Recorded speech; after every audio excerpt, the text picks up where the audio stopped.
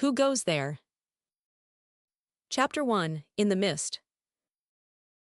They had selected for their business the outer face of an old garden wall. There were red tiles on the coping, dusty roadside vines half covered the base. Where plaster had peeled off a few weather-beaten bricks showed. Bees hummed in the trampled herbage. Against this wall they backed the first 6 men. One, a mere boy, was crying, wiping his frightened eyes on his shirt sleeve. The dry crash of the volley ended the matter. All the men against the wall collapsed. Presently one of them, the boy who had been crying, moved his arm in the grass. A rifle spoke instantly, and he moved no more. There came a low-spoken word of command. The firing squad shouldered rifles, wheeled, and moved off. And out of the sea-green masses of infantry, another squad of execution came marching up, smartly.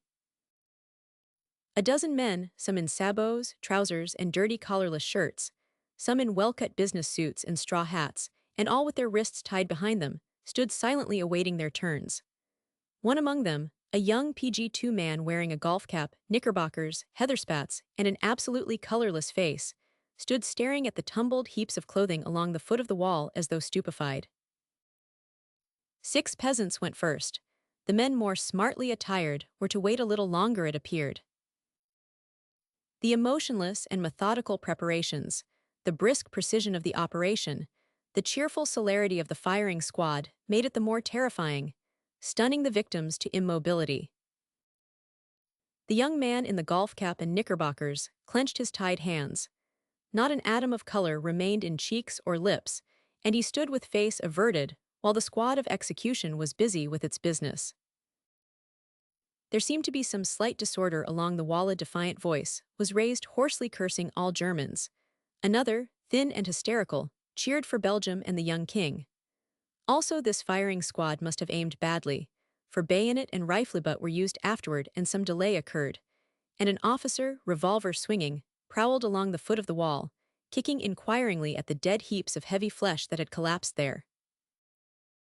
Houses lining the single village street began to leak smoke. Smoke writhed and curled behind closed window panes. Here and there, a mounted Ulan forced his big horse up on the sidewalk and drove his lance butt through the window glass. Already the street was swimming in thin strata of smoke. The sea-grey uniforms of the German infantry PG-3 seemed part of the haze. Only the faces of the soldiery were visible, faces without bodies, thousands of flat, detached faces, thousands of little pig eyes set in a blank and foggy void. And over everything in the close, heavy air brooded the sour stench of a sweat-soaked, unwashed army. A third squad of execution came swinging up, apparently out of nowhere, their heavy half-boots clumping in unison on the stony street. The young man in the golf cap and knickerbockers heard them coming and bit his bloodless lip. After a moment, the rhythm of the heavy boots ceased. The street became very silent, save where window glass continually fell tinkling to the sidewalk, and the feathery whisper of flames became more audible from within the row of empty houses. The young man lifted his eyes to the somber and sunless sky. High up there above the mist and heavy bands of smoke, he saw the feathery tops of tall trees, motionless. Presently through the silence came the clatter of hoofs. Ulans cantered past, pennons whipping from lance heads, then a soft two-tone bugle call announced an automobile, and presently it loomed up huge through the parted ranks of the infantry, a great gray, lopering bulk, slowing, halting, still purring. A gray-clad general officer sat in the tonneau. A gray-uniformed hussar was seated beside the gray-liveried chauffeur. PG-4. As the car stopped, several officers were already beside the running board, halted stiffly at attention. The general officer, his cigar between his gloved fingers, leaned over the edge of the tonneau and said something in a very quiet voice. Instantly, a slim, stiff infantry captain saluted, wheeled sharply, and walked straight to the little file of prisoners who stood with their wrists tied behind their backs, looking vacantly at the automobile. "Which is the prisoner hostage who says he is American?" he snapped out in his nasal Prussian voice. The young man who wore a golf cap took a short step forward, hesitated. "You." "Yes." "Fall in again." The officer nodded to a sergeant of infantry, and a squad of men shoved the prisoners into single file, facing not the fatal wall, but westward, along the street. "March," said somebody, and the next moment again, "Halt," rang out with the snapping brevity of a cracked whip. The general officer leaned from the gray tonneau and looked steadily along the file of hostages until his glance fell upon the young man in the golf cap. "What is your name?" he asked quietly in English. "My name is Guild." "The rest?" "Curvin Guild." "You say you are American." "PG-5, yes." The general officer looked at him for a moment longer, then said something to the hussar aide-de-camp. The aide threw open the car door and jumped out. A lieutenant took command of the escort. The hussar whispered instructions, turned and came to attention beside the running board, then, at a nod from the general officer, jumped up beside the chauffeur. There came the softened, mellow warning of the bugle. The gray machine glided off into the mist. The prisoners and escort followed it, marching briskly. As they passed the end of the street, two houses on their right suddenly roared up in one vast, smoke-shot tower of flame, and a brassy glare lighted up the mist around them. Somewhere nearby a woman began to scream. Farther down the street, more windows and doors were being beaten in. From farther away still came the strains of military music, resonant, full, magnificent.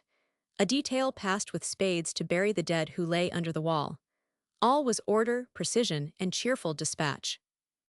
The infantry column, along the halted flanks of which the prisoners were now being marched, came to attention. Company after company marked time, heavily, shouldered rifles. Uhlans in file came spurring through the center of the street. A cyclist followed, rifle slung across his back, sitting at ease on his machine and gazing curiously about.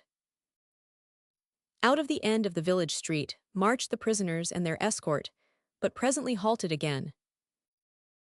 PG-6 directly in front of them stood the gray automobile drawn up by the roadside before a pair of iron gates. The gates swung from high stucco walls. On top of the walls were soldiers sitting, rifle on knee. A machine gun commanded the drive, and across the gravel more soldiers were digging a trench, setting posts, and stringing barbed wire which they unwound from great wooden reels.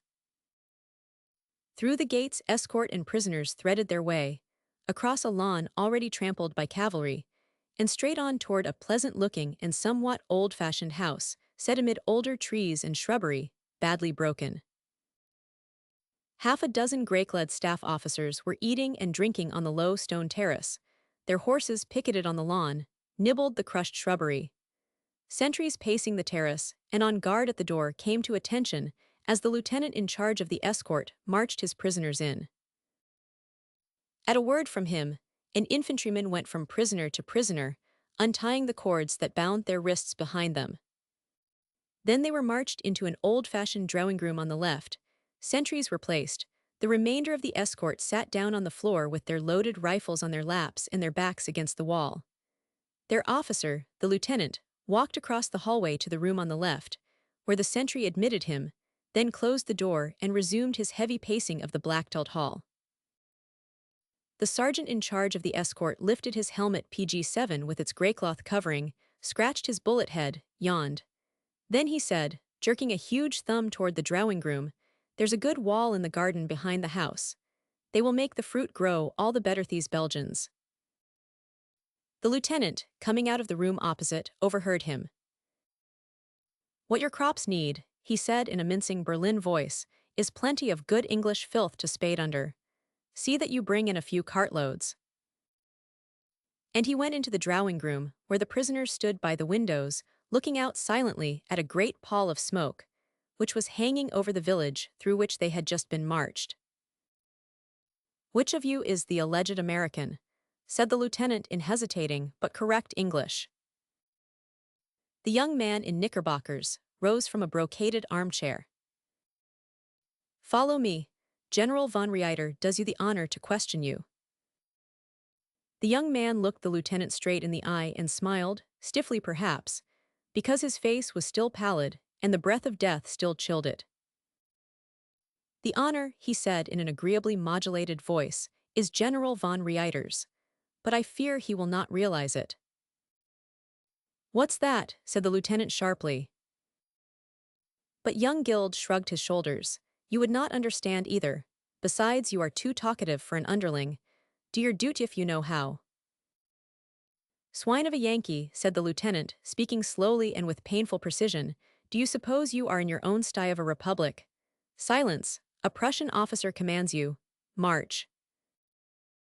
Guild dropped his hands into the pockets of his belted jacket. "You little shrimp," he said good-humoredly, and followed the officer, who had now drawn his sword. Out into the hall they filed, across it to the closed door. The sentry on duty there opened it. The lieutenant, very red in the face, delivered his prisoner, then, at a nod from the grey-clad officer who was sitting behind a writing desk, saluted, faced about, and marched out. The door closed sharply behind him. PG-9. Chapter 2. The Man in Grey. Young Guild looked steadily at the man in grey, and the man in grey gazed as steadily back from behind his desk. He was a man of 4 to 5, lean, well-built, blond, and of regular features save that his cheekbones were a trifle high, which seemed to crowd his light blue eyes, make them narrower, and push them into a very slight slant. He had the well-groomed aspect of a Prussian officer, dry of skin, clean-shaven save for the mustache and crock, which his bony but powerful and well-kept hands absently caressed at intervals. His forehead was broad and benevolent, but his eyes modified the humanity, and his mouth almost denied eat a mouth firm without shrewdness. Not bad, not cruel for the sake of cruelty, yet molded in lines which promised no hope other than that iron justice which knows no mercy. "Mr. Guild." "Yes, General." General von Reiter folded his bony hands and rested them on the blotter. "PG-10, you say that you are American." "Yes." "How came you to be among the Uslamont hostages?" "I was stopping at the hotel post when the Uhlans and cyclists suddenly appeared.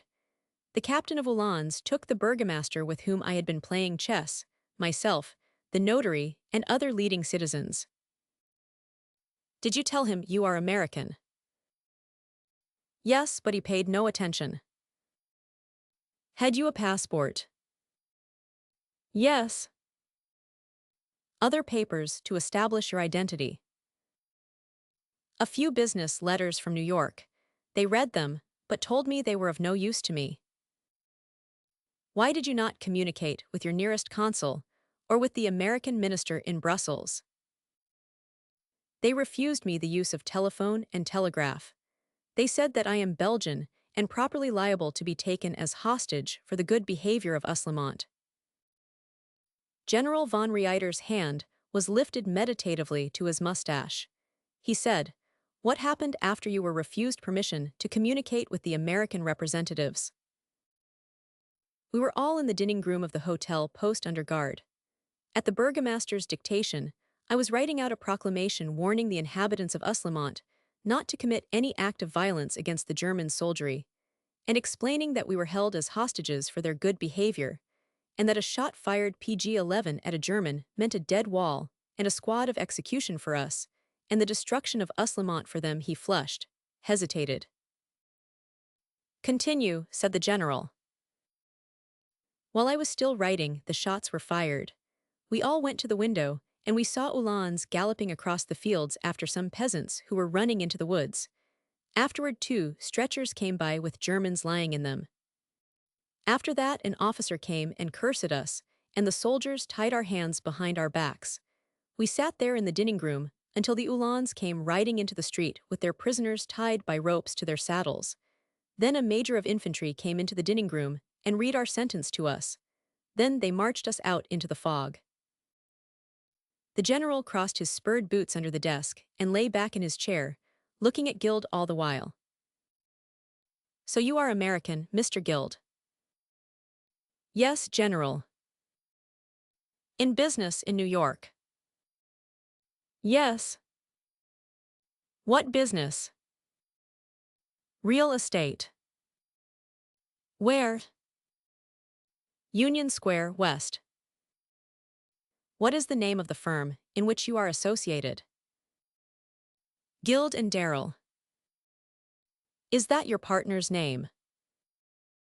PG-12 Yes, Henry Darrell. Why are you here in Belgium? I was making a foot tour in the Ardennes. Your business vacation? Yes, I was to meet my partner in Luxembourg and return to New York with him. You and your partner are both absent from New York at the same time. Yes. How is that? Real estate in New York is quiet. There is practically no business now. The general nodded. Yes, he said, much of what you tell me has been corroborated. In the Seaguard Regiment of Infantry number 569, you were recognized by several non-commissioned officers and men while you stood with the hostages awaiting justice. He added dryly. Recognized, repeated Guild. The soldiers who recognized you had served in New York hotels as clerks or waiters, I believe. The captain of that company, in consequence, very properly reported the matter to Colonel von Eschbach, who telephoned to me, and I am here to consider the matter. Then, folding his arms and looking hard at Guild out of narrowing eyes that began to slant again. The hostages of Uslamont have justly forfeited their lives. 2 of my officers have been murdered there in the streets. The law is plain. Is there any PG-13 reason why these hostages should not pay the proper penalty? The burgomaster was in the act of dictating. He should have dictated faster. These gentlemen did not fire the shots, but those over whom they exercised authority did. Guild fell silent, and his features paled a little. The general watched him in silence for a moment, and an inquiring expression came into his narrow eyes. Well, he said at length. Guild lifted his eyes. Well, sir, repeated the general. I have said that there is no reason why the hostages taken at Uslamont should not be turned over to the squad of execution outside there in the hallway. I heard you say it. The general looked at him curiously. You have nothing to say. No. Not for yourself. No. As a matter of fact, Mr. Guild, what was your ultimate object in passing through Uslamont? I have already told you that I had intended to make a foot tour through the 3 Ardennes. Had intended? Yes. Was that still your intention when you were made prisoner? PG-14 after a moment's hesitation. No, said Guild in a low voice. You altered your plan. Yes. You decided to employ your vacation otherwise. Yes. How? I decided to enlist, said Guild. He was very white now. Enlist? Yes. In the British Army. The Belgian. Oh, so now you do not remind me that, as an American, you claim exemption from the execution of the sentence. I have said enough, replied Guild. A slight color showed over his cheekbones. If I shoot the burgomaster, and the notary and the others in there, ought I to let you goon your own representations? I have said enough, repeated Guild. Oh, so you refuse to plead any particular exemption on account of your nationality. No answer. And you, by your silence, permit yourself to be implicated in the responsibility of your fellow hostages. No reply. Why, Mr. Guild? Is it perhaps, after all, because PG-15 you are not an American in the strictest sense of that often misused term? There was no response. You were born in America. Yes. Your father perhaps was born there. Yes. Oh, and his father. No. Oh, you are, I see, quite candid, Mr. Guild. Yes, when necessary. I see, very well then. Where do you get your Christian name, Curvin? Is it an American name? No. The name, Gildy's that an American name? Yes. Beauty's it your name? Yes. Was it, by chance, ever spelled a little differently in times gone by, Mr. Guild? Yes. Oh, and how in times gone by was it spelled by your grandfather? Guild looked him calmly in the eyes. It was spelled Gelders, he said.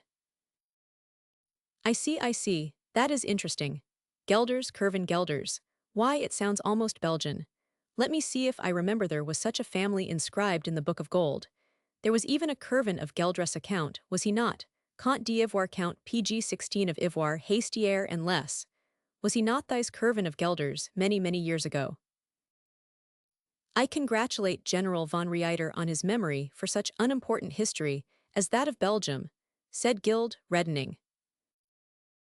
Oh, we Germans are studious in our Uthand thorough. Nothing is too unimportant to ignore and smiled grimly. Nothing is too vast for us to undertake and accomplish. He lifted his hand to his mustache again. Mr. Guild, he said, at the elections in America you voted of course. No. What? Guild remained silent. The general, stroking his mustache, said pleasantly, the Belgian nobility always interested me. It is so exclusive, and there are so few families of the class noble. Except for those 10 families who are independent of court, favor like the Croix and de Lignes, there seem to be only about 30 families who possess the privileges of the Golden Book. Is this not so? General von Reiter appears to know.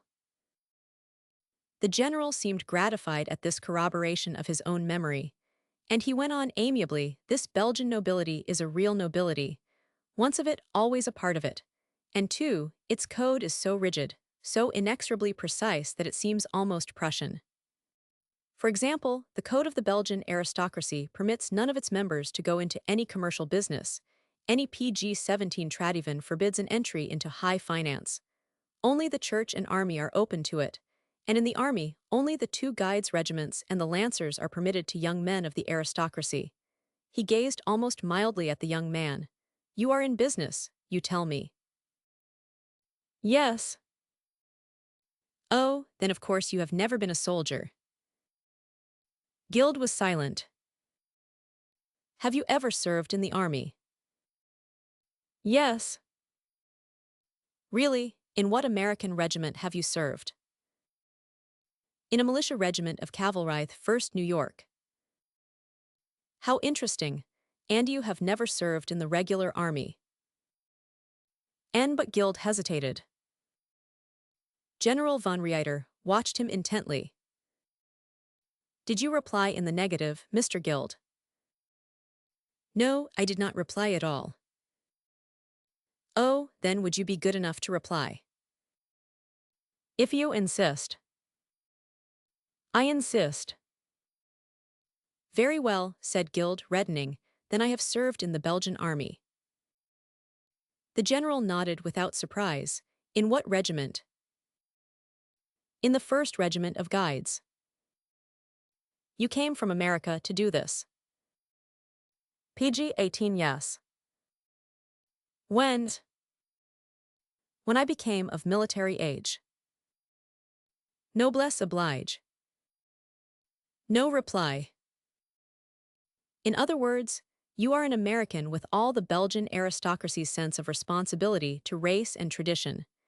You are a good American, but there are inherited instincts which sent you back to serve 2 years with the Kullersto, serve a country which for 100 years your race has defended.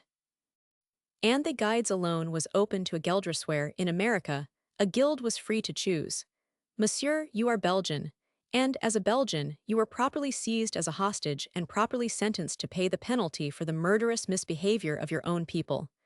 I approve the sentence. Have you anything to say? No.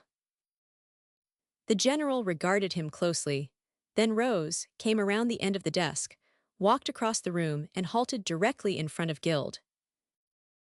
So you see there is no chance for you, he said, staring hard at him. Guild managed to control his voice and speak clearly. I see, he said. Suppose, said von Reiter, still staring at him, I ask you to do me a favor. Gild's face was marble, but he managed to force a smile. You ask a favor of a prisoner a few moments before his execution. PG-19 I do. Will you grant it? What is it? Nothing dishonorable to a good American. That is not enough, and you know it. Very well, I shall tell you then. I have a daughter in England. I cannot get her away from England. I cannot get word to her. Suddenly his dry, blonde features twitched, but instantly the man had them under iron control again, and he cleared his throat. She is in England near London. We are at war with England. I want my daughter out of the country. I cannot get her out. Go and get her for me. For a full minute the two men gazed at each other in silence. Then von Reiter said, I know enough of you. If you say you will do it, I will free the burgomaster and the others in there. He jerked his bony thumb toward the hallway outside. If you say you will do it, if you say you will go to England now, and find my daughter, and bring her here to me or conduct her to whatever point I designate, I will not have those men shot. I will not burn the rest of Uslimont. I will see that you are conducted to the Dutch frontier unmolested after you carry out your engagements with me. Will you do it? If you say you will do it, I will not have those men shot. Gild met his intent gaze with a gaze as searching. What is your daughter's name? Her name is Karen. Where am I to find her? 30 miles out of London at Westtheath. She is known there as Karen Gerard. PG-20 what? Said Gild sharply. She chose to be so known in her profession. Her profession. She has been on the stage against my wishes. She is preparing herself further contrary to my wishes. Until she disassociates herself from that profession, she will not use the name of von Reiter. Gild nodded slowly. That is why your daughter is known as Karen Gerard. That is why. She is a young girl 19. She went to school in her mother's country, Denmark. She imbibed notions there and, later, in England among art students and others. It is the well-born who succumb most easily to nonsense once the discipline is relaxed. She has had her way in spite of my authority. Now it is time for such insubordination to cease. I wish to have my daughter back. I cannot get her. You are Americanto all intents and purposes, and you would be under no suspicion in England. Your appearance, your speech, your manners all are above suspicion. You can do this. I have made up my mind concerning you and I trust you. Will you go to England, find my daughter and bring her back to me here, or, if I am ordered elsewhere, will you escort her to my country place in Silesia which is called Rethal? Suppose I do not find her, suppose I fail. You will return here and report to me. If I fail, and I return here and report my failure, does that mean the execution of the gentleman in the drawing room yonder? PG-21 It does. And the destruction of Uslimont? Absolutely. And the young man smiled incidentally. It means my own execution, does it not? It does. They gazed at each other with intense interest. Under such circumstances, do you think I will come back if I am not successful? Inquired the younger man. I am satisfied that you will return if you say you will. Return to face my own execution, repeated Gild curiously. You believe that of me? Of a man about whom you know nothing. A man. Hohai's animated features suddenly darkened, and he caught his breath a moment. Thena, man who considers your nation a barbarous one, your rulers barbarians, your war inexcusable, your invasion of this land the vilest example of treachery and dishonor that the world has ever witnessed. You still believe that such a man might consider himself bound to return here, if unsuccessful, and face one of your murdering platoons? Do you? He repeated, the slightest intonation of violence beginning to ring in the undertones of his voice. Von Reiter's dry, blonde features had become grayer and more set. His light blue eyes never left the other. Behind their pale, steady scrutiny, he seemed to be considering every word. He drew in his breath slowly. His very thin lips receded for a moment, then the fixed tranquility returned. PG-22, we Germans, he said dryly, care nothing for what Europe may think of us or say about us. Perhaps we are Vandals, Goths, Hunts, whatever you call them. Perhaps we are barbarians. I think we are. For we mean to scour the old world clean of its rottenness, cauterize it, cut out the old sores of a worn-out civilization, scrape its surface clean of the parasite nations. And if fire be necessary to burn out the last traces, his light blue eyes glimmered a very reflection of the word, then let fire pass. It has passed, before God's angel of the flaming sword has returned again to lead us. What is a cathedral or tour pictures or foolish statuesser a million lives? Yes, if you choose, we are barbarians. And we intend to plow under the accumulated decay of the whole world, and burn up its rubbish and found our new world on virgin earth. Yes, we are barbarians. And our emperor is a barbarian. And God, who creates with one hand and destroys with the other, God autocrat of material creation, inexorable overlord of ultimate material annihilation, is the greatest barbarian of all. Under his orders we are moving. In his name we annihilate. Amen. A dead silence ensued, and after it had lasted a little, while the tall Prussian lifted his hand absently to his mustache and touched it caressingly. I am satisfied, whatever your opinion may be of me or of my people, that you will return if you say you will, successful or otherwise. I promise you immunity if you return with my daughter. I promise you a wall PG-23 and a file of men if you return unsuccessful. But in either event, I am satisfied that you will return. Will you go? Yes, said Guild, thoughtfully. They stood for a moment longer, the young man gazing absently out of the window toward the menacing smoke pall which was increasing above Uslamont. You promise not to burn the remainder of the village? He asked, turning to look at von Reiter. I promise not to burn it if you keep your promise. I will try, and the burgomaster, notary, magistrate, and the others are to be released. If you do what I ask. Very well, it's worth trying for. Give me my credentials.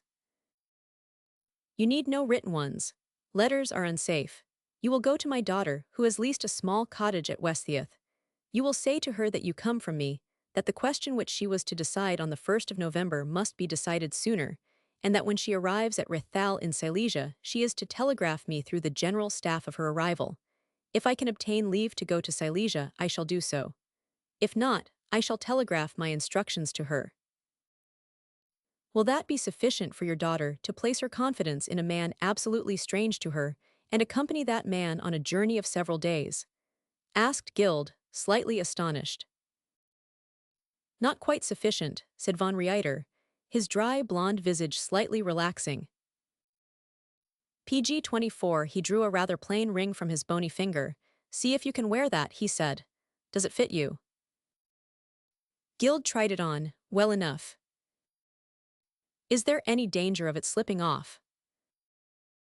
Guild tried it on another finger, which it fitted snugly. It looks like any other plain gold ring, he remarked. Her name is engraved inside. Karen. Karen. There came a short pause. Then, do you know London? Asked von Reiter. Passably. Oh, you are likely to require a touring car. You will find it difficult to get.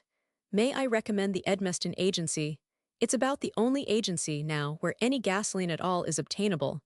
The Edmeston Agency. I use it when I am in London. Ask for Mr. Louis Gratz. After a moment he added, my chauffeur brought your luggage, rucksack, stick, and so forth from Uslamont.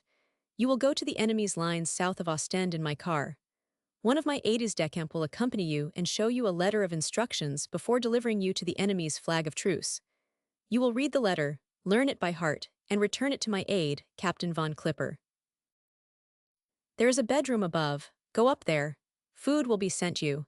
Get what sleep you can, because you PG-25 are to leave at sunrise. Is this arrangement agreeable to you, Monsieur le Comte de Gelders? Perfectly, General Baron von Reiter. Also, then I have the honor to wish you good night and a pleasant sleep. I thank you, and I have the honor to wish you the same, said Guild, bowing pleasantly. General von Reiter stood aside, and saluted with stiff courtesy as the young man passed out. A few moments later, a regimental band, somewhere along the Uslimont highway, began to play Poland Blood.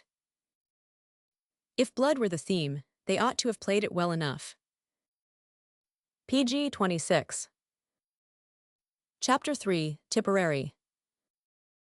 At noon on the following day, Kirvin Guild wrote to his friend Darrell. Dear Harry, instead of joining you on the Black Urents for the late August trout fishing, I am obliged to go elsewhere. I have had a most unpleasant experience, and it is not ended, and I do not yet know what the outcome is to be. From the fact that I have not dated this letter, it will be evident to you that I am not permitted to do so. Also, you will understand that I have been caught somewhere in the war zone, and that is why the name of the place from which I am writing you is omitted by request. We have halted for luncheon at a wayside inn. The gentleman who is kind enough to accompany me, and I have obtained this benevolent gentleman's authorization to write you whatever I please as long as I do not tell you where I am going. PG 272D. Tell you where I am. D. Tell you anything else that does not suit him. And he is not a censor at that. He is just a very efficient, polite, and rather good-looking German officer serving as aide on the staff of a certain German major general. Day before yesterday, after luncheon, I was playing a quiet game of chess with the burgomaster of a certain Belgian village, and was taking a last look before setting out for Luxembourg on foot, rucksack, stick, and all, when circumstances over which I had no control interrupted the game of chess. It was white to go and mate in 3 moves. The burgomaster was playing black. I had him Harry, too bad, because he was the best player in that neighborhood.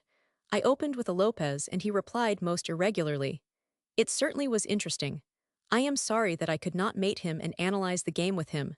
However, thank heaven, I did announce mate in 3 moves, and the old gentleman was still defiantly studying the situation. I admit he refused to resign. I left that village toward evening in a large, gray automobile. I and the gentleman who still accompanies me slept fairly well that night, considering the fact that a town was on fire all around us. In the morning, we made slow progress in our automobile. Roads and fields were greenish-gray with troops, a vast horde of them, possessed the PG-28 valleys. They enveloped the hills like fogbanks, turning the whole world gray. Infantry, artillery, cuirassiers, uhlans, hussars all mist color from helmet to heeland. So are there wagons and guns and caissons and traction engines and motorcycles and armored cars and aeroplanes. The latter are magnificent in an artistic sense, perfect replicas of giant pigeon hawks, circling, planing, shearing the air or sailing high, majestic as a very lammergeier, fierce, relentless, terrible. My efficient companion, who is reading this letter over my shoulder as I write it, and who has condescended to permit a ghost of a smile to mitigate, now and then, the youthful seriousness of his countenance, is not likely to object when I say to you that what I have seen of the German army on the march is astoundingly impressive. He smiles again very boyishly and says he does not object. Order, precision, a knowledge of the country absolutely unhesitating marks its progress. There is much singing in the infantry ranks. The men march well, their physique is fine, the cavalry are superbly mounted, the guns. He shakes his head, so never mind the guns. Their regimental bands are wonderful. It is a sheer delight to listen to them.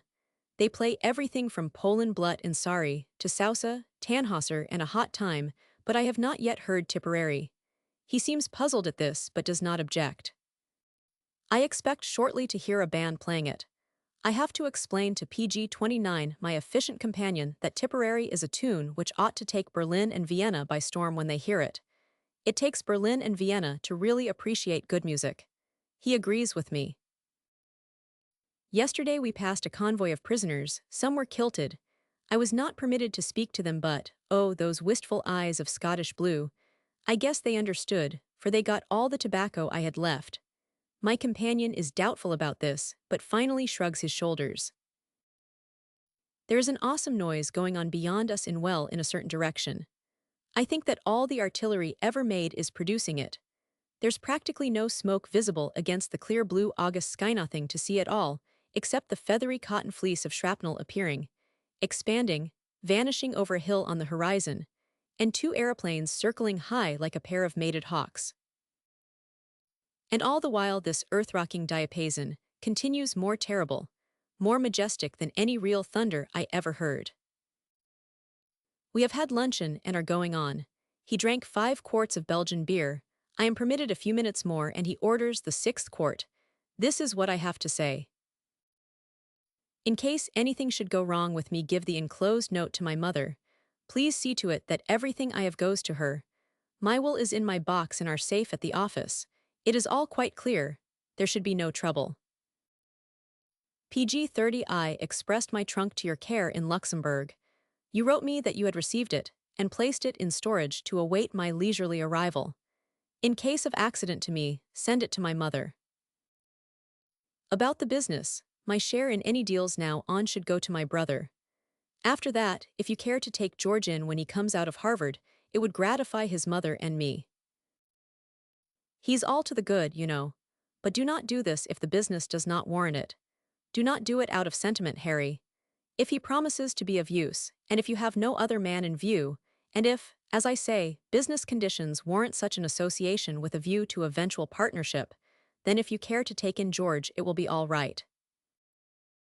He has sufficient capital, as you know. He lacks only the business experience. And he is intelligent and quick, and it will not take him long. But if you prefer somebody else, do not hesitate. George is perfectly able to take care of his mother and himself. This is all, I think. I am sorry about the August fishing on the Black Urents. It is a lovely stream and full of trout. All Luxembourg is lovely. It is a storybook country, a real land of romance. I wish I might have seen it again. Never were such forests, such silver streams, such golden glades, such wildflowers, never such hills, such meadows, such skies. Well, if I come back to you, I come back. If PG-31 not goodbye, old fellow, with all it implies between friends of many years. Say to your kind friends, the Curlins, who so graciously invited you to bring me with you to Les Forest, that I shall not be able to accept their delightful hospitality, and that my inability to do so must remain to me a regret as long as I live. These guns are thundering enough to crack the very sky. I really wish I could hear some band playing Tipperary. Goodbye for a Willier indefinitely. Good luck to you. Curvin Guild. Is that quite acceptable to you? Asked Guild of the young Death's Head hussar beside him. Quite acceptable, replied the officer politely. But what is there remarkable in anybody drinking 6 quarts of beer? Guild laughed. Here is the note that I desire to enclose with it, if I may do so. And he wrote. Dearest, you must not grieve too much. You have George. It could not be avoided honorably. He and I are good Americans. We are, perhaps, something else too. But what the Book of Gold holds it never releases. What is written there is never expunged. George must do what I did when the time comes. I would have done more, was meaning Toa's on my way. Destiny has ordered it otherwise. PG-32, while I live I think always of you. And it shall be so until the last. This letter is to be sent to you by Harry Darrell, only in the event of my death. There's a good chance for me, but if things go wrong, then goodbye, dearest. Curvin. P.S. Tell George that it's up to him now. Okay. He held out the letter cheerfully to the hussar, but the latter had read it, and he merely nodded in respectful silence. So Guild folded it, sealed it in an envelope, wrote on it, for my mother in case of my death, and enclosed it in his letter to Darrell. Any time you are ready now, he said, rising from the little enameled iron table under the arbor. The hussar rose, clanking, and set a whistle to his lips. Then, turning, I shall have yet one more glass of beer, he said blandly, but his eyes twinkled.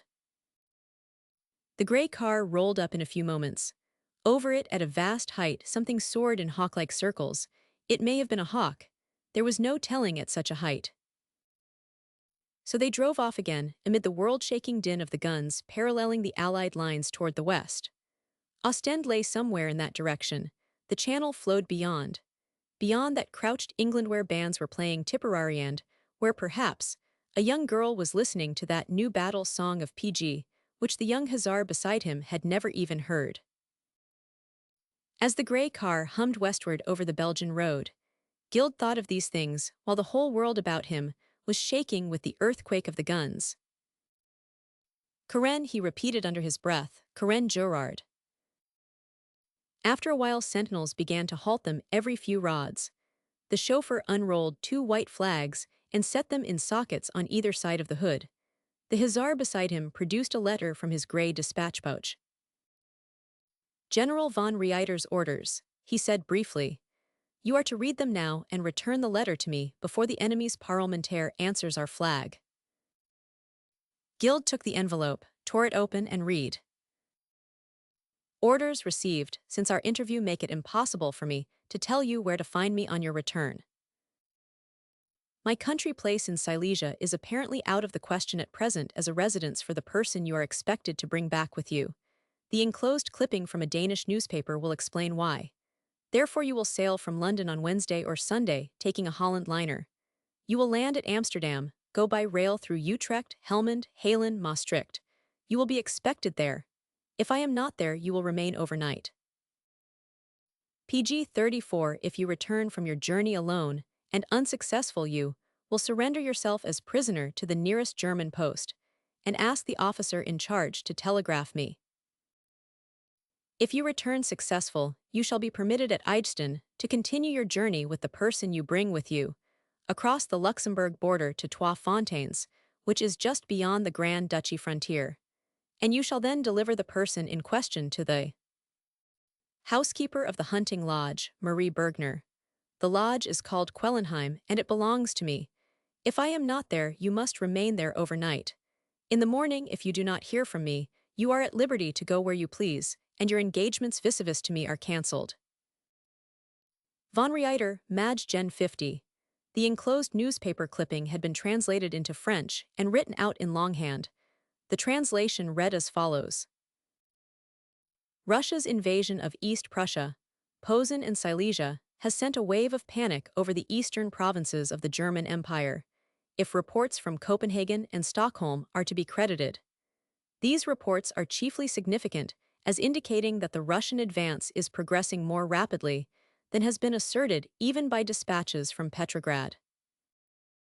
A correspondent of the Daily Telegraph reports from Stockholm that the whole of eastern Germany, PG 35, is upset by the menace of Cossack raids. He hears that a diplomatic dispatch from Vienna contains information that the civilian inhabitants of Königsberg, East Prussia, and Breslau in Silesia are abandoning their homes, and that only the military will remain in these strongholds.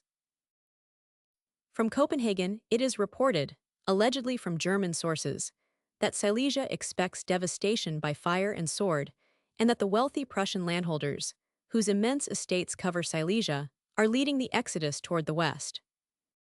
The military authorities have done everything possible to check the panic, fearing its hurtful influence on Germany's prospects, but have been unable to reassure the inhabitants. Many of these have seen bands of Cossacks who have penetrated a few miles over the border, and their warnings have spread like a forest fire. For a long while the young man studied the letter, reading and rereading it, until, closing his eyes, he could repeat it word for word. And when he was letter perfect, he nodded and handed back the letter to the hussar, who pouched it. A moment later the car ran in among a horde of mounted Uhlans, and one of their officers came galloping up alongside of the machine. He and the hussar whispered together for a few minutes, then an Uhlan was summoned, a white cloth tied to his lanceshaft, and away he went on his powerful horse, the white flag snapping in the wind. Behind him cantered an Uhlan trumpeter. PG 36 towards sunset the gray automobile rolled west out into open country. A vast flat plain stretched to the horizon, where the sunset flamed scarlet and rose. But it was almost dusk before, from somewhere, across the plain, came the faint strains of military music. The hussar's immature mustache bristled. British, he remarked. God in Himmel, what barbarous music. Guild said nothing. They were playing Tipperary. And now, through the late rays of the afterglow, an Ulan trumpeter, sitting his horse on the road ahead, set his trumpet to his lips and sounded the parley again. Far, silvery from the misty southwest, a British bugle answered. Guild strained his eyes. Nothing moved on the plain. But at a nod to the chauffeur from the Hussar, the great gray automobile rolled forward, the two Ulans walking their horses on either side. Suddenly, east and west as far as the eye could see, trenches in endless parallels cut the plain, swarming with myriads and myriads of men in misty gray. The next moment the Hussar had passed a black silk handkerchief over Guild's eyes and was tying it rather tightly. PG 37. Chapter 4, Bad Dreams. His first night in London was like a bad dream to him. Lying half awake on his bed, doggedly, tenaciously awaiting the sleep he needed, at intervals even on its vision-haunted borderland, but never drifting across it, he remained always darkly conscious of his errand and of his sinister predicament.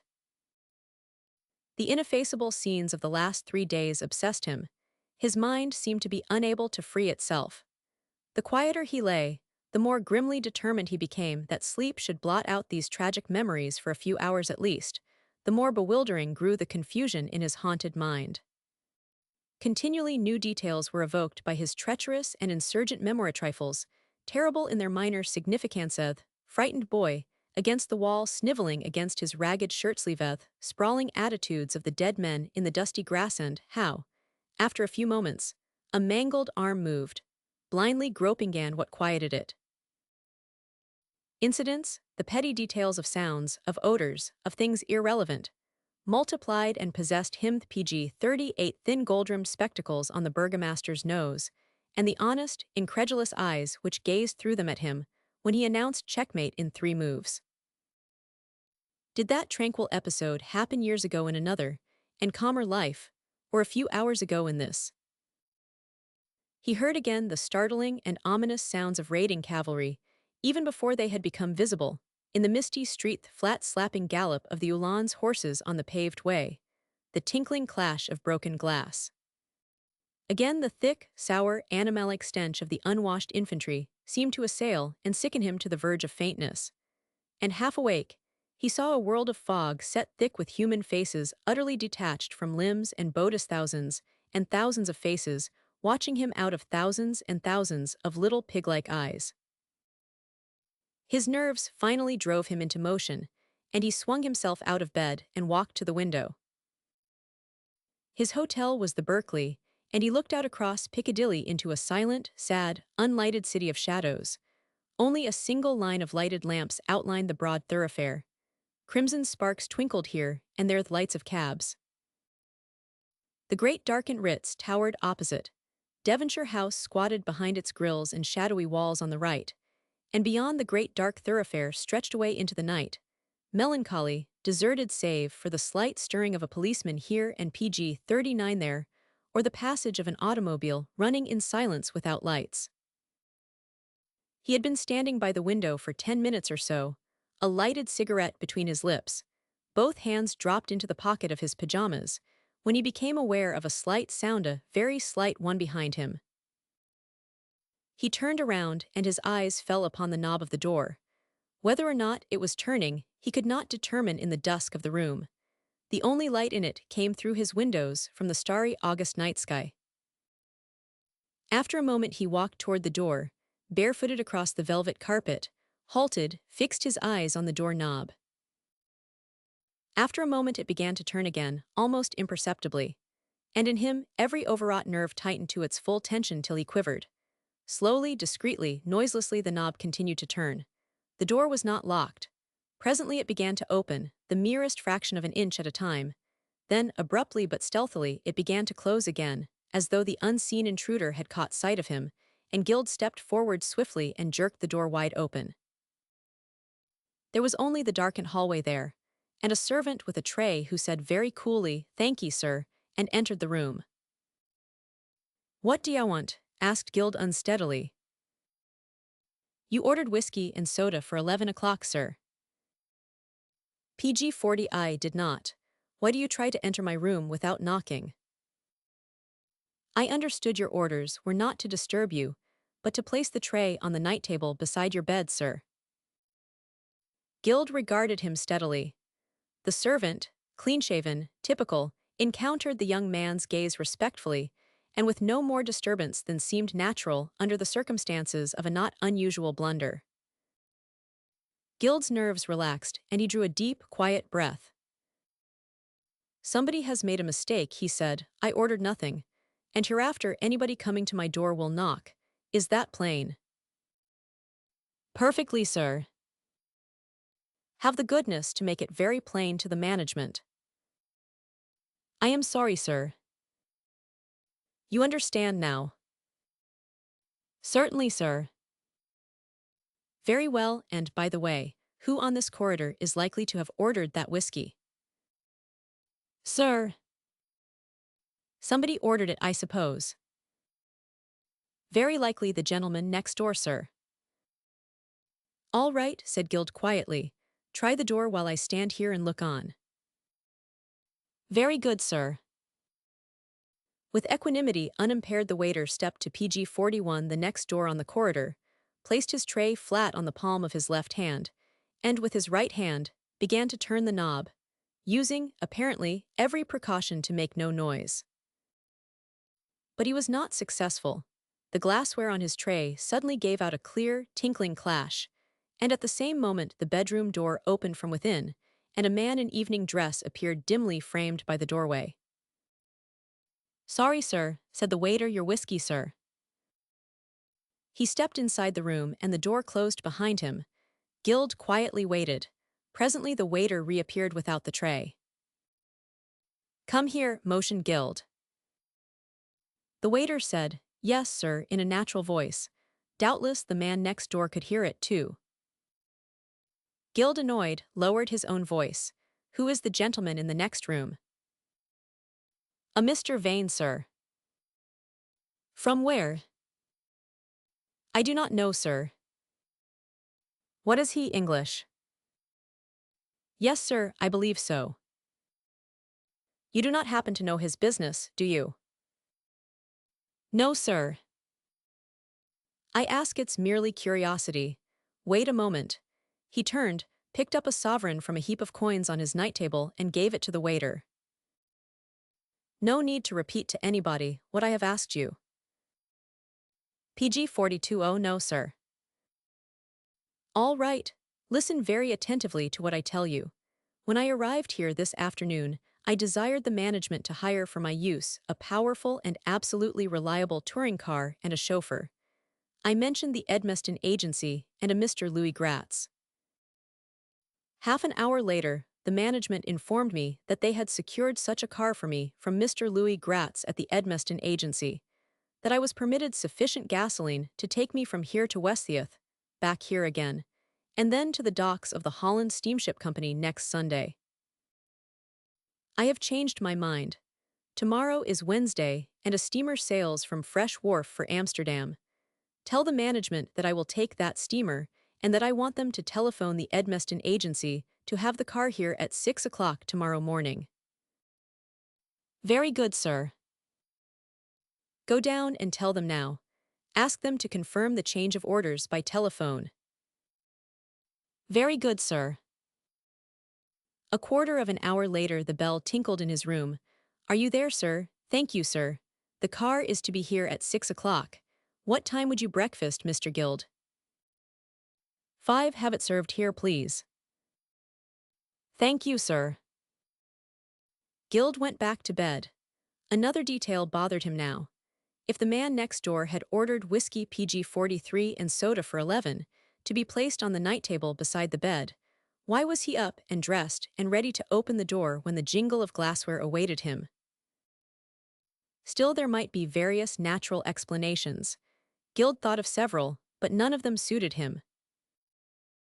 He began to feel dull and sleepy. That is the last he remembered, except that his sleep was disturbed by vaguely menacing dreams, until he awoke in the gray light of early morning, scarcely refreshed, and heard the waiter knocking. He rose, unlocked his door, and let him in with his tray.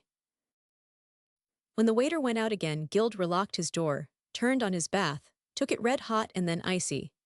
And thoroughly awake now, he returned to his room, breakfasted, dressed, rang for his account, and a few minutes later descended in the lift to find his car and chauffeur waiting, and the tall, manhandled porter at salute by the door.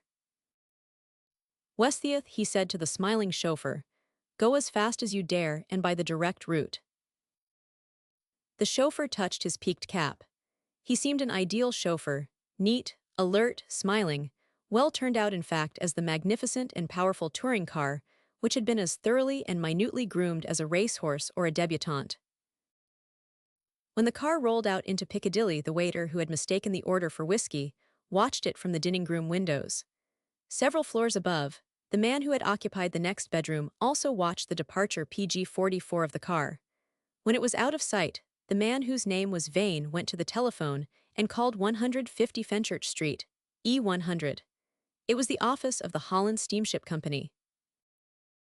And the waiter who had entered the room unannounced stood listening to the conversation over the wire, and finally took the transmitter himself for further conversation while Vane stood by listening, one hand resting familiarly on the waiter's shoulder. After the waiter had hung up the receiver, Vane walked to the window, stood a moment looking out, then came slowly back. "Gwyn," he said to the waiter, "this man, Guild, seems to be harmless. He's known at the American embassy.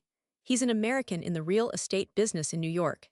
It's true that Dart telegraphed from Ostend that Guild came to our lines in a German military automobile under a white flag. But he told a straight story.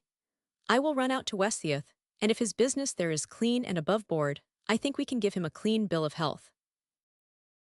Gwyn said slowly, "I do not like the way he questioned me last night.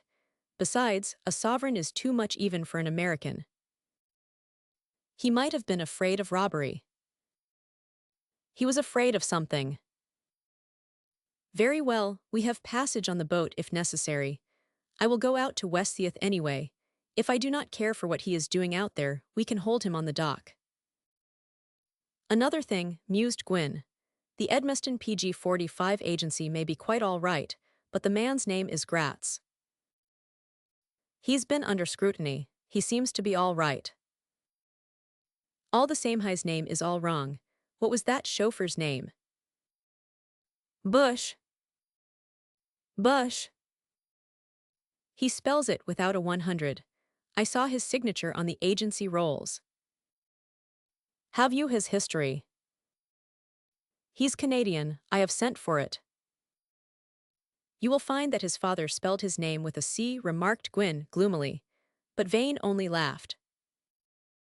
"I am off," he said. "Stick around where I can get you on the telephone if necessary. But I do not think it will be necessary." "I do," muttered Gwyn. PG-46. Chapter 5, Corinne.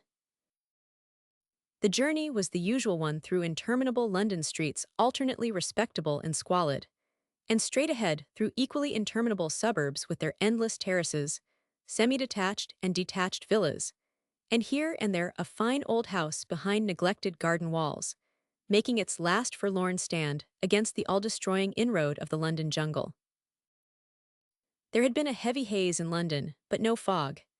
In the country, however, beyond the last outstretched suburban tentacle of the inky octopus, the morning sun glimmered low through a golden smother, promising a glimpse of blue sky. To Guild, one heath has always resembled another, and now, as they passed through the country at high speed, there seemed to him very little difference between the several named points which marked his progress toward Westhiath. Hedges alternated with ivy-covered walls on either side of a wide, fine road. Trees were splendid as usual, sheep fat, cattle sleek. Here and there a common or heath glimmered bewitchingly where PG-47 sunlight fell among the winds. Birds winged their way, waters glimmered, and the clean, singing August wind of England blew steadily in his face, strangely reviving within him some ancient, forgotten, prenatal wistfulness. Maybe it came from his American mother's English mother.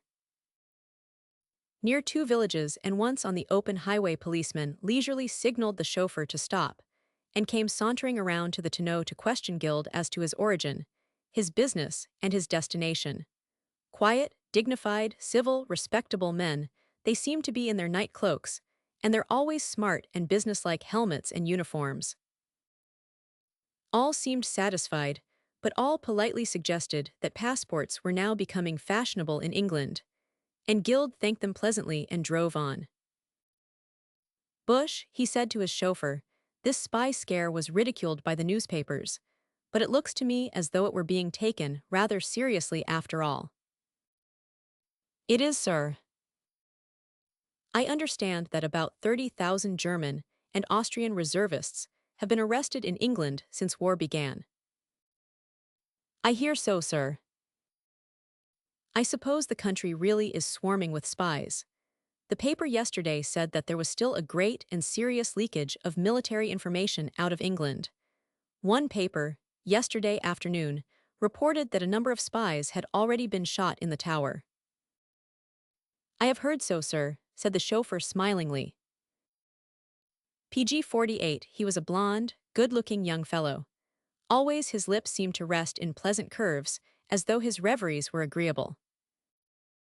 A few hideously modern detached villas were passed, then hedges, walls, a wood, a modern bridge. How near are we to Westtheath now? Asked Guild, leaning forward in his seat. We are there, sir. And the smiling chauffeur slowed the car to a standstill at a crossroads where furze and broom grew rankly over the heath, and a few rather tawdry villas appeared among the trees beyond. Guild looked at his watch. It was only a little after 7, an unearthly hour for a call upon any young girl, not to mention one to whom he was personally unknown. A policeman, still wearing his waterproof night cloak, came leisurely across to learn what was wanted. I am looking for the villa of Miss Karen Gerard, explained Guild. Hyacinth Villa, number 169. Take the road to the right. It is the only house. Thank you. The car moved forward, swung to the right. About a quarter of a mile away stood a small, modern stucco dwelling behind its hedge of privet. Beyond that there were woods again, and dewy uplands glimmering with furze and brake. When they arrived, they found the driveway closed by a gate. Never mind, I will walk to the house, said Guild. PG-49, the smiling chauffeur leaned back and opened the tonneau door. Guild descended, looked at the iron gate between its ugly stucco posts, peered through it up the drive with its parallel rows of recently planted lime trees. Everything about the place was recent, if not brand new ugly, with the ugliness of well-todo bad taste. Red geraniums and yellow cannas had been planted in fearsome juxtaposition. Salvia flanked a red brick terracea, most unholy combination of color. In the early morning, the sun exposed the place without mercy. It was lonesome and amazingly depressing. Glancing up at the gate again, he discovered a nickel-plated label riveted to one of the stucco posts. On it was the name of the place, Hyacinth Villa, and its number 169.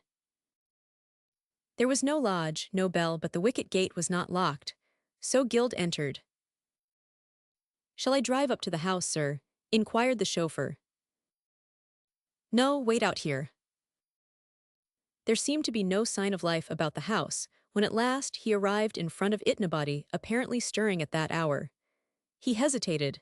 He still wore the same knickerbockers and cap which he had worn in Belgium. His sack, which was now in the car, contained only fresh linen, and he began to wonder what his reception might be in such a costume, and at such an hour. He doubted that the unconventionality of the daughter of a Prussian aristocrat might extend far PG-50 enough to accept him, his rather shabby clothes, and his explanation of the visit. It was all very well for this young girl to kick over the tradition, cut home traces in the sacred cause of art, call herself Gerard, and live in an impossible villa for art's sake. Few well-born Frauleins ever did this sort of thing, but there had been instances. And anybody in Germany will always add that they invariably went to the devil. Guild rang. After he had waited long enough, he rang again. After that, he resumed his ringing, keeping his finger pressed on the electric button and laying his ear to the door. The bell was doing its duty inside the house. He could hear it. Presently he heard a fumbling of chains and locks inside. The door opened on a crack and a sleepy voice inquired, "Is it you, Anna?" Guild hesitated. "I wish to see Miss Gerard. Is she at home?" "Who are you?" demanded the voice no longer sleepy. My name is Guild. I am sorry to disturb Miss Gerard at such an hour, but I cannot help it. Is Miss Gerard in? Yes, I am Miss Gerard. Are you Miss Karen Gerard? Yes, why do you wish to see me? I cannot tell you here, are you dressed? There was a pause, then she said, no. Please dress as quickly as you can, dress for travel. PG 51 what? If you have a traveling dress, put it on. You can pack your luggage while I am talking to you, but dress as quickly as you can and then return and let me in. She said after a moment's silence, I certainly shall not do any of those things until I know more about you and about your errand here. I have a message for you, from General Baron Kurt von Reiter. That is possible, she said quietly. What is the message? I was to say to you that the question which you were to decide on the 1st of November must be decided sooner. I must have clearer proof that your message is genuine. I am sorry to distrust you, but I have been annoyed lately. Very well, he said. Open the door a little more. Do not be afraid. I merely wish you to look at a ring which I wear. I want you to draw it from my finger and look at what is engraved inside. There was another silence. Then the door crack slowly widened. Please extend your hand, she said. There was just enough of space for him to slip his hand between door and frame, and he did so. There came a light, soft touch on his ring finger. The ring slipped off. There came a light, soft touch on his ring finger. When she spoke again, her voice was altered. I shall dress immediately, she said. I shall not keep PG 52 you waiting long. You will find the door open. Please come in when I have gone upstairs. Thank you. He could hear her light, flying feet on the stairs. He waited a little longer, then opened the door. The hallway was dark, and he left the door open, then entered the room to the left, which seemed to be a library, music room and living room combined. Books, piano, easy chairs and sofas loomed in the dim light of drawn curtains. An easel on which stood a watercolor drawing occupied the end of the room, and beside it was a table on which were porcelain dishes, tubes of color and scattered badger brushes.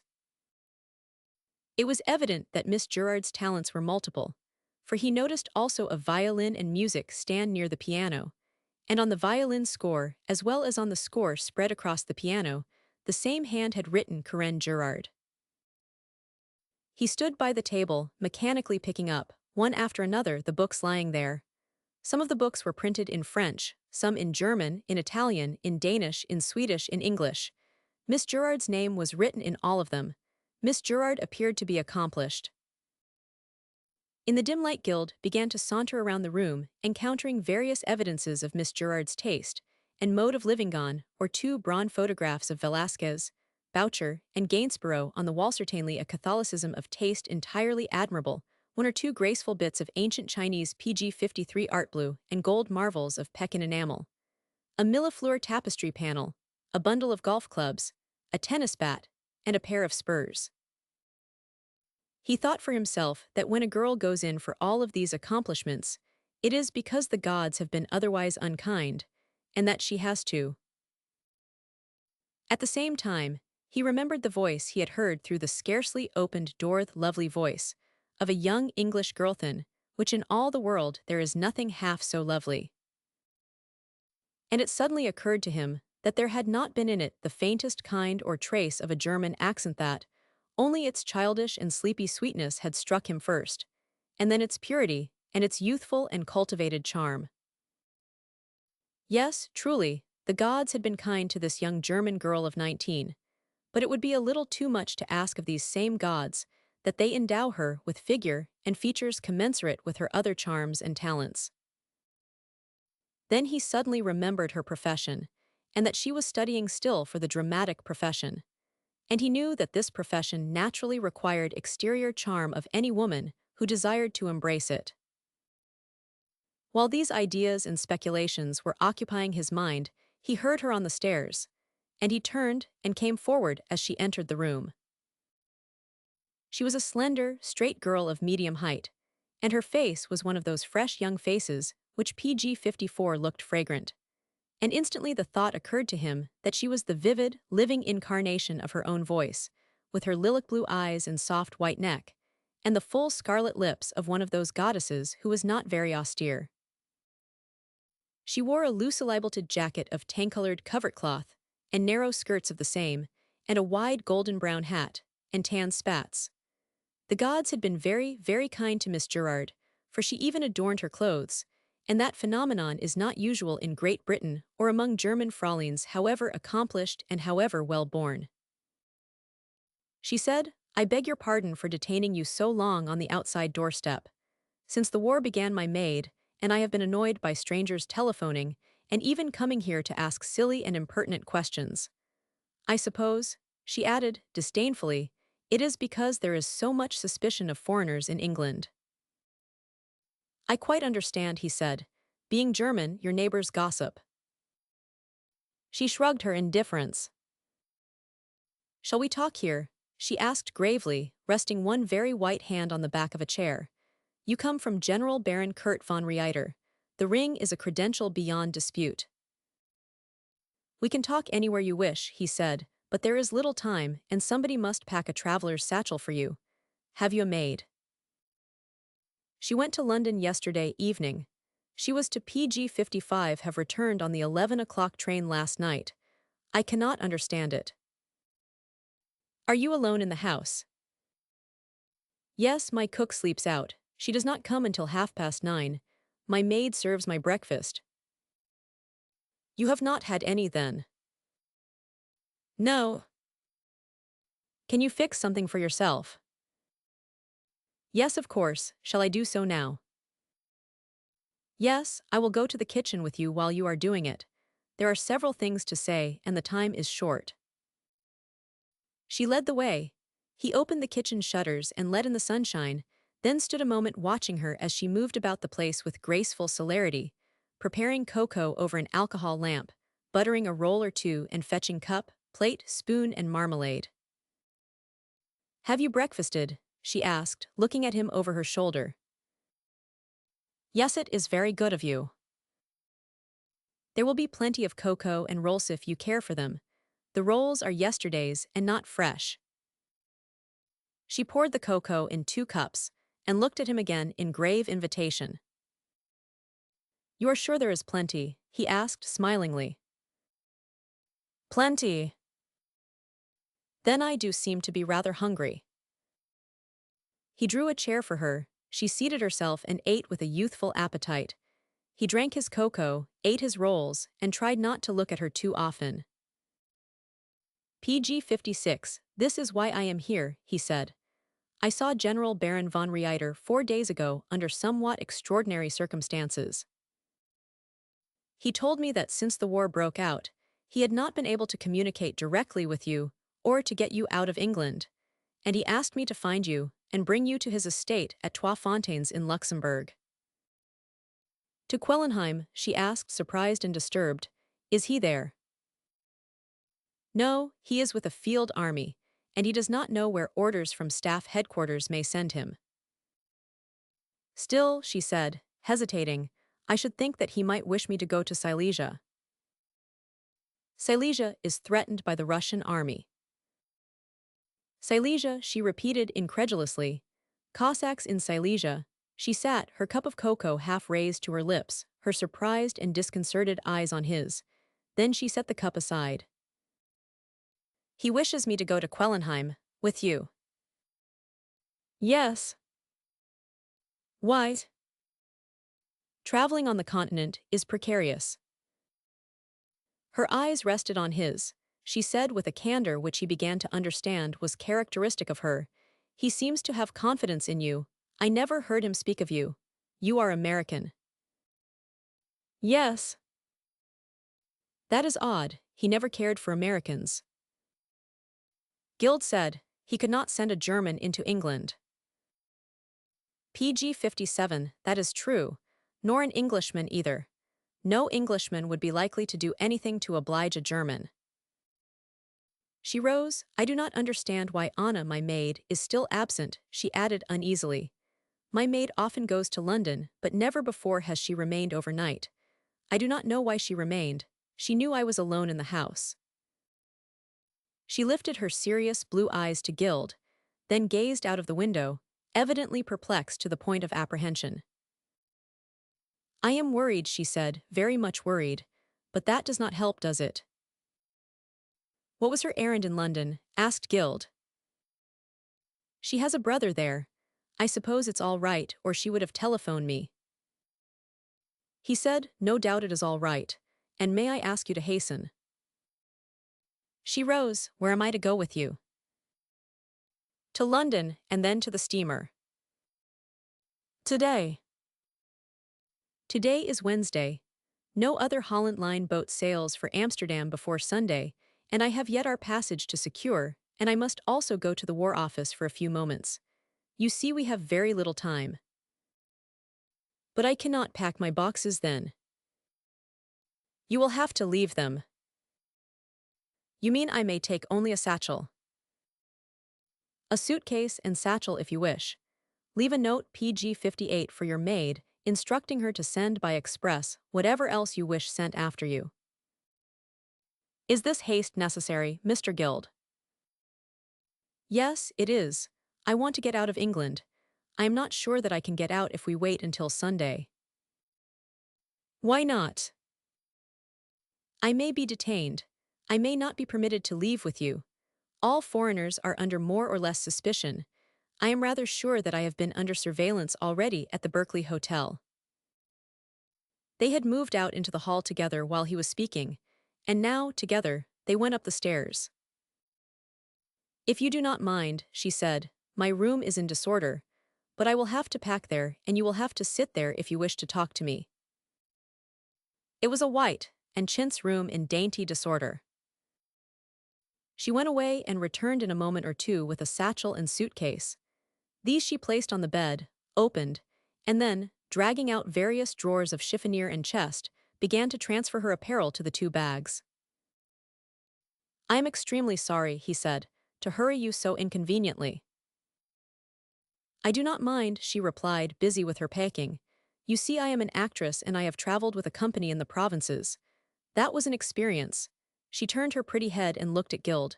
I had no maid then, except at the theaters where we played, and I had to share her with 3 other girls. PG 59 really, Mr. Guild, it taught me how to pack things rather rapidly. Her white hands were flying, as she folded and placed garment after garment in the suitcase, serene, self-possessed, quite undisturbed by his presence at the rather intimate display of her apparel. The garments were bewilderingly frail to him. She tucked and packed them into place. A faint fresh scent seemed to freshen the place. He said, I do not think we are going to have any trouble about leaving England. But if any trouble does arise, would you have sufficient confidence in me to do what I say? She continued her packing for a few moments without replying, then turned and looked at him. And at the same moment, the telephone on the table beside her bed tinkled. There is Anna now, she exclaimed with the emphasis of relief. Will you pardon me? No, I do not mean you are to leave the room. She lifted the receiver. Yes, I am here. Yes, this is Miss Gerard. Yes, Miss Corinne Gerard, Mr. Louis Gratz. Oh, good morning. At the name of the man with whom she was speaking, Guild turned around surprised. At the same instant, the girl's face flushed brightly as she sat listening to what the distant Mr. Gratz was saying to her. Guild watched her. Perplexity, surprise, a deeper flush of consternation, all were successively visible on her youthful face. PG 60 yes, she said to Mr. Gratz. Yes, I will do whatever he wishes. Yes, he is here in my room with me. We were talking while I packed. Yes, I will do so. And turning her head a little, she said to the young man behind her, the Edmeston agency desires to speak to you. He rose and took the receiver from her hand and bent over beside her listening. Are you there? Inquired a pleasant voice. Yes. I am Gratz of the Edmeston agency. Get that young lady out of the house at once. Do you understand? Yes. Her maid is in trouble. This agency may be in trouble at any moment. She must not wait to pack. Get her into the car and take her to the wharf and on board at once. Do you understand? Yes. Take her as your wife, do you understand? I understand what you say, he said, amazed. That is sufficient. Do as I tell you if you want to leave England. Very well, but I must first go to the War Office. No. I must. No, it is useless, hopeless. It would have been the thing to do yesterday. An explanation there would have given you credentials and security, but not today. PG 61 she could not hope to leave. Do you understand?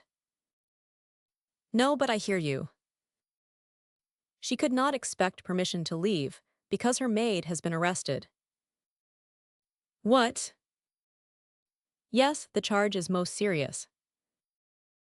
What is it? Get into your car with the young lady and start at once. Do not go to the steamship office in Fenchurch Street. Do not go to the War Office. Go nowhere except to the wharf. Your passage has been secured as Mr. and Mrs. Kirvin Guild of New York. The initials on the baggage will be KG. Your steamer tickets will be handed to you. You will pay no attention to the man who hands them to you, no attention to anybody. You will go aboard and go to your cabin until the ship is out at sea. Do you understand? Perfectly. Goodbye. Page 62. Chapter 6, Mr. and Mrs. Guild hung up the receiver, stood a moment in thought, then turned around and looked gravely at the girl behind him. She gazed back at him as though still a trifle breathless after some sudden shock. What did that man say to you over the wire? He asked in pleasant, even tones. He told me to trust you, and do what you told me to do. He said Anna, my maid, had been arrested. Who is he? Asked Guild grimly. Do you mean Mr. Gratz? Yes, who is Mr. Gratz? Do not you know him? She said, astonished. I have never laid eyes on him. Your father recommended to me the Edmeston agency and mentioned the name of a Louis Gratz who might be of use to me. That is all I know. My father, you say? Certainly, General Baron von Reiter. Oh, then it must be quite all right. Only I do not understand about my maid. PG 63. Did Mr. Gratz tell you she had been arrested? Yes. On a serious charge? Yes. Have you any idea what that charge may be? He asked, studying her face. I have not any idea, she said, have you? I do not know, perhaps I have. Is your maid German? Yes. You brought her with you from Germany? Yes. Where did you get her? General von Reiter's housekeeper found her for me. He hesitated, still looking steadily into those violet blue eyes of hers, which seemed to question him so candidly. No, there could be no dishonesty there. Miss Gerard, he said, I find that I am going to be very much more frank with you than there once seemed any occasion for being. I am also going to say something to you that may possibly offend you, but I cannot help it. It is this. Have you, through your letters to or from your father, imparted or received any military intelligence which might be detrimental to Great Britain or to her allies? Do you mean am I a sort of spy? She asked, flushing to the roots of her hair. In substance it amounts to that, and I shall have to ask you to answer me, and I will tell you why I PG 64 ask. I did not intend to tell you, my personal and private affairs did not concern you, but they do now. And these happen to be the facts in my case. I was taken prisoner in Belgium by the cavalry forming the advance of your father's command. It happened 4 days ago. I was sentenced to military execution, led out for that purpose, reprieved by your father himself on condition that I undertake to find you and conduct you safely to Trois Fontaines near the Grand Duchy of Luxembourg. If I am unsuccessful in the undertaking, I am pledged to go back voluntarily and face a firing squad. If I am successful, I am permitted to go free, and so are my fellow hostages. And the little town where I was arrested is to be spared. He passed one hand over his eyes, thoughtfully, then, looking at her very seriously. There seemed to be no reason why an honorable man might not accept such terms. I accepted them. But things have happened here which I neither understand nor like. And I have got to say this to you. If my taking you back to your father means any detriment to England or to the cause England represents, in other words, if your returning to him means the imparting to him of any military information gathered here by you, then I will not take you back. That's all. After a moment, half to herself, she said, "He really thinks me a spy. I knew it." "I do not think so. I am merely asking you," he retorted impatiently. "There is something dead wrong, PG 65 here. I was intending to go to the War Office to tell them there very frankly about my predicament, and to ask permission to take you back in order to save my fellow hostages, the village, and my own life. And now a man named Gratz, of whom I know nothing, calls me on the telephone and warns me not to go to the War Office, but to get you out of England as soon as I can do it. What am I to think of this? What does this man Gratz mean when he tells me that your maid has been arrested on a serious charge, and that the Edmeston agency of a German automobile is in danger?" The girl stood very still with one slender hand resting on her satchel, her face pale and quietly serious, her brows bent slightly inward, as though she were trying to remember something, or to solve some unpleasant problem not yet plain to her. "One thing is clear," she said after a moment, lifting her candid eyes to his, "and that is, if you do not take me back, certain friends of yours will be executed, and a village in which you seem interested will be destroyed." "If taking you back means any harm to England," he said, "I will not take you." "And your friends, what becomes of them?" "My friends and the village must take the same chances that I do." "What chances? Do you mean to go back without me?" "I said I would," he replied dryly. PG 66, you said that if you went back without me, they would execute you. "That's what I said, but there's no use in speculating on what is likely to happen to me if I go back without you. If you do not mind, I think we had better start at once. We have had our warning from this man Gratz." He gave her a searching glance, hesitated, then apparently came to an abrupt conclusion. "Miss Gerard," he said coolly, "your father once took a good look at me and then made up his mind about me. And he was not mistaken. I am what he believes me to be. Now, I also have seen you, and I have made up my mind concerning you. And I do not expect to be mistaken. So I say to you frankly, I am an enemy to Germanito, your country, and I will not knowingly aid Hernot to save my own skin or the skins of anybody else. Tell me then, have you any military knowledge which you intend to impart to your father?" "No," she said. "Have you any suspicion that your maid has been involved in any such risky business?" "I have no knowledge of anything military at all. I do not believe my maid has either." "You can recall no incident which might lead you to believe that your maid is engaged in that sort of affair?" The girl was silent. He repeated the question. She said, "Anna has complained of being followed. I have already told you that she and I have been annoyed PG 67 by impertinent telephone calls and by strange men coming here. Do you suppose they were from Scotland Yard?" "Possibly. Have you any suspicion why your maid has been arrested?" he persisted. She hesitated, her straight brows knitted slightly again as though in a perplexed effort to remember and to understand. Then she looked up at Guild out of troubled eyes and shook her head. "I do not know. I do not know whatever my suspicions may be." "Suspicions?" "My personal suspicions could scarcely concern you, Mr. Guild." The snub was direct. He reddened. "Very well," he said. "What you say gives me a decent chance for life." He drew a quick breath of relief. "I am mighty glad," he said. "I have seen men die. It isn't an agreeable sight. I think we would better go." "In a moment." She took her satchel and went into another room with it, closing the intervening door. She was gone only a few seconds. When she returned, she had locked the satchel. He closed and strapped her suitcase and took it in his hand. Together they descended the stairway and started through the lower hall. And what occurred there happened like lightning. For, as he passed the door of the darkened living room, a man jumped out behind him and threw one PG-68 arm around his throat, and another man stepped in front of him and snapped a pair of handcuffs on his wrists. It was not even a struggle. Gild was being held too tightly. The girl shrank back against the wall, flattening herself against it, staring dumbly at the proceeding as though stunned. She did not even cry out when the man who had handcuffed Gild turned on her and caught her by the elbow. "Come along quietly, miss," he began, when suddenly his voice died out in a groan and he crumpled up on the floor as Bush, the chauffeur, sprang from the passageway behind him and struck him with something short and heavy.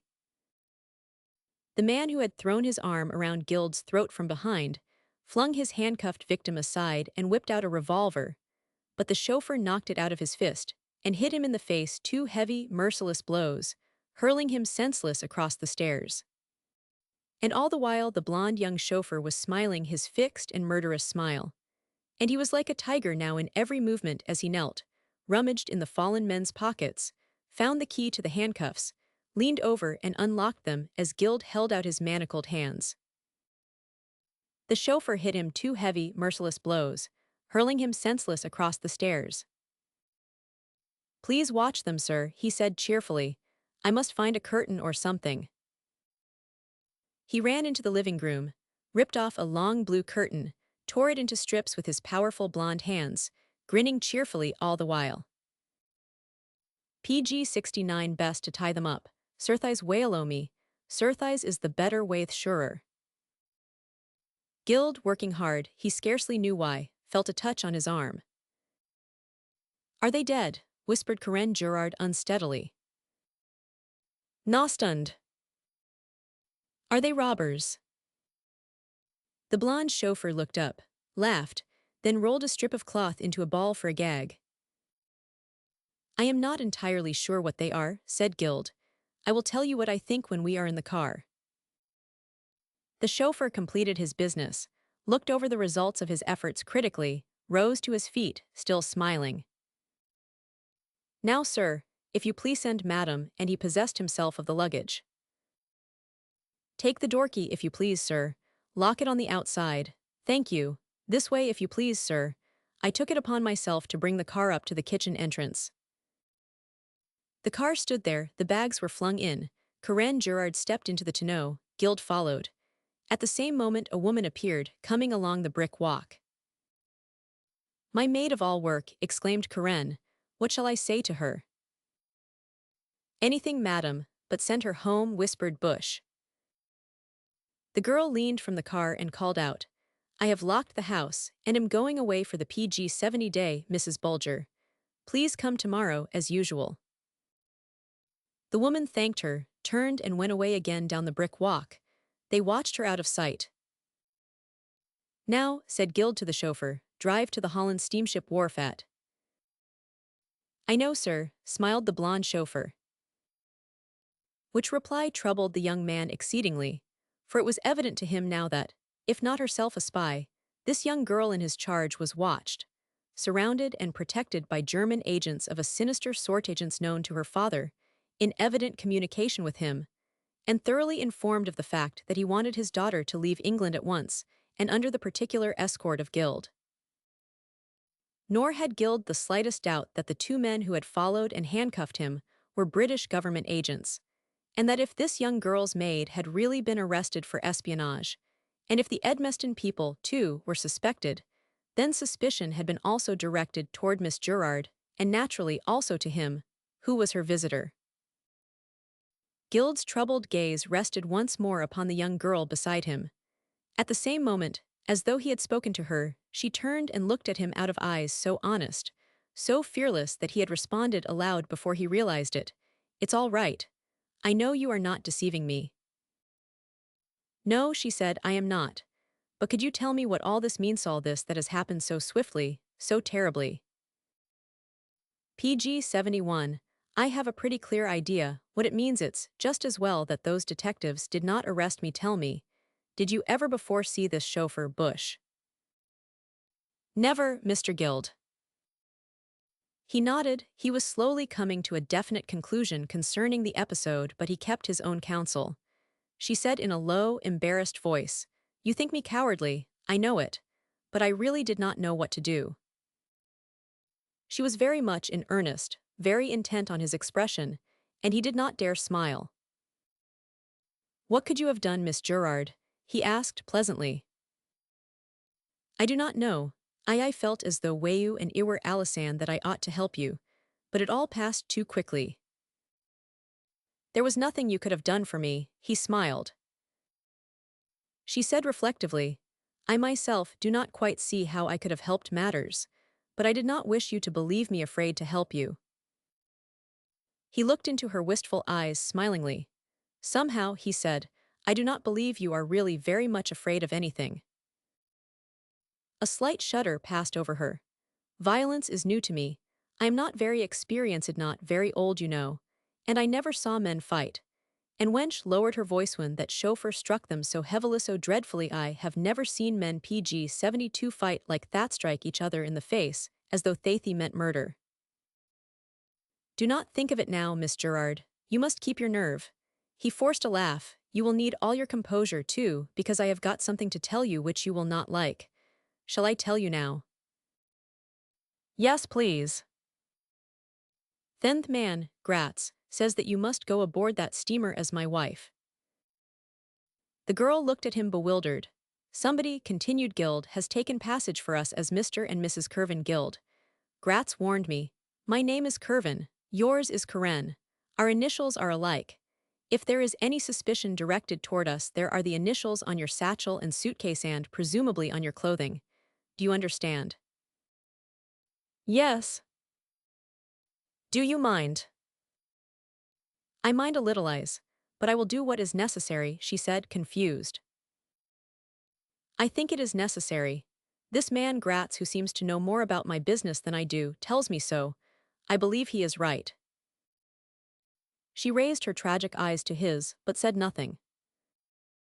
He leaned nearer to her and spoke in a low voice. "I have been trying to reason it out," he said, "and I will tell you what my conclusion is. A German automobile took me to the British lines under a white flag. No doubt government agents had been informed by telegraph PG-73, and they followed me as soon as I landed on English soil. At the Berkeley Hotel, I felt very sure that I was being watched.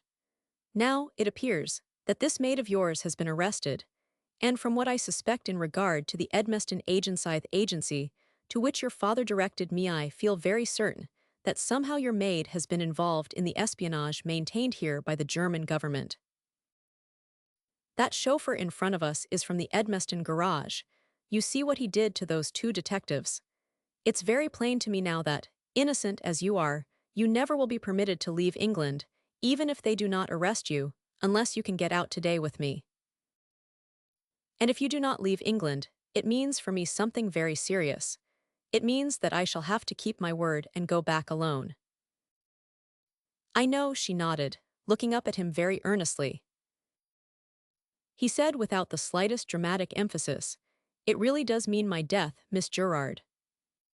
I think, knowing your father, that there could be no possible hope for me if I go back there without you, and so, knowing that, I am naturally most anxious to clear out of England, while I can do Sajid away from here with you if I can take you with a clear conscience." Anta looked at her. "I feel that I can do that because you have told me that you have gathered no information for the enemies of England." And PG-74 smiled. "To look into your face, Miss Gerard, is to believe you." Some of the pretty color faded from her cheeks. She said, "You asked me if I were a spy. I am not. You asked me if, knowingly, I carry any military information which might aid the enemies of England. And I answered you that, knowingly, I do not carry any such information." "That is sufficient," he concluded smilingly.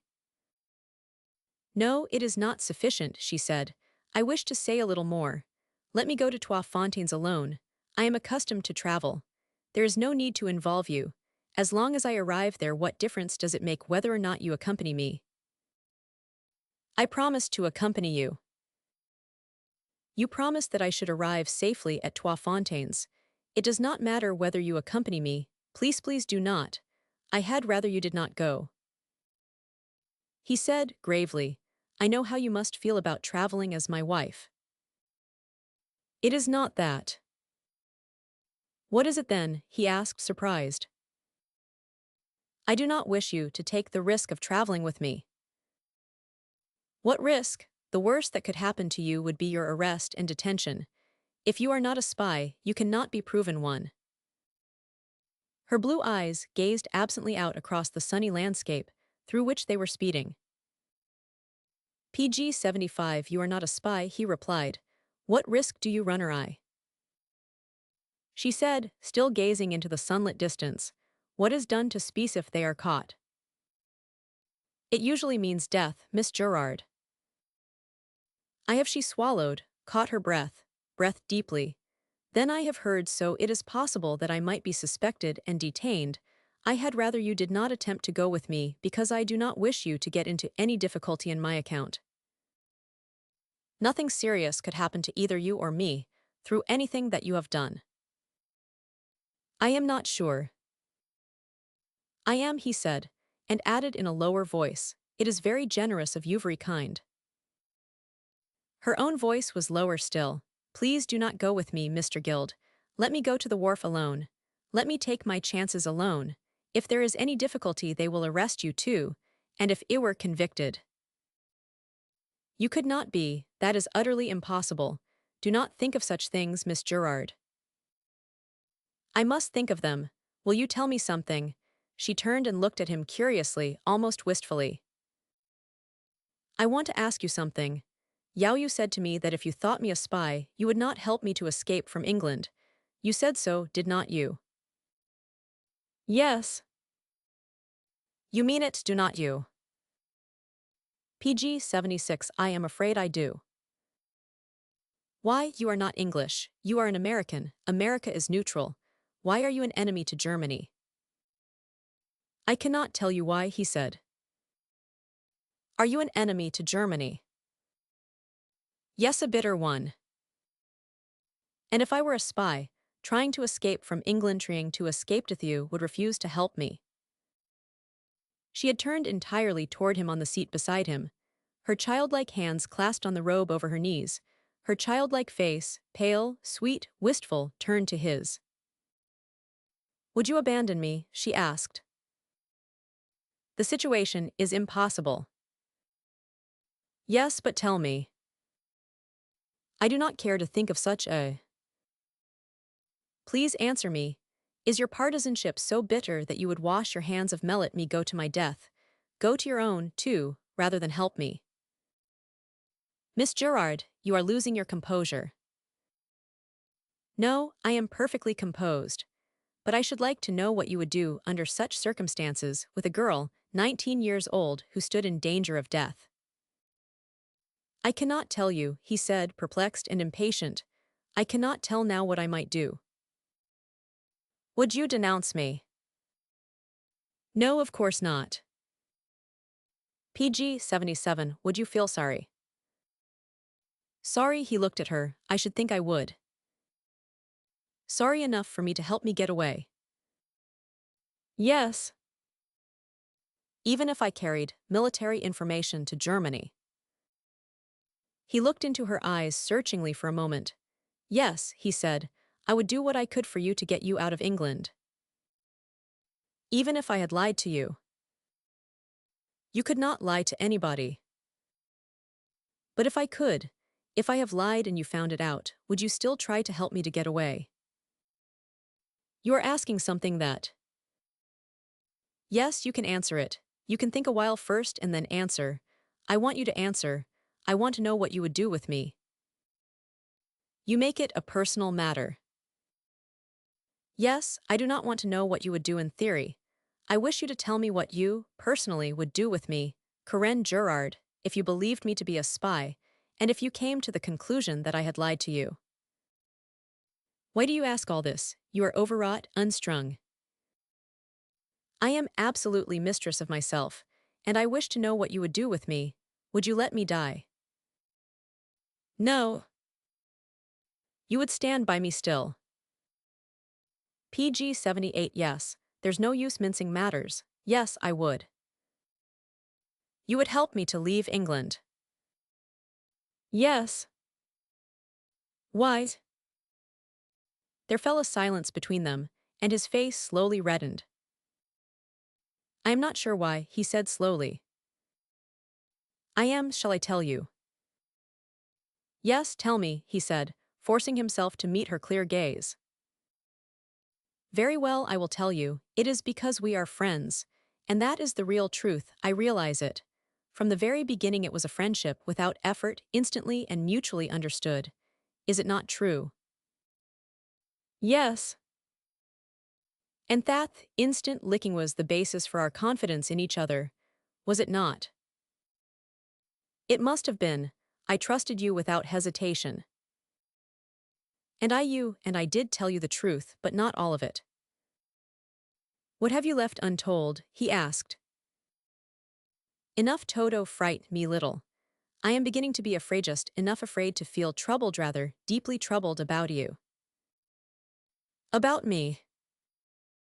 Because we are friends, I do not understand how it has happened so quickly, but it has happened to us, hasn't it? PG 79. Yes, he said, it has. I am already devoted to our friendship. I am too. It seems odd, does not it? I have had no friends among men. This is new to me. I do not know what to do about it. I want to be so loyal about it. I wish to be what a man, such a man as you, erideskers of a friend, what he requires of friendship. Do you understand? I am really a trifle bewildered with the surprise and pleasure of friendship and with its obligations, but I am very sure that unselfishness is one of its obligations, and that truth is another. Both are part of you. They seem to be now. And so because we are friends, don't go to the wharf with me, because I think I may bear it, and if I am it may go hard with me. She said it so gently, and her eyes were so clear and sweet that for a moment he did not grasp the subtler significance of her appeal.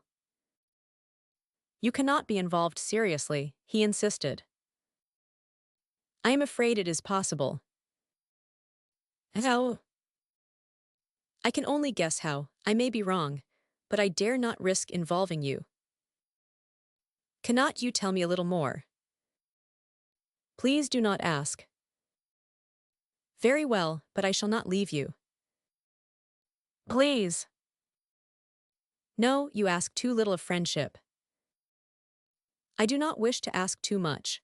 Let me get clear of PG 80 this affair if I can. If I can't, let me at least remember that I have not involved you in my ruin. Your ruin. Yes, it may come to that. I do not know. I do not know exactly what all this tangle means, what really threatens me, what I have to dread. But I am afraid. Her voice became unsteady for a moment, and she stared straight ahead of her at the yellow haze, which loomed nearer and nearer above the suburbs of London. He slipped one arm under hers, quietly, and his hand fell over both of hers, where they rested clasped tightly on her lap. This will not do, he said coolly. You are not to be frightened whatever happens. We must go through with this affair, you and one. I know you have plenty of courage. Yes, except about you. I stand or fall with you.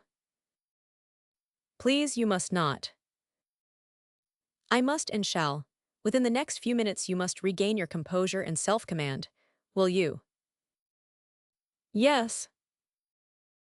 Because our safety may depend on your coolness. I know it.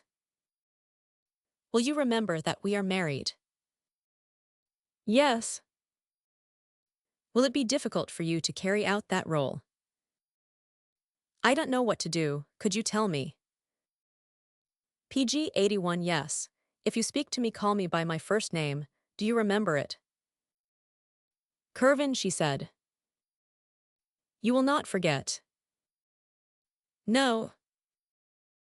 I think you had better say no, dear. Try it. No, dar.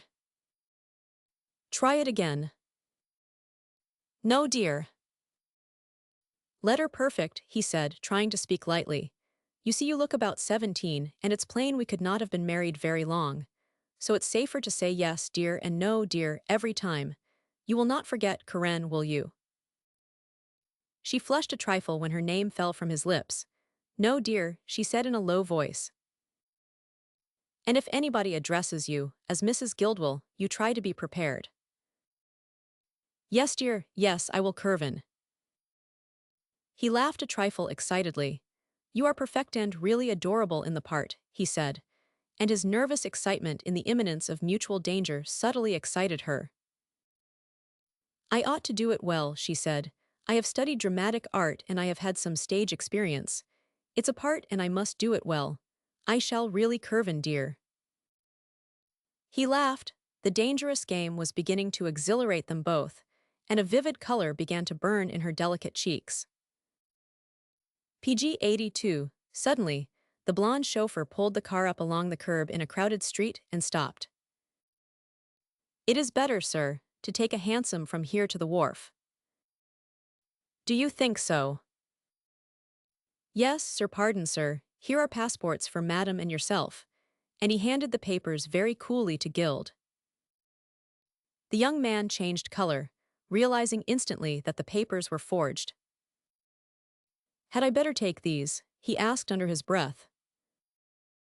Yes, sir, said Bush, smiling his eternal smile and opening the car door for them.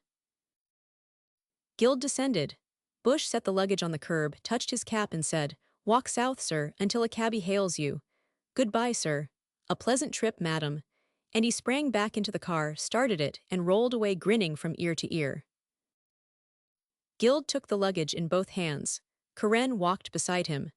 At the end of the square, the driver of a hansom held up one hand inquiringly, then smiled and drew in to the curb.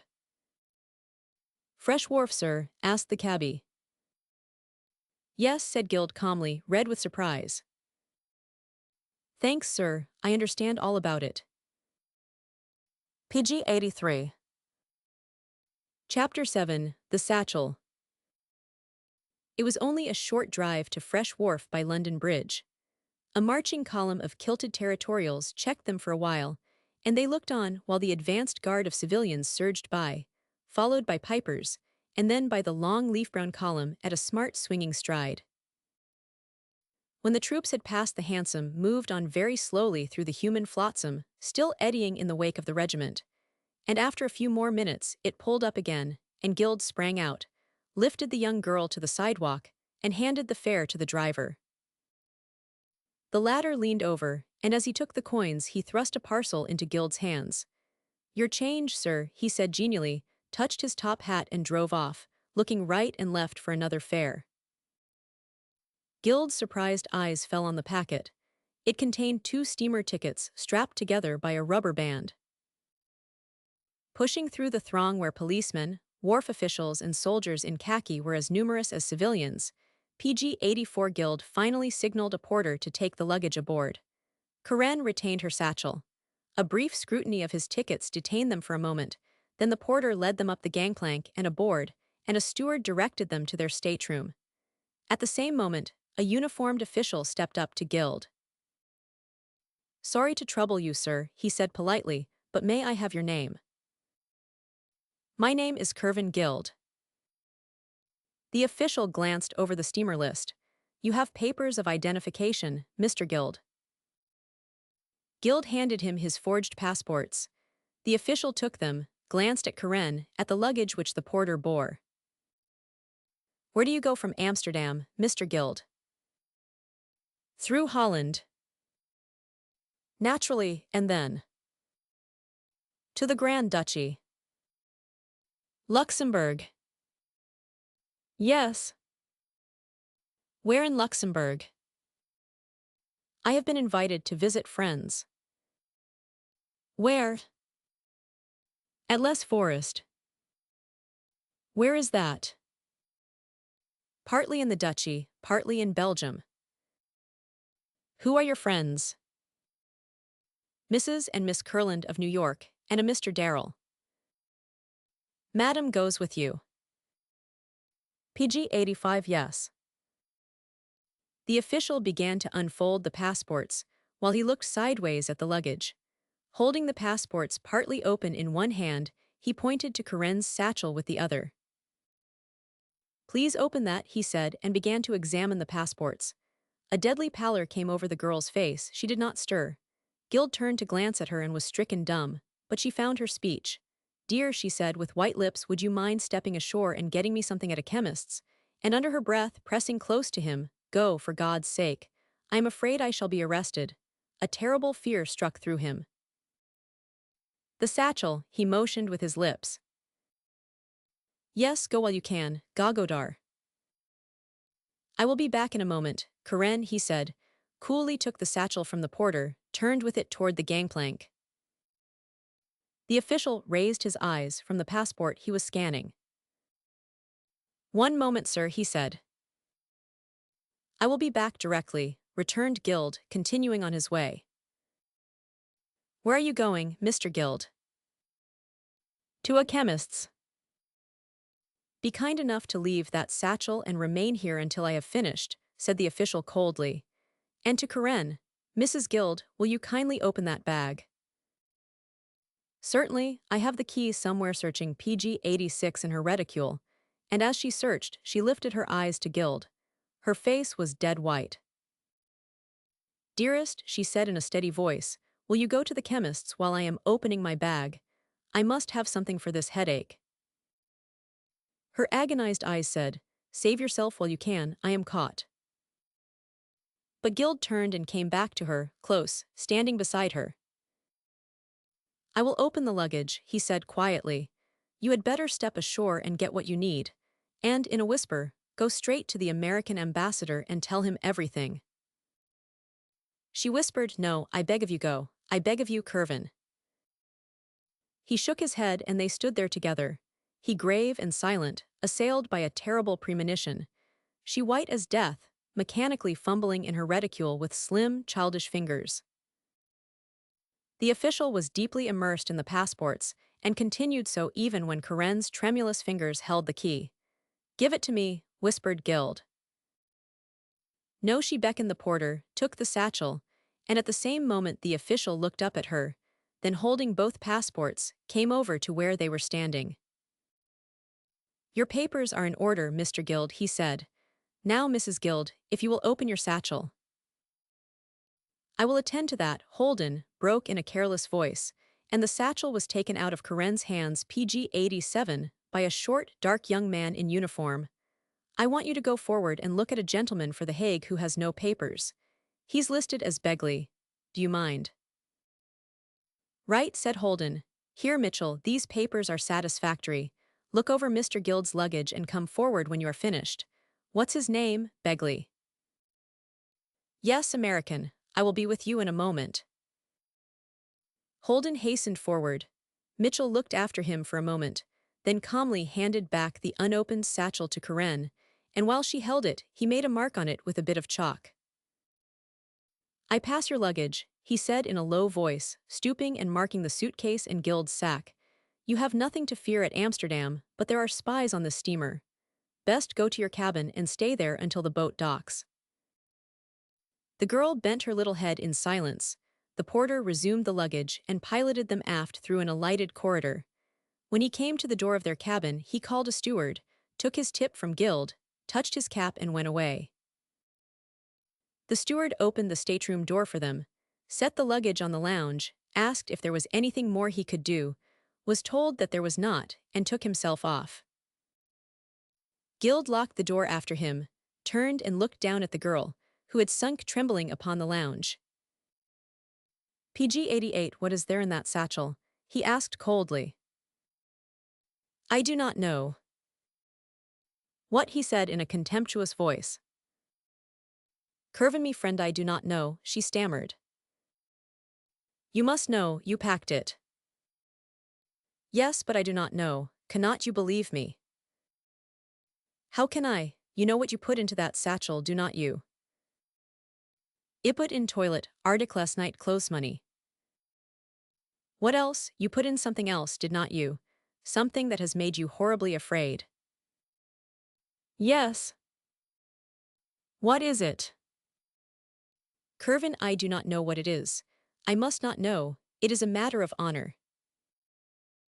If you do not know what it is you carry in, that satchel you evidently suspect what it might prove to be.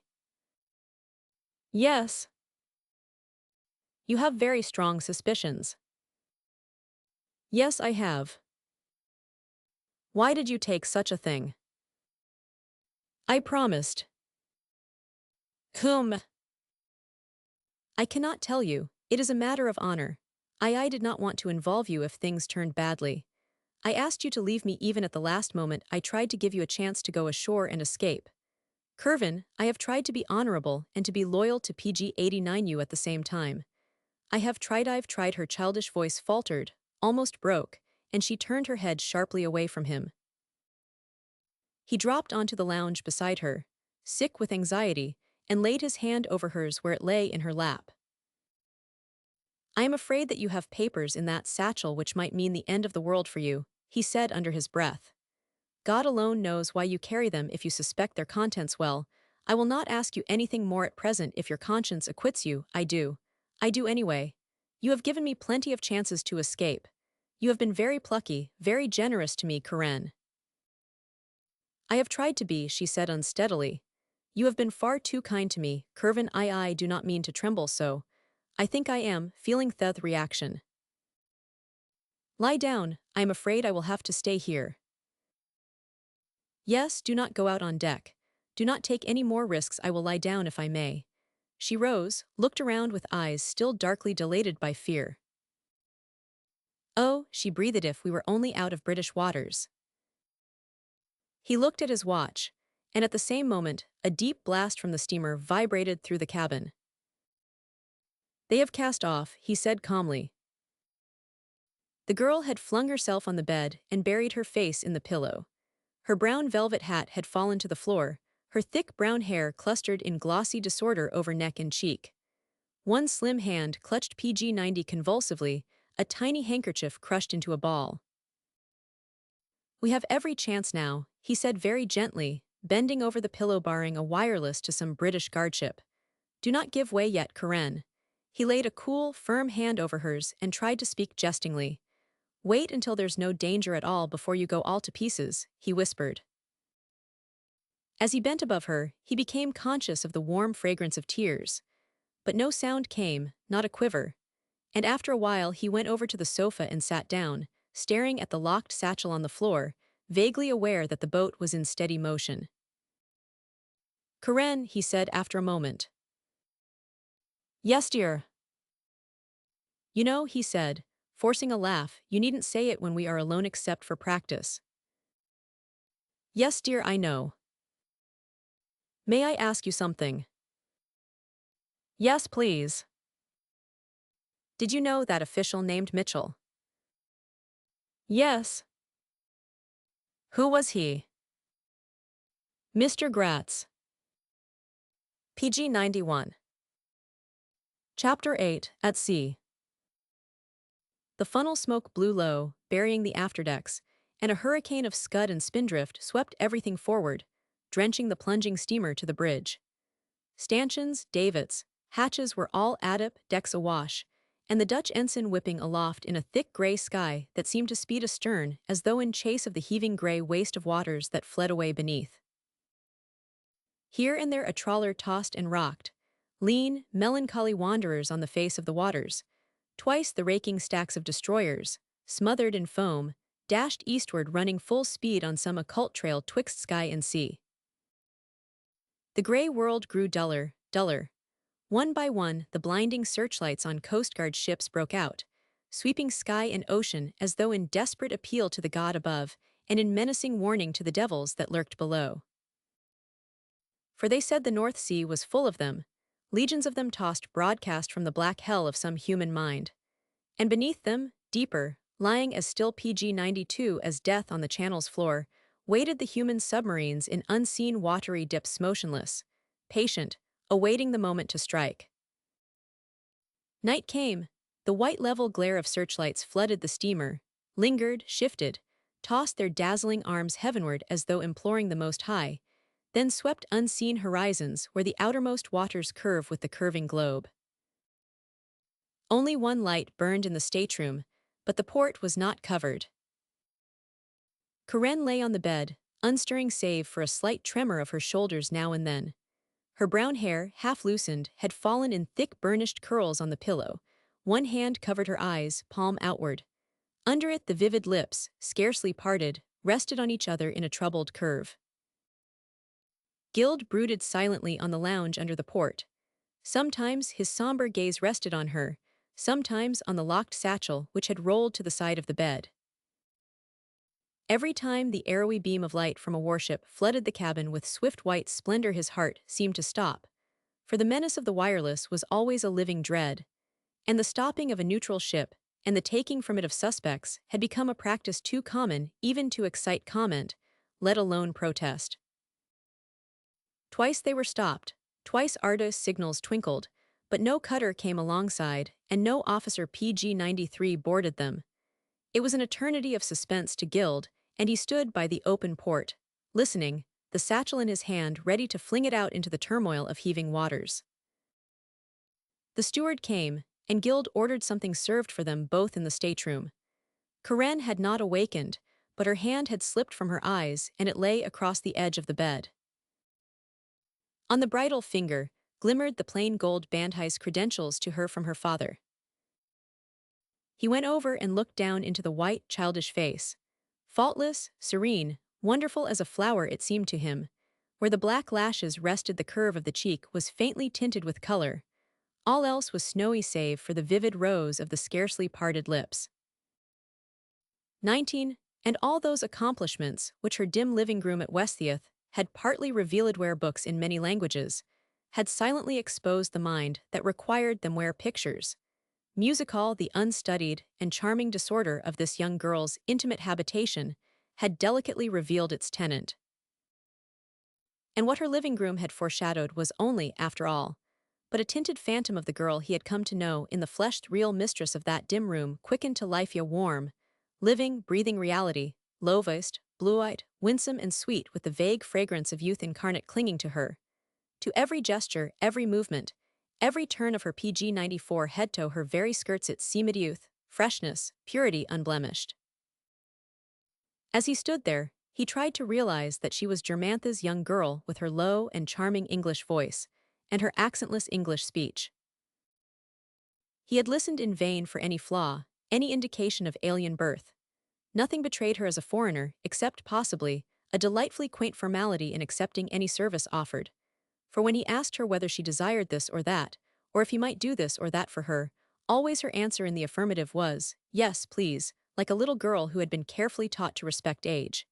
It amused him, for modern English young women are less punctilious with modern youth. There came a dull clatter of crockery from the passageway. Guild turned and opened the door. The waiter produced a folding table, spread it, and arranged the dishes. "That will be all," whispered Guild. "Do not knock again, I will set the tray outside." So the waiter went away, and Guild closed the door again, and turned back to the bed where Karen lay. Her delicate brows were now slightly knitted, and the troubled curve of her lips hinted again of a slumber not wholly undisturbed by subconscious apprehension. "Karen," he said in a low voice. The girl opened her eyes. They had that starry freshness that one sees in the eyes of waking children.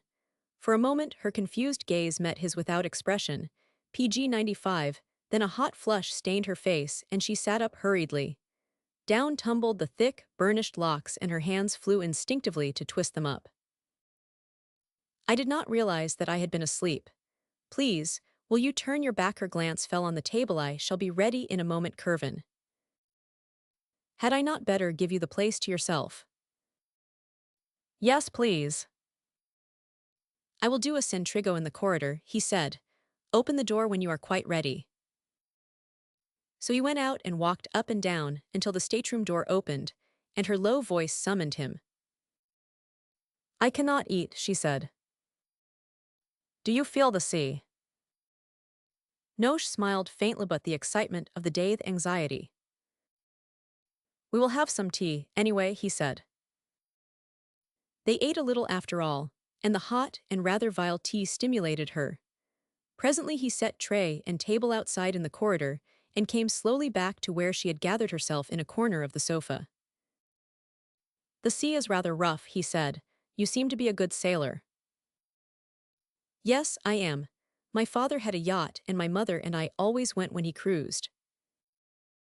This slightest glimpse of personal history first, she had vouchsafed first slight lifting of the curtain which hung between them, aroused his latent curiosity. PG 96. What else lay behind that delicate, opaque veil which covered the 19 years of her?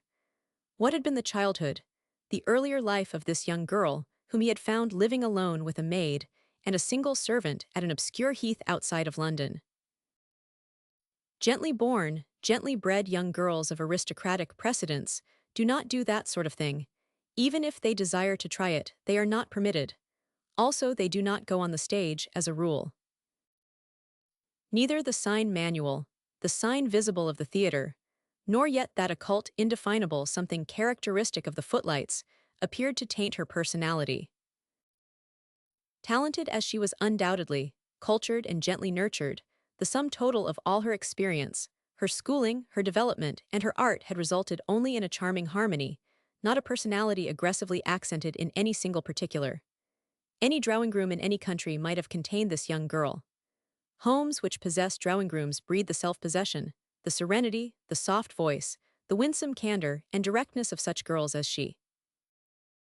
She was curled up in the corner of the sofa, where he had placed behind her the two pillows from the bed, and her winning blue eyes rested every few minutes upon this young man, whom she had known only a few hours, and whom she already, in her heart and in her mind, was calling a friend. She had never had any among young men of her, even among older men, had she experienced the quiet PG 97 security. The untroubled certainty of such a friendship as had begun Noah's had suddenly stepped into her life. New, yet strangely familiar a friendship that seemed instantly fully developed and satisfactory. There appeared to be no room for doubt about it, no occasion for waiting, no uncertainty in her mind, no inclination and no thought of the lesser conventionalities, which must strew elaborately the path of first acquaintance with the old-fashioned garlands, those prim, stiff blossoms of discretion, of propriety, of self-conscious concession to formula and tradition. No, when her eyes first fell on him, her mind and heart seemed to recognize what neither had ever before beheld a friend. And from that moment, the girl had accepted the matter as settled, as far as she herself was concerned. And she had lost very little time in acquainting herself with his views upon the subject. That he had responded to the friendship she had so naively offered did not surprise her. She seemed to have expected it, perhaps in the peril of the moments, when they were nearing London, and doubt, and suspicion in her mind, concerning the contents of her satchel, were becoming an agony to her, as they grew more definite perhaps. Even then, the sudden and deep sense of gratitude for his response had made courage a new necessity, and had armored her against panic for friendship's sake. All she realized in that moment was that this friendship, so sudden, so vital, was already so strong in her, PG 98 so real, that even in the terror of that instant she thought of the danger to him, and asked him to let her go on alone. Perhaps they both were thinking of these things, curled up in her corner, looking thoughtfully at him. He, knees crossed, gazing restlessly from object to object in the unsteady stateroom, but his eyes always reverting to her. Then the duet of silence ended for a while. He said, "You must not suppose that I am not keenly alive to the kindness, the fearless generosity you have shown me all through this affair. What you suffered is lodged forever in my mind and in my heart." "What you have done for me is in my heart," she said in her sweetly modulated voice. "I have done very little." "You would not leave me." "My own life was forfeit if I did." "No, you did not reason that way. Besides, had I managed to get through alone, you should have had your life back again to do with as you pleased. No, you did not reason that way. You stood by a friend in peril at your own peril." She drew a deep, tremulous breath. "More than that," she said, "you stood by me when you almost believed I had lied to Yowlead shamefully." "I had my plans ready in that event," he said, forcing a laugh. "You did doubt me." "Yes." PG 99. She bent her head, looked thoughtfully at her hands, which clasped one knee, then lifting her eyes. I forgive you, she said gravely. He flushed. I did not know you did not realize what you are. You were slower than one. What? I trusted you from the first. He was silent. She watched him for a few moments then. When you concluded that I had lied to you, what plans had you ready? I had rather not say. Please do. He bit his lip. I had decided to take your satchel from you. Against my wishes, she asked, amazed. Yes. There was no resentment, only a childish surprise. Why? I told you that I am an enemy to your country. Yes, I know. I told you that I would not knowingly permit you to take out of England anything which might be detrimental to England's interests. And I made up my mind that if you had deceived me, although I stood by you because you are only a young girl and were in danger from those who make no allowance for youth and sex nevertheless, as soon as you were in personal safety, I meant to take from you whatever PG 100 you had concealed from me, and which might have been of service to England's enemies. Would you have done that? Yes, if you had been untruthful to me. She bent her head thoughtfully, then looking up at him. Yes, that would have been just, but I have not been untruthful. His perplexed and slightly careworn eyes met hers. I cannot doubt you, he said.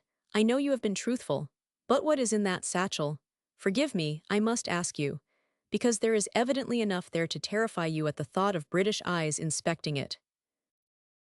Curving can't, you believe me when I tell you that I do not know what is in that satchel. I do believe you, but tell me what you are afraid it might be. I cannot tell you. Do not you understand? Do not you realize that I must have promised? Promised? Yes, not to unlock or open the satchel.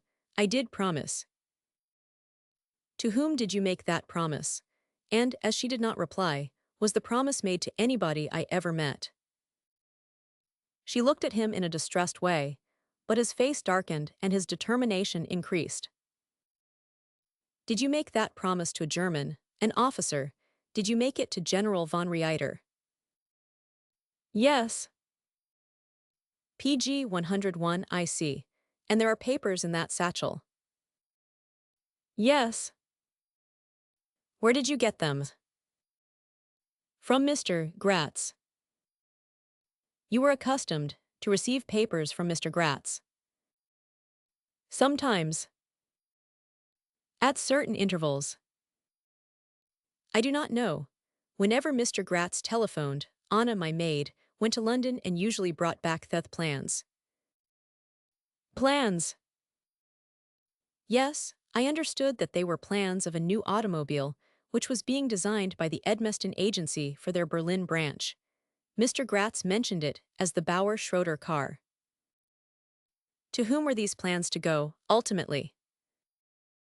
I sent them to New York. To whom? To Skimmel and Company, Broadway. Have you any idea where Skimmel and Company sent those plans? Yes, I never thought much about it then, but today I realized that sooner or later, the plans were sent to General von Reiter in Berlin. You are sure? Yes, I saw them when I was there last April. He said that those were the plans which I had sent to Skimmel and Company. You saw the plans? PG 102, yes. Were they plans of an automobile? I thought so then. They were on very thin paper. I supposed them to be drawings of detached machinery in sections. They looked to me like fragments of something. And now in the light of what happened, Toddy, what do you believe those drawings represented? I have no idea, really, I have not. Only she hesitated, troubled, twisting her fingers on her knees. Only he prompted her. She said, with a tremulous intake of breath, I think I had better tell you, Curvin. This is what frightened Muhet. The experience of today seemed to suddenly make plain to me. I mean you're coming to Westtheath. Mr. Gratz telephoning about obeying you, and informing me of the arrest of my maid, these things. and the war, and what I have read about German spies in England all, this flashed up in my mind at the same time when you turned from the telephone and asked me such terrible questions. It made clear to me, or seemed to, something else that I had not understood at the time. She hesitated, her gaze concentrated as though in an effort to recollect and visualize some scene. It was last April. In Berlin, General Baron von Reiter said something to me as I was waiting for his car to take me to the station. I was departing for England Agenand. He said. Yes, Karen. PG 103. He said something about war, the possibility of it. And he said that in case war ever came while I was in England, and if, when it came, I had in my possession any automobile plans from the Edmeston agency from Mr. Gratz, that I was to bring them with me to Germany, not to show them to anybody, not to send them by mail, but to bring them back and deliver them to him. Yes, Karen. I promised. He made me promise again. He was very serious. He said that on my obedience in this matter might depend the lives of many people. I had no idea what he meant by that until today, and what I fear has happened is that Anna, who went yesterday to London because Mr. Gratz telephoned, was arrested while in possession of papers delivered to her by Mr. Gratz, and that these papers were not what I had always supposed. And that is why I was suddenly afraid. Oh, Curvin, I cannot describe the fear that leaped up and seized me when you asked me those dreadful questions. Suddenly everything, every detail in the entire matter seemed to grow clear and terrible to me. I went into my dressing room and steadied myself against the wall, feeling faint for a moment. Then I took from my dressing table the papers which I had from Anna's last visit to Mr. Gratz. They had remained there in the drawer because I had been told not to mail them, and no word had come for me to go back to Berlin. So I had them on my hands. PG 104, but until you came, I gave them no thought, merely conscious that I had promised to take them back with me. But in that terrible moment when I stood there leaning against the wall, I remembered what was said to me about the lives of many people depending upon my keeping my promise. It was a hideous thing to remember at such a time, but I could not break my word for the sake of these imperiled people. Also could I, Curvin. So I took the papers and locked them in my satchel. And afterward, I asked you to leave. Her voice quivered. She bent her head and sat twisting her slim fingers on her lap. That is all I know, she faltered. All I know about it. I have tried to be true to my word and loyal to you. Her emotion was reflected in his own face. He bent forward, laid his hand over her restless fingers. Karen, he said, you're the pluckiest, straightest, whitest woman I ever knew. I am only honest, she whispered, and I want you to think me so. I do, Karen, dearest, sincerest, most fearless of women. Do you believe me that? Karen, I. A sharp knocking at the door cut him short. They looked at each other, startled. At the same moment, he realized that the ship had stopped. Could it be the stewardess? She whispered. PG 105, I do not know. He rose, picked up the satchel, and went to the open port. If a British guardship has stopped us to search us, we cannot have this thing found, he said.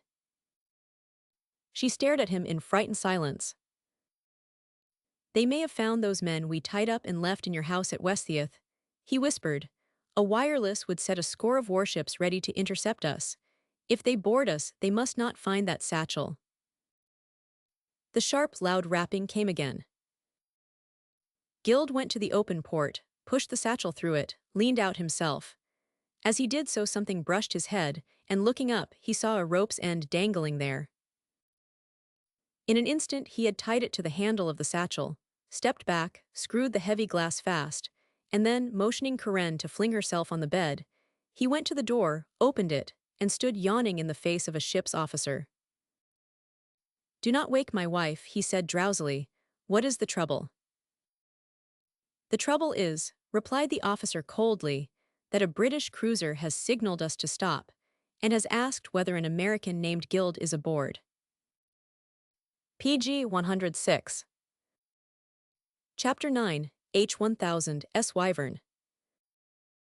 Well, said Guild coolly, have you any idea what a casual British cruiser might want of me? "I have not," said the officer, "so perhaps you had better tell me what is wanted of yourself and your wife by the captain of that warship. It might save some argument between him and our own captain. We are due in Amsterdam at noon tomorrow," he added meaningly. "Do you mean to say that the officer in command of this British ship desires to speak to my wife? His signals stopped us, and his wireless told us to detain you and your wife." "What ship is it?" demanded the young man, so nervous now that he scarcely knew what he was saying. The Dutch officer remained icy and precise. "The ship is the light cruiser Wyvern, of the monster class. Her consorts yonder are the Hippogriff and Basiliskiff. This information enlightens you, Mr. Guild." "It does not, but I know this much. You cannot detain an American. Neither can that British Captain PG 107 take a neutral from a neutral ship. And that settles the matter." "Be good enough to come on deck," said the Hollander in his correct and fluent English. "The captain desires to speak with you." "Very well, I will follow you in a moment." And turning to Karen, "Dearest, are you awake?" "Yes, dear." "The captain wishes to see me. I will be back directly." He stepped out into the corridor, hesitated, excused himself to the officer, and returned to Karen, closing the door and locking it. She was sitting up on the bed, very still and white, and when he came over to her, she instinctively laid both chilled hands in his. He held them in a firm and reassuring clasp, but he was terribly disconcerted. "Listen, dear. I think a British officer is coming aboard for us. I do not know whether he has any right to take us off this ship, but I am afraid that the law in the matter will not worry him. Now listen to me, dear. If I come back and knock and call to you by name, open. If somebody knocks and there is no voice, or if it is not my voice, go to that port, open it, untie your satchel, which is hanging outside at a rope's end, take out the papers, and drop them into the sea. And not until you have done this shall you open the door to anybody." "Yes, Curvin." "Then," he said, "if we have got to go back to England on a warship, we will go clean-handed." PG 108. "Yes. And you had better take these passports too." He drew them from his breast pocket. "They are forged. Throw them out with the other papers." "Yes, I will." "Then I'm going. Do not worry, dear. Do not tremble so, Karen, dear Karen." "I will try not to. I will not be cowardly. It has been a long day. I am thinking of Anna, too. You know, if she had any papers, she was bringing them to me. That will be against me." "I forgot that," he said, appalled. Then he squared his shoulders and forced a smile. "Anyway, whatever faces you, faces us both. Dear, keep every atom of courage you have. I shall stand by you always. But I must go now. Do you promise me to keep up courage?" "Yes, dear." They were excited, their every nerve now stretched to the breaking. Yet both were striving for self-control in the instant menace of this new peril confronting them. Neither knew just what they said or did. He bent over her. She lifted her face to his, closing her eyes as his lips touched her forehead. Then he went away swiftly, and she sprang to the floor and locked the stateroom door. The next moment the awful flare of a searchlight turned the room to a pit of silvery fire, and she cringed against the bed under the fierce white glory, covering her bloodless face with both hands. On deck, the Dutch captain, who was awaiting Guild PG 109 at the companionway, came forward hastily and drew him aside. "They have boarded us already," he said. "There comes their lieutenant over the side. Tell me, Mr. Guild, are your papers in order and your conscience clear? Can I make a fight over this affair?" "I have no papers, but my conscience is in order. Do not let them take us if you can help it." "You have no papers." "None that can help me or my wife." "Then it's no use fighting." "Fight all the same," whispered Guild, as they both turned to meet the young naval officer who had just stepped aboard. He and the Dutch captain exchanged civilities stiffly, then Guild stepped forward into the lantern light. "Curvin Guild," exclaimed the slim young officer in surprise. "Is it you?" "Jameson," ejaculated Guild, astonished. "Well, this is lucky. I am tremendously glad. I am indeed." They exchanged a warm, impulsive handclasp. smiled at each other. Then the quick smile on the youthful lieutenant's features altered, and his face fell. "Guild," he said soberly, "I am afraid I shall have to inconvenience you and your wife. I am afraid I shall have to ask you to come aboard the Wyvern with me. I am sorry, I know it must inconvenience you fearfully." "Jameson, we cannot go aboard your ship. What on earth are you thinking of?" "PG 110 orders," returned the young fellow gravely. "I have no discretion, you see." As by common consent they had stepped aside from the group of ship's officers, and, standing in the shadow of a lifeboat, they now gazed at each other very seriously. Guild said, "There must be some mistake about this. I have no wife on board this boat." "Did you not board this boat in company with your wife?" asked Jameson in a low voice. "No. Our information is otherwise."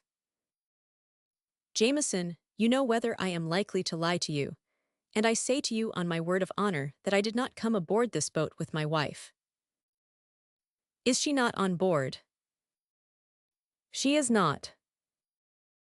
Jameson said regretfully, "No good, old fellow, we know she is not your wife, but we want her. I think you had better prepare her to come with us."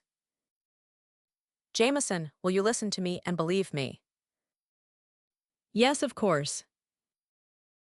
"Then, on my word of honor, the woman you have come to take from this ship is absolutely innocent of any intentional crime."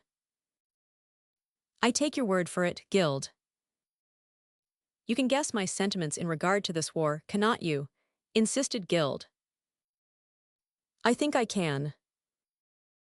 "Then listen, Jameson.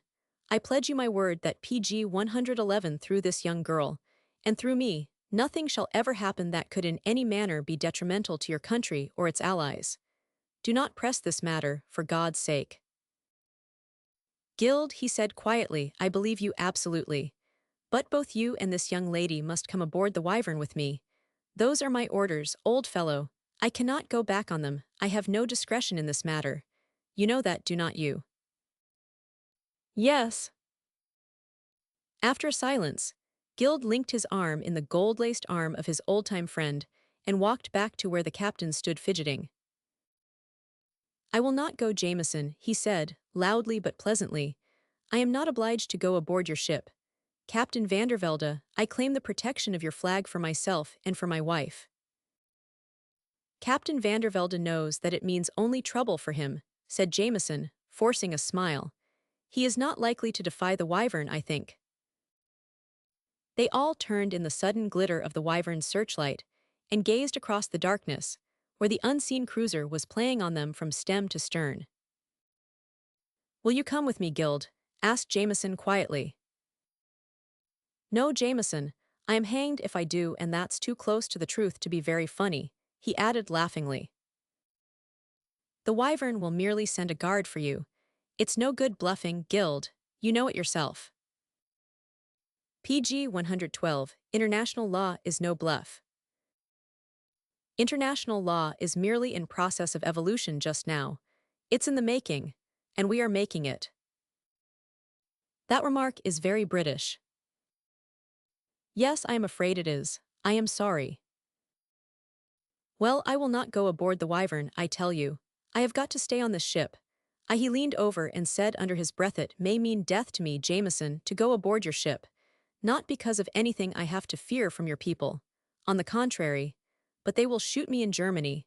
Cannot you tell your captain I am trustworthy?" "What is the use, Guild?" said the young man gently.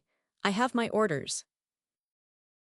Guild looked at him, looked about him at the grave faces of the captain and the second officer, looked out across the black void of water, where the long beam of the searchlight had shifted skyward, as though supplicating heaven once more. Only a miracle could save Karen. He knew that as he stood there, silent, with death in his heart. And the miracle happened.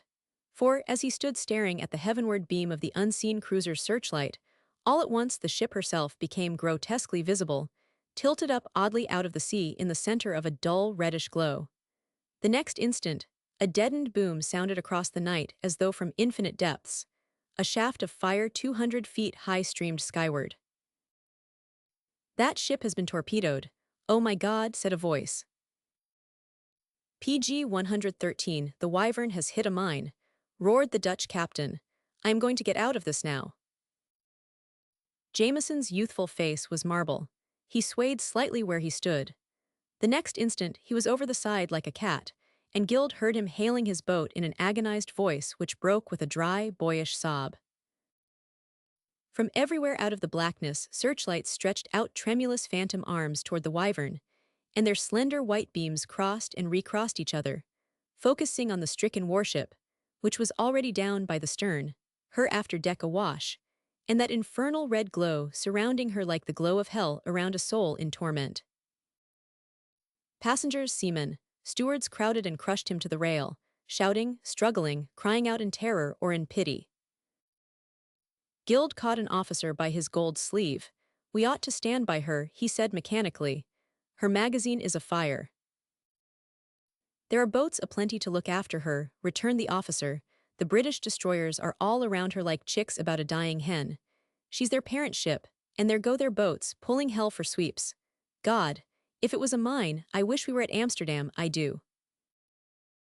The steamer was already underway. Electric signals sparkled from her. Signals were sparkling everywhere in the darkness around them.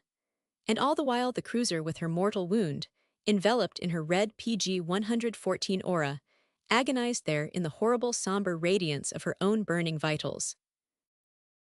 Far away in the black void, a ship began to fire starshells.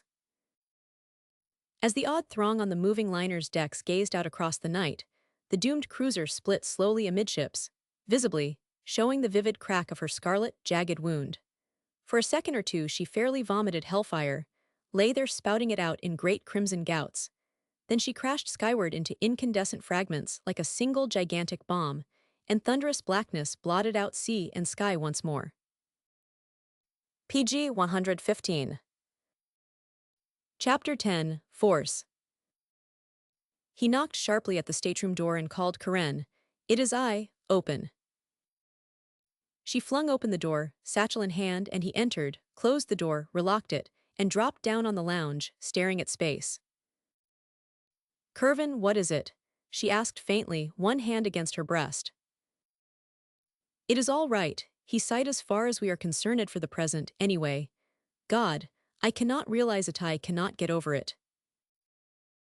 What, Curvin? She faltered, kneeling on the lounge beside the half-dazed man. What happened? Why are you so ghastly pale? Are we really quite safe? Or are you trying to make it easier for me? No, you and I are safe enough for the moment, he said. But men are dying out yonder. The sea is full of dead men, Karen. And I saw it all. I heard guns. What has happened? I do not know. It was a mine perhaps a torpedo. A ship has been blown up. He lifted his head and turned to her. But you are not to say such PG 116A thing to anybody after I leave you at Trois Fontaines. No, Curvin.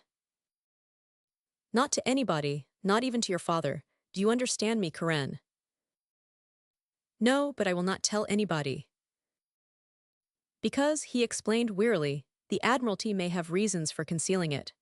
If they mean to conceal it, this ship of ours will be stopped again and held for a while in some French or British port. Why? So that the passengers cannot talk about what they saw tonight.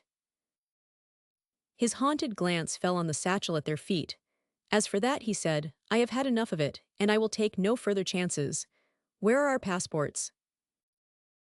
Locked in with the other papers. I was all ready to throw them out of the port when you knocked. Unlock the bag now. I will get rid of the whole business, he said bluntly. Curvin, I cannot do that. What? He exclaimed. I cannot destroy those papers if there is a chance of getting through with them. I gave my promise, you know. The dull surprise in his eyes changed gradually to impatience. If another ship stops us, they will have to go overboard anyway. PG 117, we may not be stopped again. If we are, we have time. Karen. Yes, dear. A slight flush came into his haggard face. He hesitated, looked up at her where she was kneeling on the sofa beside him. "Dear," he said gently, "I have never intended that you should carry those papers to your father, or to anybody else. I do not quite understand you." "Try to understand. I am a friend to England, Devon, a closer friend to Belgium." "I know, but you are my friend too." Devotedly, Karen. He took hold of her hand. She slipped down to the sofa and settled there beside him with a little air of confidence which touched and troubled him. "I am your friend," he said. "But there is another friendship that demands first of all the settlement of prior obligations. And if these obligations conflict with any others, the others must give way, Karen." "What do you mean?" "The obligations of friendship of affection these must give way before a duty more imperative." "What duty?" "Allegiance." "To him?" "To the country in which my race had its origin." "Yes, but America is neutral, Curvin." "I mean Belgium," he said in a low voice. "PG 118 Belgium. Are you then Belgian?" she asked, amazed. "When Belgium is in trouble eyes. How can you be loyal to two countries?" "By being loyal to my own manhood and to the God who made me," he answered in a low voice. "You feel so deeply about this war." "Nothing on earth could stir me as deeply, Karen, unless America were in danger." I cannot understand." "Let me help you. My family was Belgian. For many years we have been good and loyal Americans. America means home. But nevertheless, we inherit obligations toward the country of our origin which, so far, time has not extinguished. When I became of military age, I went to Belgium and served my time in the Belgian army. Then I went them. My father did it before me, my grandfather before him. My younger brother will do it, God willing. It is our custom to fulfill our obligations," he added with a faint smile, "even when those obligations seem to others a trifle fanciful and old-fashioned." She bent her fair head in silence, considering for a space, her hand resting rather lifelessly in his. And after a few moments, "But how does all this interfere with our friendship?" she asked innocently. "It does not only. I could not let you take those papers to Germany, Karen." "But I have promised." "You promised to do it if it were possible." He PG 119 lifted her hand to his lips. "Beautit has become impossible, Karen. Another ship may not interfere." "No, but I must interfere." "You, Curvin." "Dear, I must." "Betray me." Karen, what are you saying?" "If you take my papers away, you betray our friendship." "I have told you that there is a higher obligation than friendship, even your friendship, Karen." "Now you mean to take my papers from me?" "Yes, dear." "By be violence." "Karen, look at me." She gave him a white, breathless glance, wrenched her hand from his, stooped suddenly, seized the satchel, and gathering it against her breast, clasped both arms around it. Then she looked him straight in the eyes. "Yes," he said, "that is the only way. You must keep your word to the last and do your best. Only remember that what I do now has no bearing whatever upon our friendship. I care for you at this moment more than I ever 999. So forgive me, Karen." "I never shall, Curvin, think what you are doing." He encircled her with his left arm, and with his right hand, he gathered both of her slender wrists in his grasp PG 120 and held them. The satchel rolled from her knees to the floor. "Curvin," she cried, "think what you are doing." She looked up into his set face where he held her crushed against his shoulder. "I am your friend. Think what you are doing. I care so much for you." "And I for you. Karen, is that the key around your neck on that blue ribbon?" "You shall not have it." "Oh, Curvin, she gasped, "what are you doing to our friendship? What are you doing?" Curvin, think what you are doing." The struggle was already over. With his left arm, he held both of her arms pinned tightly to the supple body which lay panting against him, while with his other hand he untied the narrow blue bowknot at her throat and freed the tiny key. Then he released her. They both were deadly pale. She dropped back among the pillows and lay there staring at him. There was in the white calm of her face an expression almost pleasant. "So you have done it," she said in a curiously altered voice, but her lips scarcely moved when she spoke. He did not answer, but in her level eyes he saw blue lightning glimmer. "You did your best," he said. "Your conscience is clear, nobody can reproach you." "Do you understand," she said in a low, expressionless voice, "that I am your enemy?" "Do you reason that way, Karen?" "Reason." PG 121. Yes. Reason it out, Karen, before you come to such a conclusion. She said, very quietly. A woman takes a shorter cut to her conclusions than by reasoning. As I did with you when I gave you my friendship unasked, she turned her head swiftly and sat for a moment while the starting tears dried in her eyes, unshed. They dried slowly while the battle raged within her combative mind and heart with every outraged instinct in arms, every emotion, every impulse. Pride, belief, faith, tenderness all desperately wounded, fought blindly in the assault upon her heart, seeming to tear it to 1,000 bleeding fragments. Perhaps, like the fair body of Osiris, it was immortala deathless, imperishable thinger that what had come into it had become indestructible. For, after her heart lay in burning fragments within her, she turned and looked at him, and in her eyes was all the tragedy of her sex and all its never-ending mystery to men. "I must end what I have begun," he said gently. "Does it matter now?" "I do not know, Karen. I have no choice even when your hatred threatens me. I suppose it will be that, when I unlock your satchel." He picked it up and fitted the key to the lock. As he opened it, a faint, fresh fragrance came from it, as though he was violating the delicate intimacy of this young girl herself. But he set his jaws. She saw the cheek muscles tighten, and he drew from the satchel 2 flat envelopes. PG 122. One contained the forged passports, and he placed these in his breast pocket, then looked steadily at her. "Our friendship breaks with those seals," she said unsteadily. "Karen, I cannot help it." "Yes, you can help it, Kervin. Wait. I will say that it is more than friendship that breaks." She caught her breath, and her lip quivered. I have the courage to say it if it means anything to you, if it will help."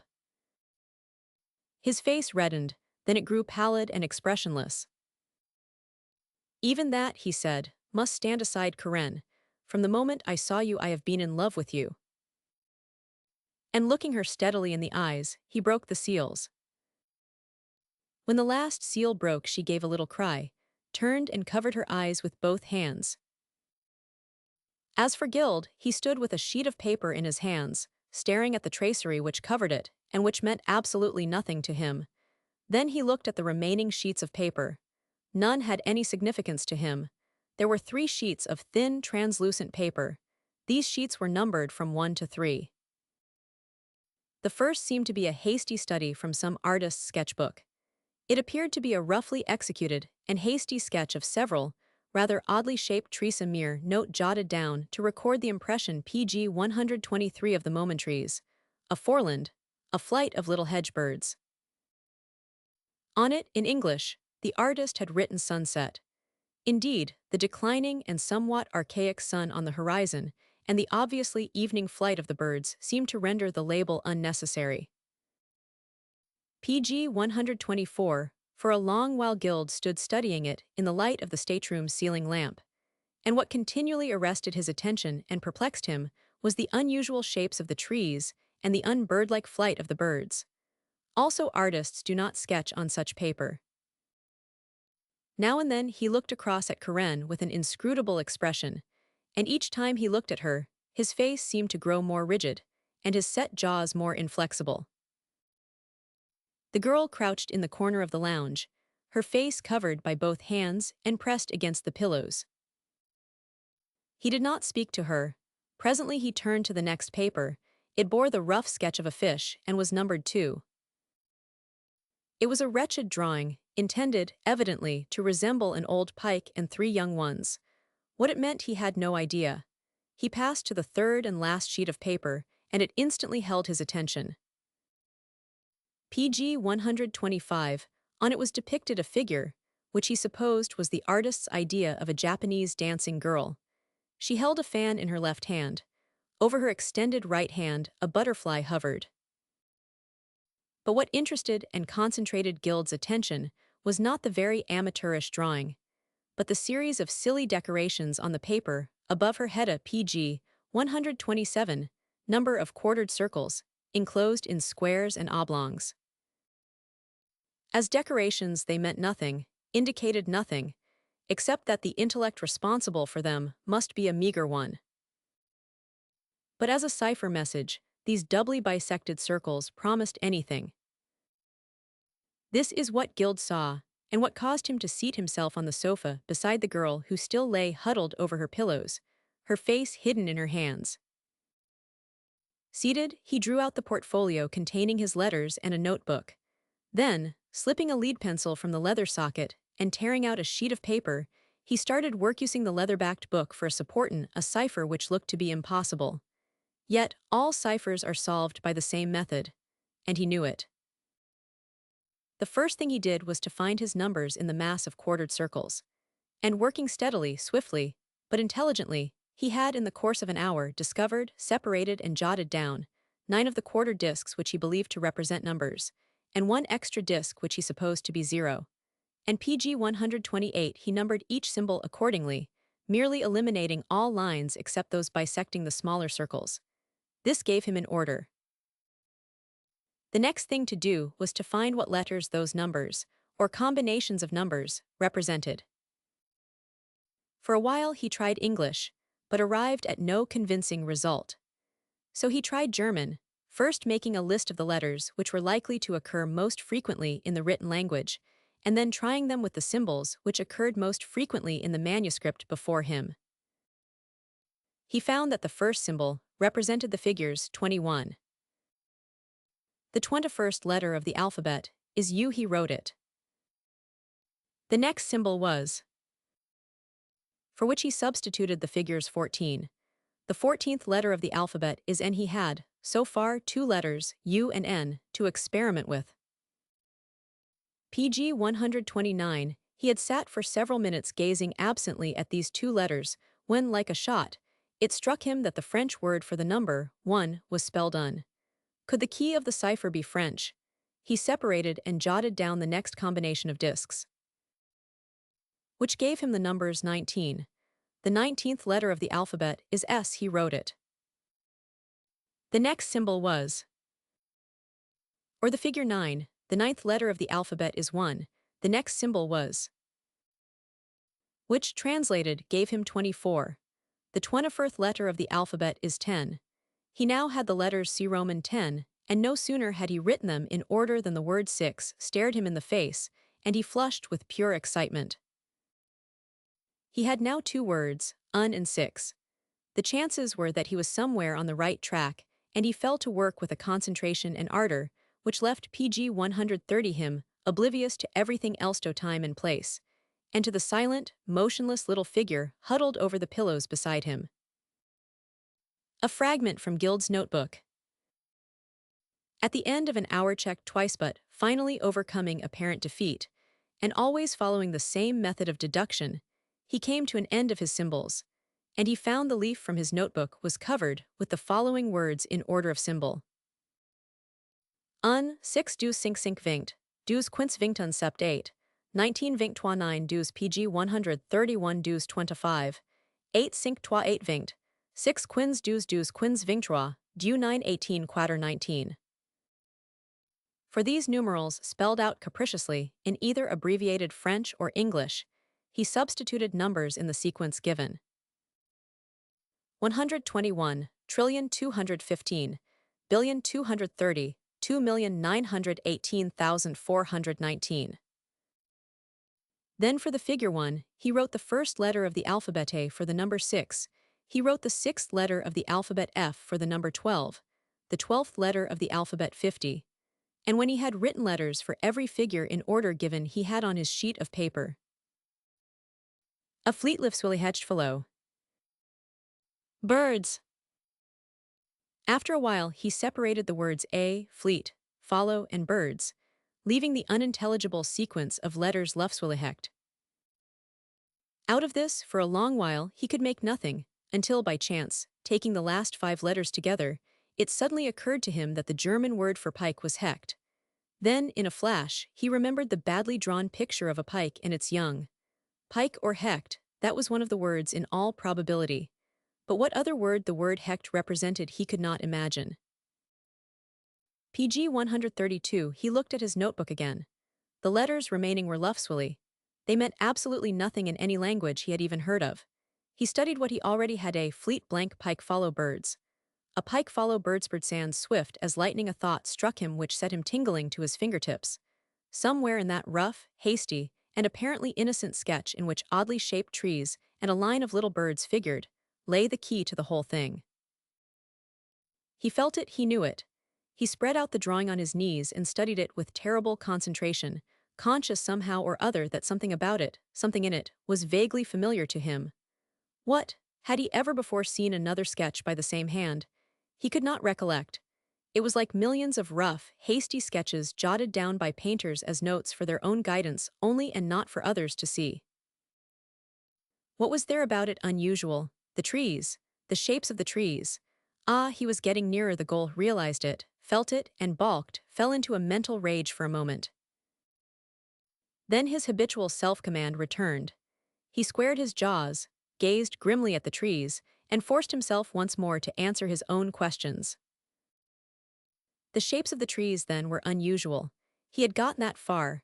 What was unusual in their shapes? The trunks and branches. No, the foliage. No, the outline. God, he whispered, and he had it.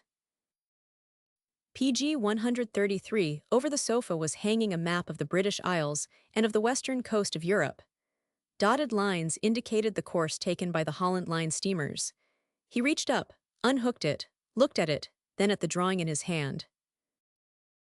Then he detached half of the thin sheet of paper on which the sketch was drawn and laid it over the sketch. Being translucent to the verge of transparency, he could see the drawing beneath the thin sheet covering it. Then, with his pencil, he steadily traced the outlines of the trees. When he had done this and had removed the sketch from beneath his tracing paper, he had what he expected: an outline of the British Isles, the Hebrides, Orkneys, Shetlands, part of the coast of Norway, the French, Belgian, and Dutch coast, Heligoland, and the German coast at Cuxhaven and Wilhelmshaven. From the map of the steamship company, he carefully filled in boundaries and a few principal towns.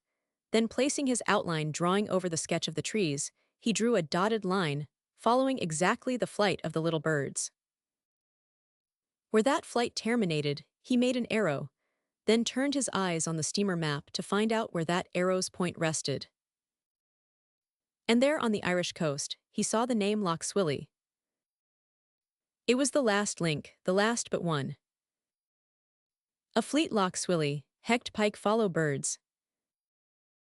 A pike, with little pike following her, was to follow PG 130 for the flight of the birds. A dotted line on his outline map. The dotted line curved up out of Cuxhaven, around the Orkneys and Hebrides, and into Lough Swilly where there was a fleet. Out of Cuxhaven, where lay the German submarines, a pike and young, a parent ship and submarines. The last link was forged, the chain complete, not quite, not entirely. The Japanese dancing girl, and PG 135 under the number of the sketch. 3 were 3 symbols. They were junks with Latin sails. Perhaps there were 3 Japanese battleships at Lough Swilly. It did not matter. The chain was complete enough for him.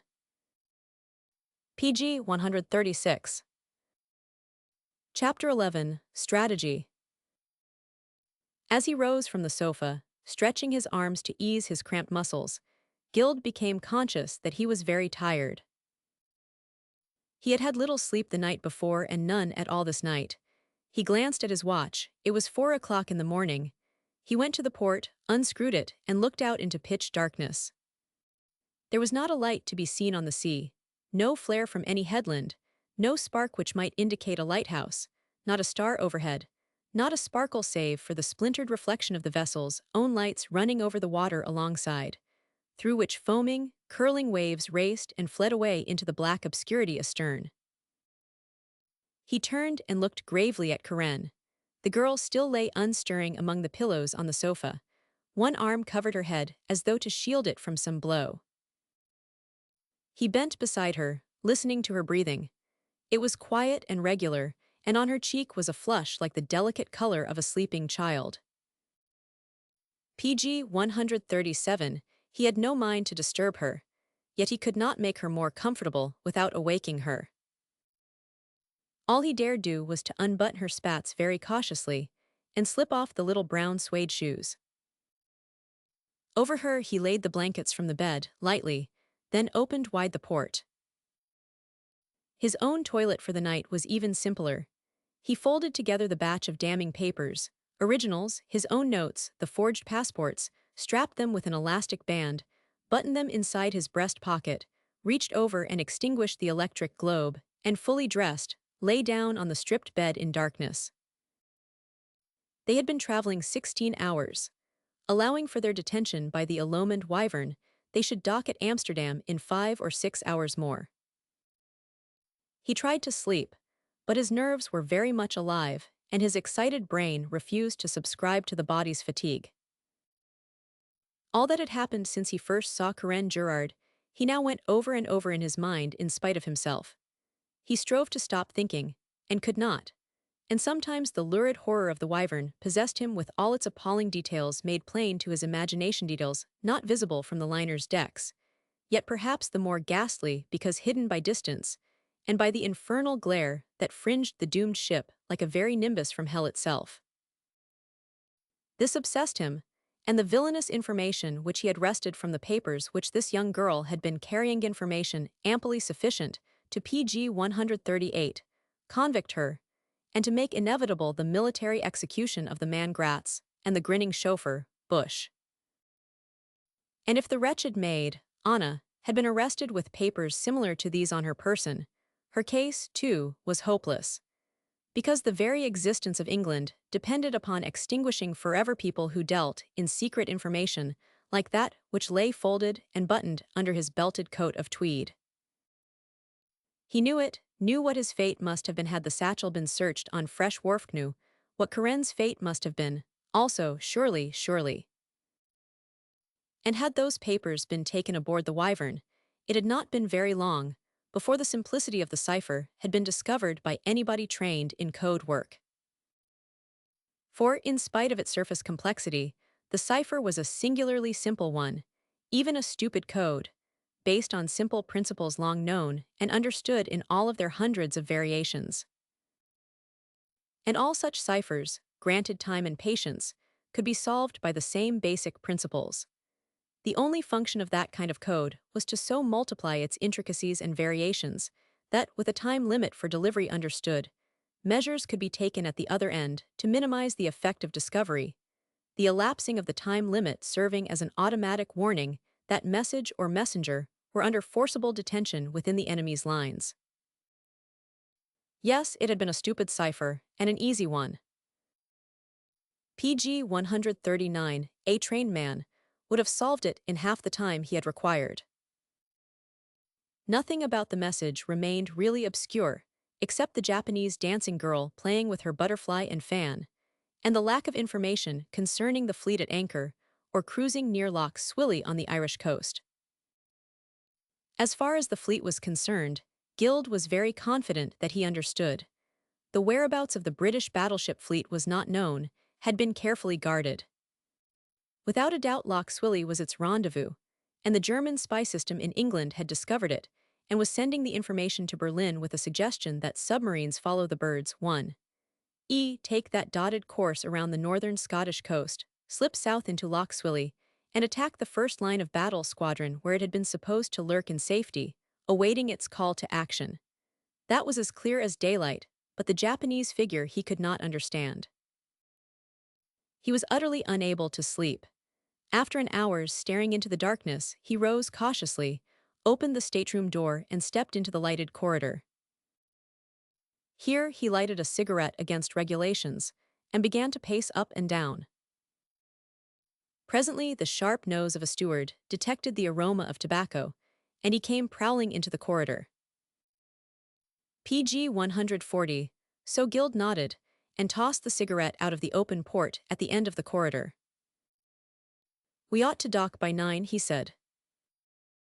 "About 9, sir. We are lucky to have run afoul of nothing resembling a mine." "God, sir, was not it awful about the Wyvern? I expect some passenger steamer will get it yet. Mines by the hundreds are coming ashore on the coast of Holland."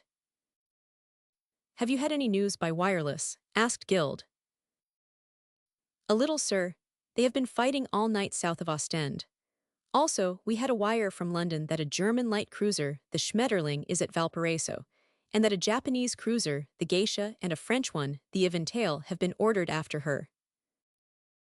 Guild nodded carelessly, stretched his arms, yawned, and returned to the stateroom, knowing that now, at last, he was in possession of every item in the secret document. For the Japanese dancing girl was the Geisha, the fan in her hand was the French cruiser Eventail, and the butterfly fluttering about her was the German light cruiser Schmetterling, which, in that agreeable language, means butterfly, and which no doubt had made an attempt upon the Geisha and had been repulsed. And this warning was sent that the Schmetterling had better keep her distance, because the Eventail had now joined the Japanese ship, and the two meant mischief. PG 141, as for the drawing of the pike, perhaps on the German naval list there might have been a vessel named the Hecht. He did not know. The symbol of the most ferocious freshwater fish in Europe was sufficient to indicate the nature of the craft, even had the flight of the birds not made it unmistakable. There could be no doubt about it, that the Hecht with the 3 little hecks following had been explicitly invited to cruise in the North Sea and have a look in at Loch Swilly. And that was quite enough to understand. He turned on the cabin light, went to Corinne's side and looked at her. She had moved, but only in her sleep apparently. The back of one hand lay across her forehead, her face was turned upward, and on the flushed cheeks there were traces of tears. But she still slept. He arranged her coverings again, stood gazing at her for a moment more, then he extinguished the light and once more lay down on the bare mattress, using his arm for a pillow. But sleep eluded him for all his desperate weariness. He thought of Gratz and of Bush, and of the wretched woman involved by them, and now a prisoner. The moment he turned over these papers to the British consul in Amsterdam, the death warrant of Gratz and Bush was signed. He knew that. He knew also that the papers in his possession were going to be delivered to British authority. But first, he meant to give Gratz and Bush a sporting chance to clear out. PG 142, not because they had aided him. They cared nothing about him. It was Corinne they had aided, and their help was given to her because of von Reiter. No, it was not in him to do the thing that way. Had he been a British officer on duty, it had been hard enough to do such a thing. As it was, he must give them their chance, and he knew of only one way to do it. This point settled, he dismissed it from his mind, and with a slight sigh, permitted his harassed thoughts to lead him where they seemed always now inclined to lead him, when permitted back to the young girl he had known only a few hours, but in whose company it seemed to him that he had already lived a century. He was not a man given to easy friendships, not a man in whom sensations were easily stirred. Under ordinary circumstances, perhaps, neither the youthful beauty of this girl, nor her talents and accomplishments had stirred him to more than an amiably impersonal interest. He had known many women and had been friends with a few, but on his part the friendships had not been sentimental. Women of all sorts and conditions he had known. Fashionable idlers, professional women, domesticated women, women with ideas, women without them, busy women with leisure for mischief, mischievous women whose business was leisure happy. Women, unhappy ones, calm ones, restless ones, clever ones, stupid ones, and their even more irritating sisters who promised to amount to something and never did. All these varieties PG 143 of the species he had known, but never a woman like this. Usually he could place a woman after seeing her move and hearing her speak. He could only place Corinne on a social par with any woman he had ever known, and he was afraid she did not belong there. because well-born German Mädchens do not interknee themselves in nun-like seclusion, far from Vaterland, Vater, and maternal apron strings, with intervals of sallying forth into the world for a few months' diversion, as a professional actress on the stage. At least Gild had never heard of any girls who did such things, but there remained the chance, of course, that Karen Gerard was a perfectly new type to him. One fact was evident: her father was a Prussian officer and belonged to the Prussian aristocracy, but gentlemen of these castes do not permit their daughters the freedom that Karen enjoyed. There was a mystery about the matter, probably not an agreeable one. Antecedents, conditions, and facts did not agree. There was no logic in her situation. Gild realized this, and at the same time, he realized that he had never liked any woman as much, had never come to care for any woman as easily, as naturally, and as quickly as he had come to care for Karen Gerard. It stirred him now to remember that this young girl had responded, frankly, fearlessly, naturally, had even met him more than halfway with a sweet sincerity and confidence that touched him again as he thought of it. Truly, he had never looked into such honest eyes, or into lovelier ones, two clear, violet wells of light. And PG 144 Truth, who abides in wells, could not have chosen for her dwelling place habitations more suitable. She seemed to possess all qualities as well as all accomplishments and graces of mind and body. The quality of courage was hers, a courage adorable in its femininity, but there was nothing hard about it, only firmness like the white firmness of her skin, and her intuitive generosity was as quick and melting as the exquisite motives which prompted it. Never could he forget that, in the dreadful peril of the moment, she had tried to give him a chance to escape the consequences of his companionship with her, had tried to send him ashore at the last moment, so that she alone might remain to face whatever there was confronting her. It was a brave thing to do, generous, self-forgetful, merciful, and finally just. For though she had not tried to deceive him, she had gradually realized that she herself might be deceived, and that she was in honor bound to warn him concerning her suspicions of the satchel's contents. And knowing the end after danger was practically over, how did they stand, he and she? How had they emerged from the snarl of circumstances? Had his gentle violence killed forever a very wonderful beginning of what they both had spoken of as friendship? And Sheikh reddened in the darkness, as he remembered had begged him in the name of friendship not to violate it had spoken of it, in the excitement of emotion, as more than friendship. PG 145. It had been the most difficult thing he ever had had to do. Was it true that her friendship had turned to hatred? He wondered at the dull unhappiness which the thought brought with it, and wondering fell asleep. In the gray of dawn Karen sat up, wide-eyed, still tremulous from the dream of death that had awakened her. Through the open port, a gray sky glimmered. She rose to her knees and gazed out upon a gray waste of water heaving to the horizon. Then she turned and looked across at the bed where Gild lay, his blonde head cradled on one arm, asleep. Her eyes rested on him a long while. Then she caught sight of her shoes and spats on the floor, looked down at the blankets and covers that had kept her warm. The next moment her eyes fell on her satchel where it stood open, the key still in the lock, and her silver toilet articles glimmering dully inside. The vague tenderness in her blue eyes vanished.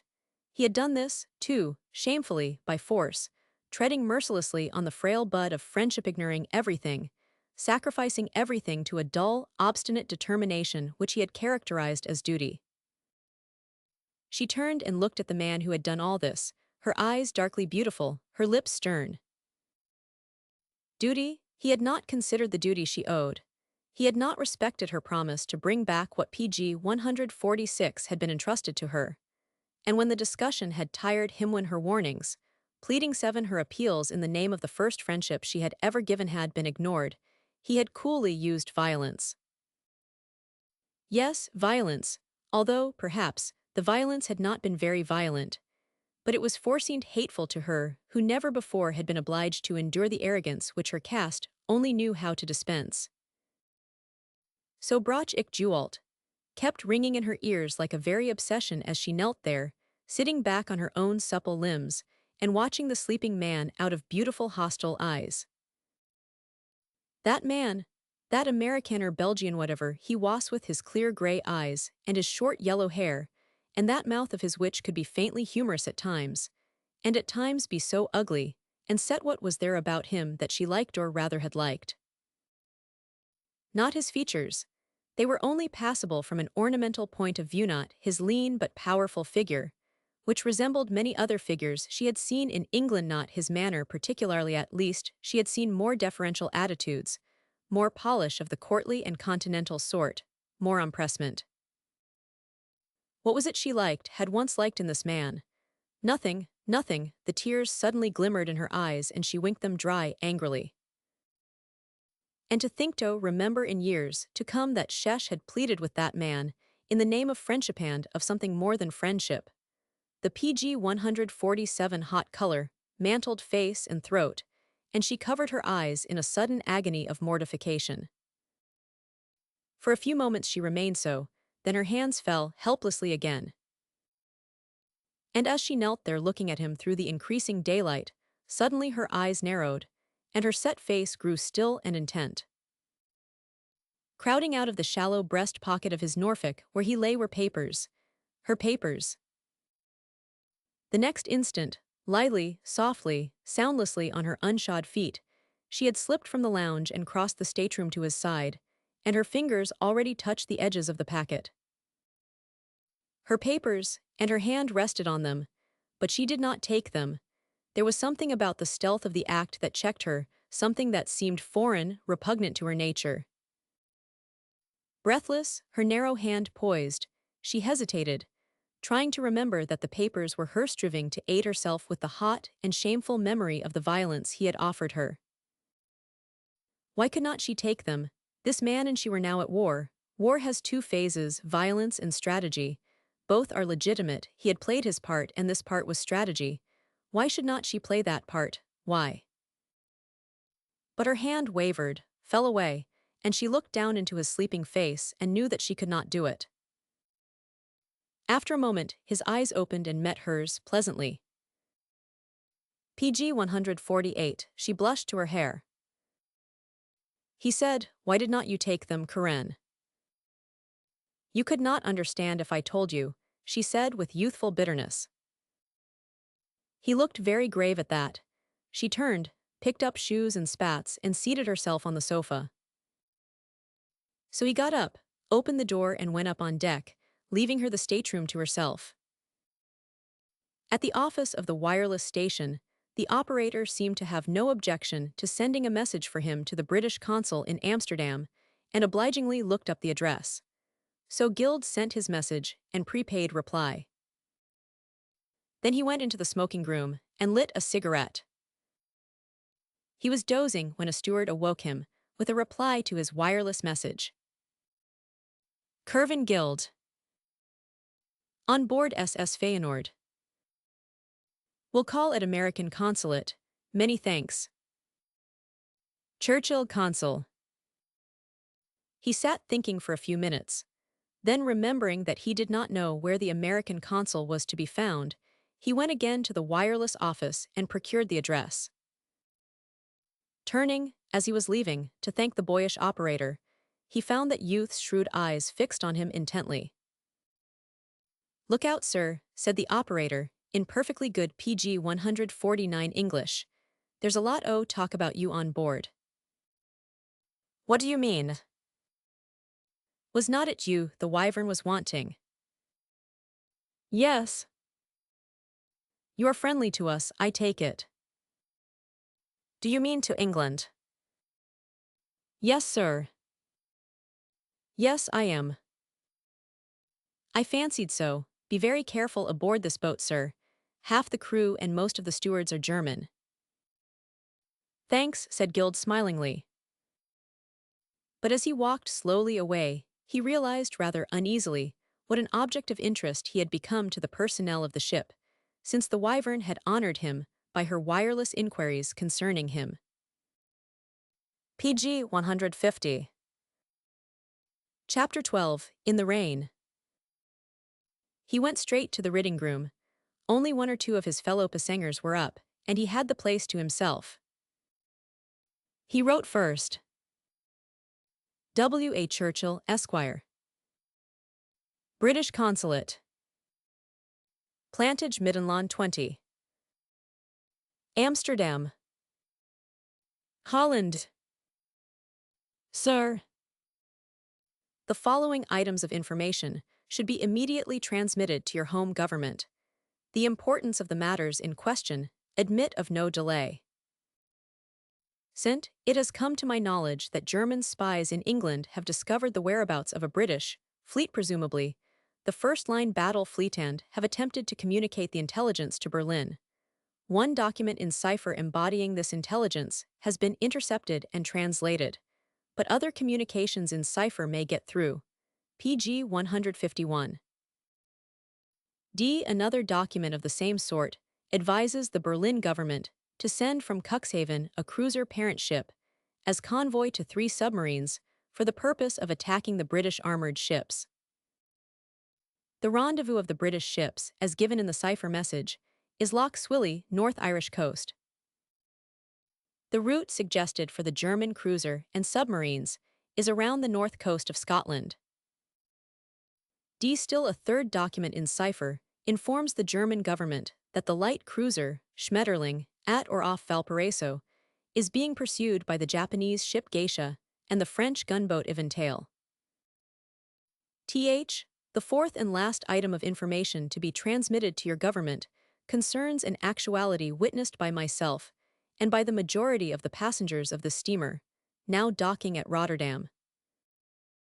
Last night, somewhere between 11 o'clock and midnight, and somewhere off the Belgian coast, H1000, S. Wyvern was blown up, whether by mine or torpedo or by a bomb from some unseen aircraft I do not know. She was using her searchlight on the clouds at the time. The ship was tilted out of the water at an odd angle when the red glare that suddenly enveloped her made her visible. It appears to me as though some submarine convulsion had heaved her up out of the sea. There was one of her officers aboard our liner PG 152 when the catastrophe occurred, Lieutenant Jameson. A boat's crew lay alongside of us.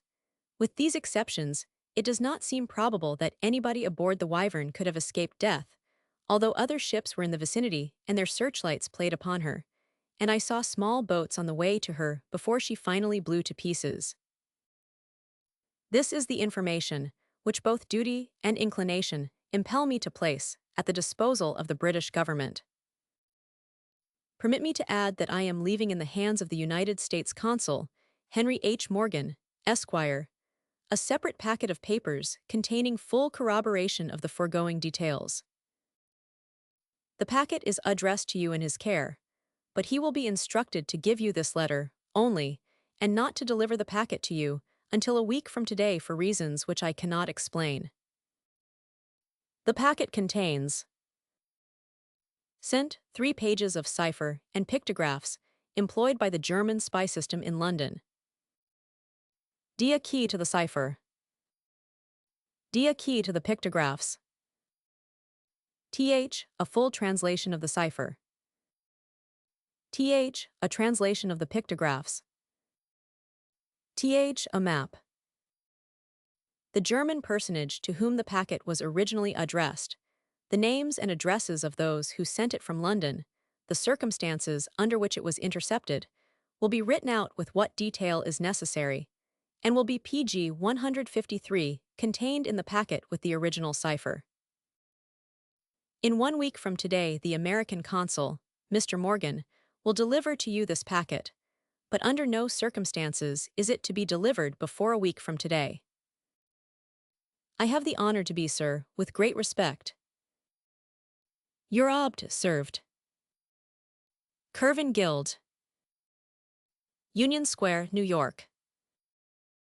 This letter he sealed, addressed, and laid aside.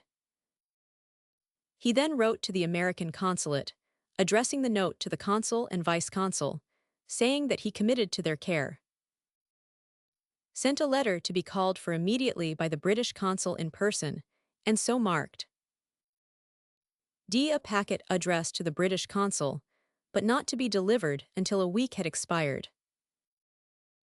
D. A letter to be sent to the United States Consul General in London with all speed. Th. A telegram to be sent to Edmeston Automobile Agency in London. Th. A letter to the same agency. He then wrote out his telegram, wondering whether the United States consul could put it through. Edmeston Agency. White Hood Lane, London, E100. Business of instant importance requires you all to leave for Holland immediately. Lose no time. Signed writer. Holland Line SS Feyenoord. PG 154. The letter was directed to the Edmeston Agency. Dear Sirs, Gratz and Bush must leave at once if they wish to enjoy the fishing here. The pike are biting. 4 have been caught. The shooting, also, is excellent. 8 birds were killed yesterday. If Gratz and Bush do not leave within a week, business in London is likely to detain them indefinitely, and they will miss their holiday with little chance for another. Tell them to take the urgent advice of a sportsman and clear out while they have the chance. Yours with good intentions. 500, Brown Satchel. While Guild was busy writing and consigning what he had written to separate envelopes, he was aware of considerable movement and noise outside on deck, the passing to and fro of many people. Whistle blasts from other craft, in fact. All the various species of bustle and noise, which, aboard any steamer, indicate its approach to port. He raised his head and tried to see, but it was still raining and the air was dull with fog. Passengers, stewards, and officers came and went, passing through the reading room where he sat in a corner sorting and sealing his letters. Twice, glancing up over his shoulder, he noticed a steward cleaning up, dusting and arranging the pens, ink, and writing paper on the several tables nearby of those 2 PG 155 busy and officious functionaries, whose zeal for tips usually defeats its own ends. And so it happened this time, for, as Guild, intent on what he was writing, reached out absently for another envelope, a package of them was thrust into his hand with a bustling, obsequious paper. Sir. Yes, sir, beg pardon, sir. I am sorry, for somehow the inkwell had been upset and the pile of letters scattered over the floor. Damn it, said Guild savagely, springing back to avoid the streaming ink. The steward appeared to be overwhelmed. Down he flopped on his knees to collect the letters, hopping up at intervals to sop the flowing flood of ink from the desk. Guild took the letters from him grimly, counted the sealed envelopes, then without a word went to the neighboring desk, and sitting down there, wrote on the last sealed envelope, not yet addressed envelope, which contained the cipher code, translation, and the information concerning the Edmeston Company. When he had written on it, to be delivered to the British consul in a week, he gathered all the letters, placed them in his breast pocket, buttoned his coat, and went out. For half an hour he walked to and fro under the shelter of the roof deck, glancing absently across the rail where there was nothing to see except grey mist, grey water, and rain. After he had enough of this, he went below. Karen was not in the cabin, but her luggage stood there beside his own. PG 156, he had plenty of time to make a decent toilet. He bathed, shaved, chose fresh linen, brushed his wrinkled tweeds as thoroughly as he could. Then, leaving the luggage there, he went away in search of Karen with a view to breakfast. He found her on the starboard deck, very comfortably established. The idiot deck steward, who had upset his inkwell and scattered his letters, was serving her obsequiously with marmalade. As Guild approached, Karen looked up at him coolly enough, though a bright color surged into her face. The steward bustled away to find more coffee and rolls. Do you feel rested at all? Asked Guild pleasantly. Yes, thank you. May I take the next chair and have breakfast with you? Yes, please. He seated himself. She said nothing, ate nothing. Suddenly it occurred to him that in her quaint way she was waiting for his breakfast to appear before beginning her own. You are not waiting for me, are you? He asked. Do not do that, everything will be cold. With an odd air of old-fashioned obedience, which always seemed to make her more youthful to him, she began her breakfast. We will be docking presently, he remarked, glancing out into the fog and thinly falling rain. Yes. He lay back in his chair, not caring for her monosyllables, PG 157, but good-humoredly receptive in case she encouraged conversation. Neither the freshness of her clothes nor of her skin seemed to have suffered from the discomforts of the night. Her hair was lustrous and crisply in order. From her hat crown to the palms of her gloves rolled back over her wrists, she seemed to have just left the hands of a clever maid. So fresh, sweet, fragrant, and immaculate she appeared to him, and he became uncomfortably conscious of his knickerbockers and badly wrinkled tweeds. The same fool of a steward brought his coffee, and as Karen offered no encouragement to conversation, he breakfasted beside her in silence. Afterward, he lighted a cigarette, and they both lay back on their steamer chairs watching the fog and the drizzle and the promenading passengers, who all appeared to be excited at the approaching process of docking and over the terrible episode of the previous night. In all languages it was being discussed. Guild could catch fragments of conversation as groups formed, passed, and repassed their chairs. Another thing was plain to him. Karen had absolutely nothing to say to him, and apparently no further interest in him. From time to time, he looked at the pure profile which never turned in response. Self-possessed, serene, the girl gazed out into the fog as though she were quite alone on deck. Nor did there seem to be any effort in her detached interest from her environment. And Guild PG 158 wondered in his depressed heart whether he had utterly and hopelessly killed in her the last faint glimmer of friendly interest in him. The docking of the Feyenoord in the fog interested him very little. Here and there a swaying mast or a black and red funnel loomed up in the fog, and the air was full of characteristic noises that is all he saw or heard, where he lay silent, brooding on fate and chance, and on the ways of a woman in the pride of her youth. The idiot steward reappeared, and Guild sent him below for their luggage. On the gangplank they descended with the throng, shoulder to shoulder in silence. Inspection did not take long, then a porter who had been following took their luggage. "Karen, do you speak Dutch?" asked Guild mischievously. "Yes, a little." "I supposed you did," he said smilingly. "Please ask him the shortest way to the United States consulate." She turned indifferently to the porter. "What is de kortst Wegnar?"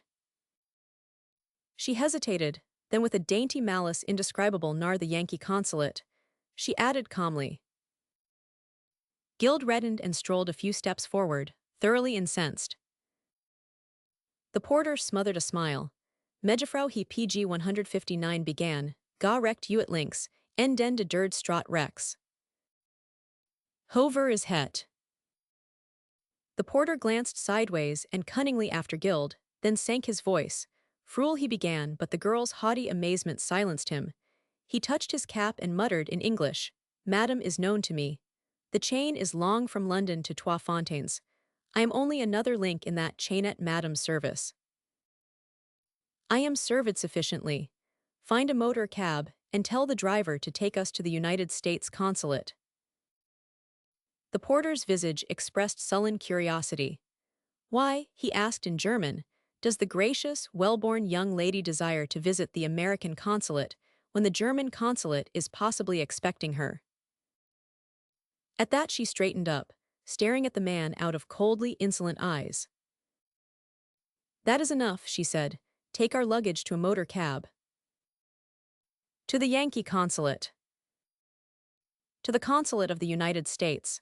Do you hear? Move then," she said crisply. It was raining torrents. Guild held the sullen porter's umbrella while Karen entered the cab. The luggage was stowed, the vehicle wheeled out into rainshot obscurity. Karen turned impulsively to the man beside her. "Forgive my rudeness. I am ashamed to have insulted your consulate." PG 160 he flushed, but his lips twitched humorously. "I am sure that the United States very freely forgives Fräulein Gerard." "Do you?" "Does it matter?" he asked lightly. "Yes, are my amends acceptable to you?" "Of course, but what am I, Karen?" You are amiable, it was very common of me.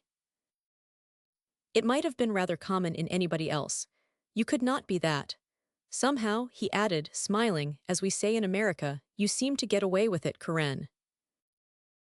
You are very amiable, she repeated stiffly. And constraint fell between them once more, leaving him, however, faintly amused. She could be such a little girl at times, and she was adorable in the role, though she scarcely suspected it. At the American consulate, the cab stopped, and Guild turned up his coat collar and sprang out. While he was absent, the girl lay back in her corner, her eyes fixed on the rain-smeared pane. She had remained so motionless for some time when a tapping at the cabin window attracted her attention. A beggar had come to the street side of the cab and was standing there, the rain beating on his upturned face. And the girl hastily drew out her purse and let down the window. Suddenly, she became rigid. The beggar had said something to her under his breath. The English shilling fell from her fingers to the floor of the cab. PG 161, his hand still extended in supplication. The man went on in German. Your steamer swarmed with English spies. One of them was your stewardess. The girl's lips parted stiffly. I do not understand, she said with an effort. The stewardess spied on the deck steward, Ritter. They were all watching each other on that ship, and everybody watched you and the American. Ritter told me to follow you to the American consulate. Who are you? I served as one of the waiters in the saloon. Gratz knows me. If you are carrying any papers of value, be careful. What do you mean? Ritter gave you some papers. The stewardess saw him. She came ashore and watched you while your luggage was being inspected. She knows you have driven to the American consulate. Your porter told her, fool.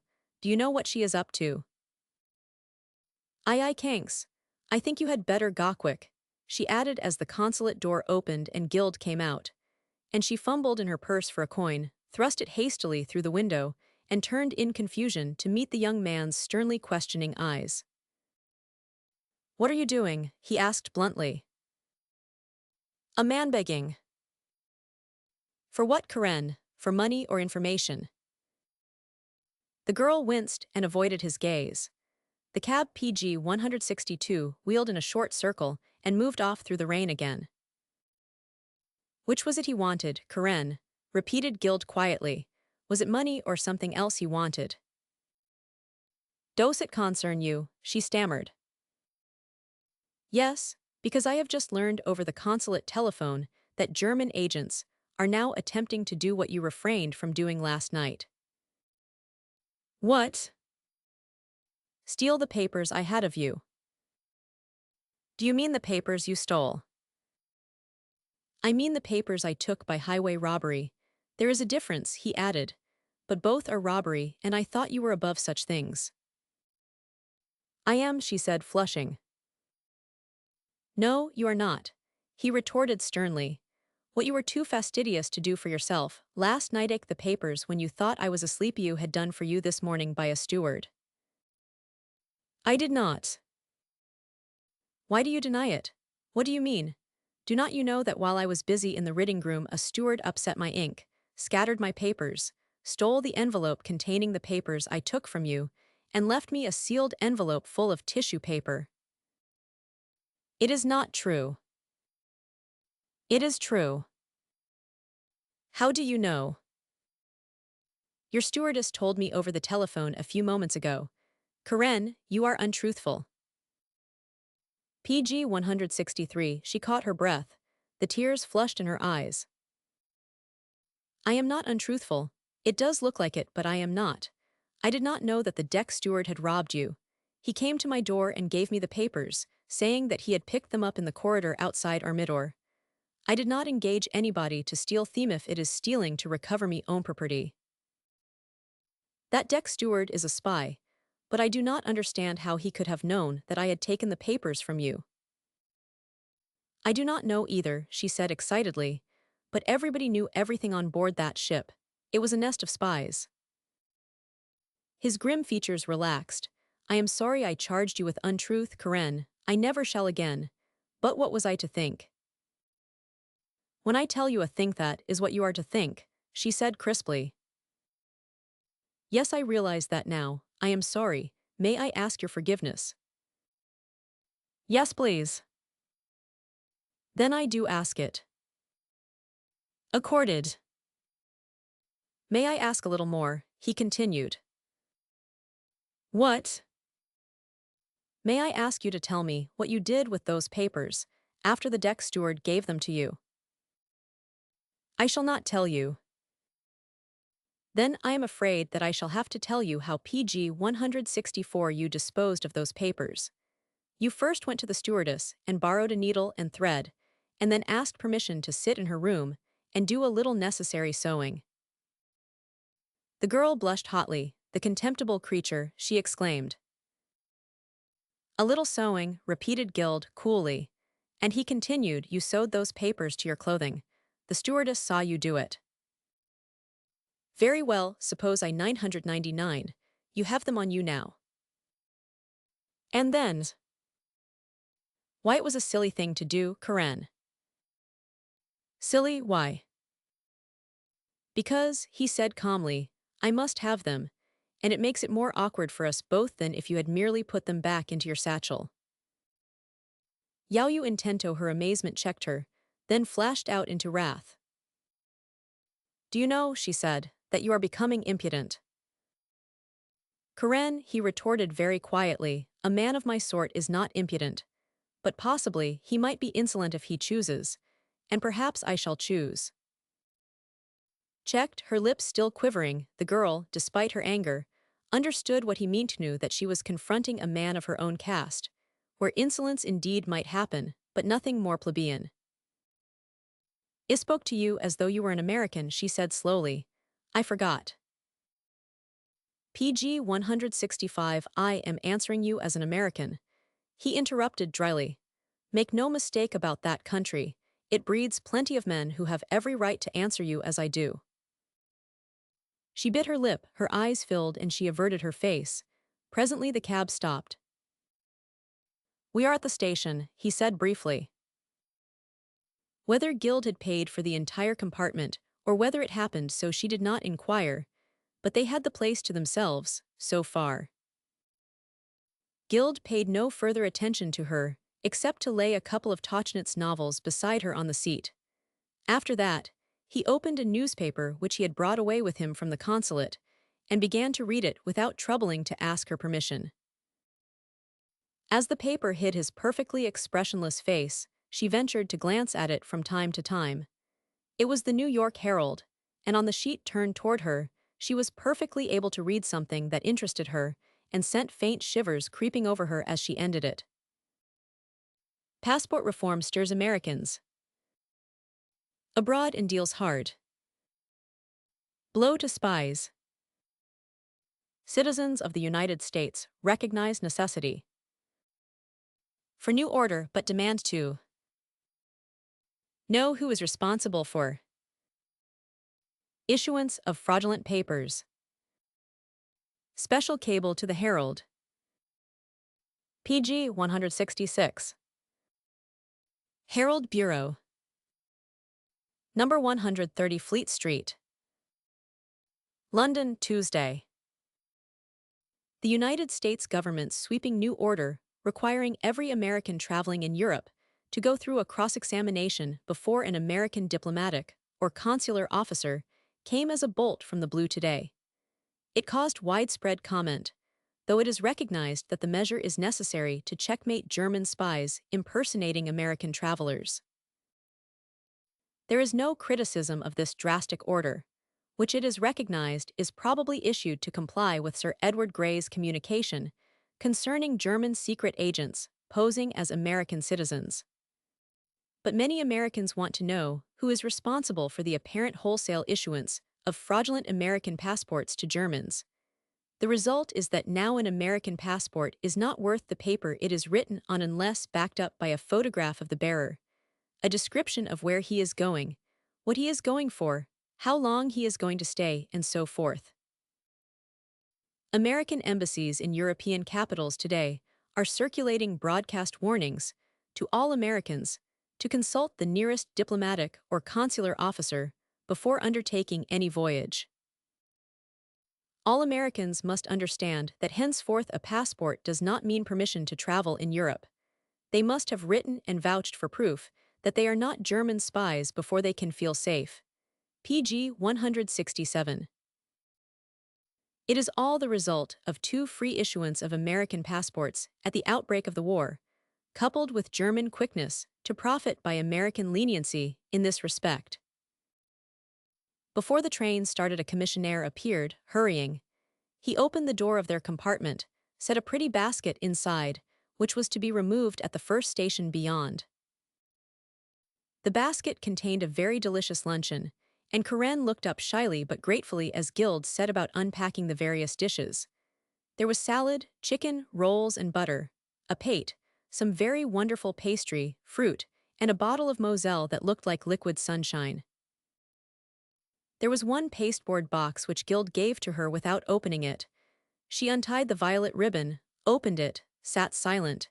He seemed to pay no attention to what she was doing.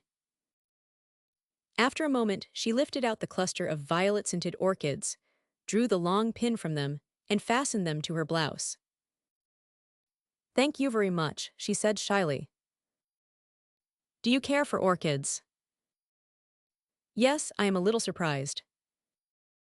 "Why?" "That you should think to offer them to me." He looked up, and his gray eyes seemed to be laughing, but his mouth, that perplexing, humorous, inscrutable mouth of his, remained grave and determined. PG 168 Karen, he said, "If you only understood how much I do like you, you would not perhaps deal so mercilessly with me." "I'm merciless." "You are. You made me use force with you when you should not have resisted. And now you have done something more merciless yet." What, Curvin? "You know I must have those papers." "Curvin!" "Dear, look at me. No, in the eyes. Now look at me while I say, as seriously and as gently as I know how, that I am going to have those papers. You know I mean what I say, that is all, dear." Her eyes fell, and she looked at her orchids. "Why do you speak that way to me after giving me these?" "What have orchids to do with a man's duty?" "Why did you give them to me?" "Why, because we are friends, if you will let us be." "I was Willingham still in spite o' everything. You know I am. If I can forgive you what you did to me in our stateroom last night, surely, Curvin, you will not take any more chances with my forgiveness, will you?" He said, "I shall have to if you force me to it. Karen, I never liked any woman as much as I like you. We have known each other 2 days and a night, but in that time we both have lived a long, long time." She nodded thoughtfully. PG 169 Then you know me now as well as you ever will know me. Better than any other woman has ever known me. When my mind is made up that a certain thing is to be done, I always try to do it, Karen, and I know that I ought to have those papers and that I am going to have them. Is that clear, Karen, dear? She remained silent, brushing her orchids with her fingertips, absentied, serene. After a moment he thought that the ghost of a smile was hovering on her lips, but he was not sure. Presently she looked up. "Shall we lunch?" she asked. PG 170. Chapter 13. The Day of Wrath. 3 times they were obliged to change cars after passing through Utrecht. Night fell. The last compartment into which they had been crowded was filled with Dutch cavalry officers, big, talkative fellows in their field uniforms and jingling equipments, civil to Guild, courteous to Karen, and all intensely interested in the New York newspaper which Guild offered them, and which they all appeared to be quite able to read. They all got out at Maastricht, where the lantern-lit platform was thronged with soldiers, and when the train started, the two were alone together once more. They had been seated side by side when the officers were occupying the compartment. They remained so when the train rolled out of the station, neither offering to move, perhaps not thinking to move. Karen's Tauchnitz novel lay open on her lap, her eyes brooded over the pages, but the light was very dim, and presently she lay back, resting her arm on the upholstered window ledge. Guild had been sitting so very still beside her that PG 171, she suspected he was asleep. And when she was sure of it, she permitted herself closer scrutiny of his features than she had ever ventured. Curiosity was uppermost. To inspect at her leisure a man who had so stirred, so dominated, so ruled and misruled her was most interesting. He looked very boyish, she thought, as he lay there very clear-cut and yellow-haired very kind except for the rather square contour of the chin.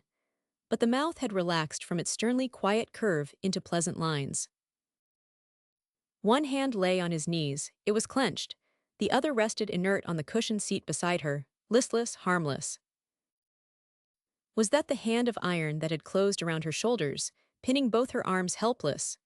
Were these the hands that had mastered her without effort, hands which had taken what they chose to take, gently violent, unhurried, methodical, and inexorable? How was it that her swift hatred had not endured in the wake of this insolent outrage? Never before had a hand been laid on her in violence and not even in reproof. How was it that she had endured this? Every womanly instinct had been outraged. How was it that she was enduring it still, acquiescing in this man's presence here in the same compartment with her clothes beside her? She had resented the humiliation. She resented it still, fiercely when she remembered it. Why did not she remember it more frequently? Why did not she think of it every time she looked at him? What was PG 172, the trouble with her anger that she seemed to forget so often that she had ever been angry? Was she spiritless? Had his violence then crippled her pride forever? Was this endurance, this submission, this tacit condoning of an unforgivable offense to continue? There was color in her cheeks now, as she sat there gazing at him and remembering her wrongs, and industriously fanning the rather sickly flames of her wrath into something resembling a reasonable glow. But more fuel seemed to be needed for that. The mental search for it seemed to require a slight effort, but she made it and found her fuel, and a brighter color stained her face. Dared he lay hands on her again? What did his recent threat mean? He was aware that she had sewed the papers to her clothing. What did he mean by warning her that he would take them by violence again if necessary? It was unthinkable, inconceivable. She shivered unconsciously and cast a rather scared glance at him. This man was not a Hun. She was no Sabine. The era of Pluto and Proserpine had perhaps been comprehensible considering the time, seven picturesque, if the galleries of Europe correctly reflected the episode. But such things were not done in 1914. They were not only not done, but the mere menace of them was monstrous, unbelievably brutal. She needed more fuel, caught her breath, and cast about for it to stoke the flames before her flushed cheeks could cool. And to think that she, Karen, was actually PG 173 at that moment, wearing his orchiture at her breast. Her gloved hand clenched, and she made a gesture as though to tear the blossoms from her person, and did not they were so delicate, so fresh, so fragrant after all the flowers were innocent. It was not these lovely, scented little things she should scorn and punish, but the Manthai's man here asleep beside her. Her heart almost ceased for a moment. He moved, opened his eyes, and lay looking at her, his lids still heavy with sleep. "You are horribly tired, aren't you?" she faltered, looking into his worn face, which 2 days' lack of sleep had made haggard. He nodded, watching her. "I will move across the way and let you stretch out," he said. "No, you need not. You look dead tired." "I could not sleep that way. You need not move." He nodded, his eyes closed. After he had been asleep a little while, watching him, she wondered what he might be dreaming, for a ghost of a smile edged his lips. Then sleeping, his arm moved, encircled her, drew her shoulder against his. And she found herself yielding, guided, relaxing, assenting, until her cheek lay against his shoulder, resting there. And after a while her eyes closed. The fuel had given out. After a little while the last spark died, and she slept. PG 174. Chapter 14, Her Enemy. The dim light fell on them where they slept, seated upright, unconscious, swaying as the car swayed. Unseen forests swept past on either side under a dark sky set with stars, Low mountains loomed in the night, little rivers sparkled under trestles for a second, and vanished in the dull roar of the rushing train. The man, sunk back against the upholstered seat, lay as though dead.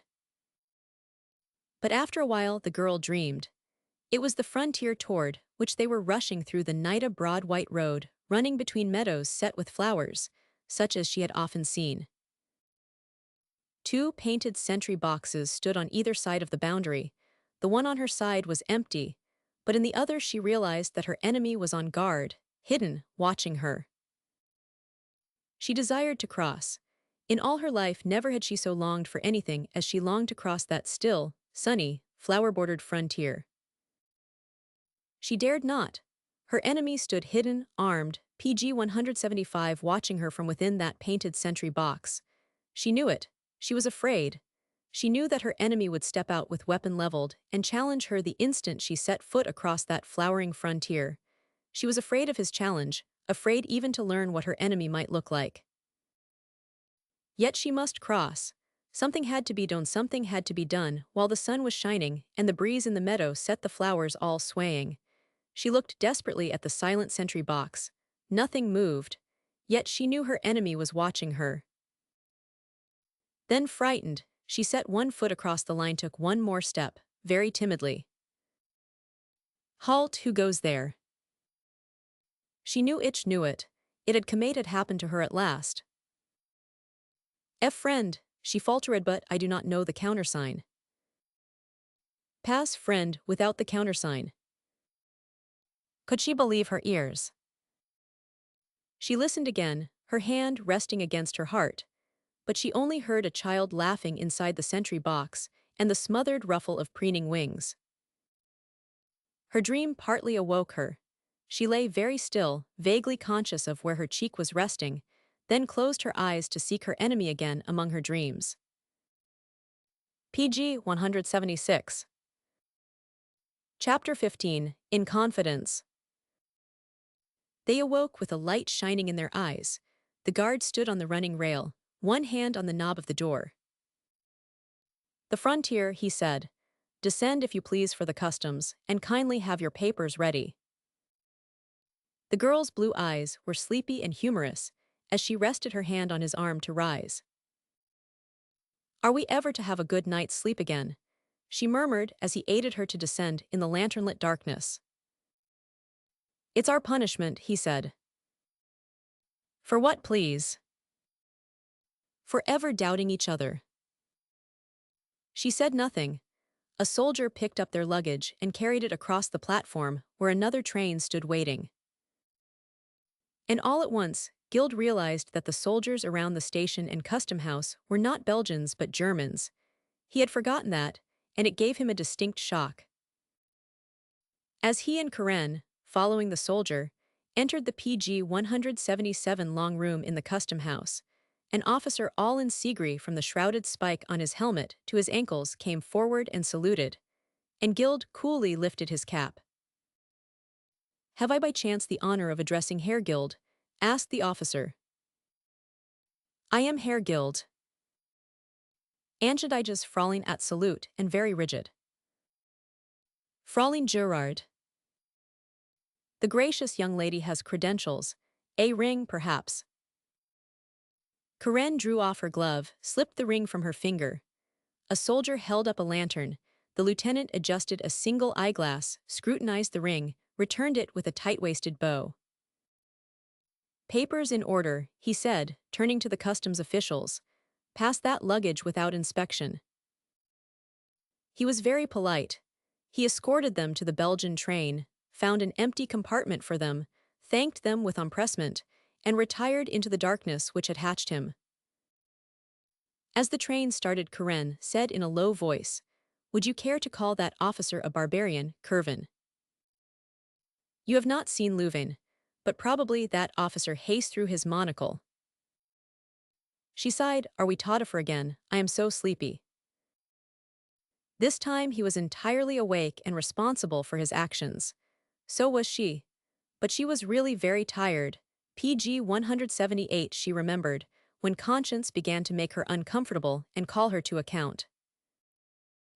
But she was too weary to argue the point. Her cheek rested unstirring against his shoulder. Once or twice her eyes opened vaguely, and her hand crept toward the orchids at her breast. But they had not been crushed. Her white lids closed again. It was unfortunate that she felt no desire to sleep. Her conscience continued to meddle at intervals, too. But of one thing she was quite certain: she would not have tolerated any such thing very long, had she not been very sure that he had immediately gone to sleep, and she was afraid that if she stirred, he might awake, and perhaps might not be able to go to sleep again. He needed sleep. She told herself this several times. "Karen!" "What?" she said in consternation, and she felt her cheeks growing hot. "You will let me have those papers, will not you?" She lay very still against his shoulder. "Will not you?" he repeated in a low and very gentle voice. "Please sleep," she said in a voice as low. "Will not you answer me? You need sleep so much. Please answer me, Karen." "You know," she said, "that unless you let me sleep I couldn't rest like this. Do not you? Are you not comfortable?" PG 179. "Yes, but that has nothing to do with it. You know it." He murmured something which she did not catch. "I do not care to rest this way if we are going to remain awake," she whispered. "I am asleep," he replied drowsily. Whether or not he was, she could not be certain even after a long while. But in argument with her conscience again, she thought she ought to take the chance that he was asleep because, if he were, it would be inhuman of her to lift her head and arouse him. Meanwhile the train moved ahead at a fair speed, not very fast, but without stopping. Other trains gave it right of way, hissing on sitting 7 military and supply trains, which operated within the zone controlled by General von Reiter's division. The locomotive carried several lanterns of various colors. They were sufficient to clear the track for that train through that strip of Belgium to the Luxembourg frontier. Hills, woods, mountain streams, stretches of ferny uplands, gullies set with beech and hazel flew by under the watching stars. Over the fields to the west lay what had been Liege, but they swung east through Herve, past in Civil, then south by Thew, Stavelot, over the headwaters of the Arth. Forest trees almost swept the window panes at times. Lonely hamlets lay unlighted in darkened valleys. Karen's blue eyes were shut, and she did not see these things. As for Gild, he lay very still, wondering how PG 180 he was to get the papers, wondering, too, what it was about this girl that was making this headlong, nerve-wracking quest of his the most interesting and most wonderful journey he had ever undertaken. They were not asleep, but they should have been, and in separate corners. Conscience was explaining this to her, and she was really trying to find relief in sleep. Conscience was less intrusive with him, except in regard to the papers, and when it had nagged him enough he ceased wondering how he was going to get them and merely admitted that he would do it. And this self-knowledge disturbed him so that he could scarcely endure to think of the matter and of what must happen to their friendship in the end. Sorrow, dismay, tenderness possessed him by turns. She seemed like a slumbering child there on his shoulder, softly fragrant, trustful, pathetic. And he was pledged to a thing that might tear the veil from her, assurify her, crush her confidence in man. "I can bribe a couple of old women," he thought miserably, "but it's almost as bad as though I did it myself." Good heavens, was a man ever before placed in such a predicament? And when he could not stand his horrid reflections any longer he said, "Karen," again. So humbly, so unhappily that the girl opened her blue eyes very wide and listened with all her might.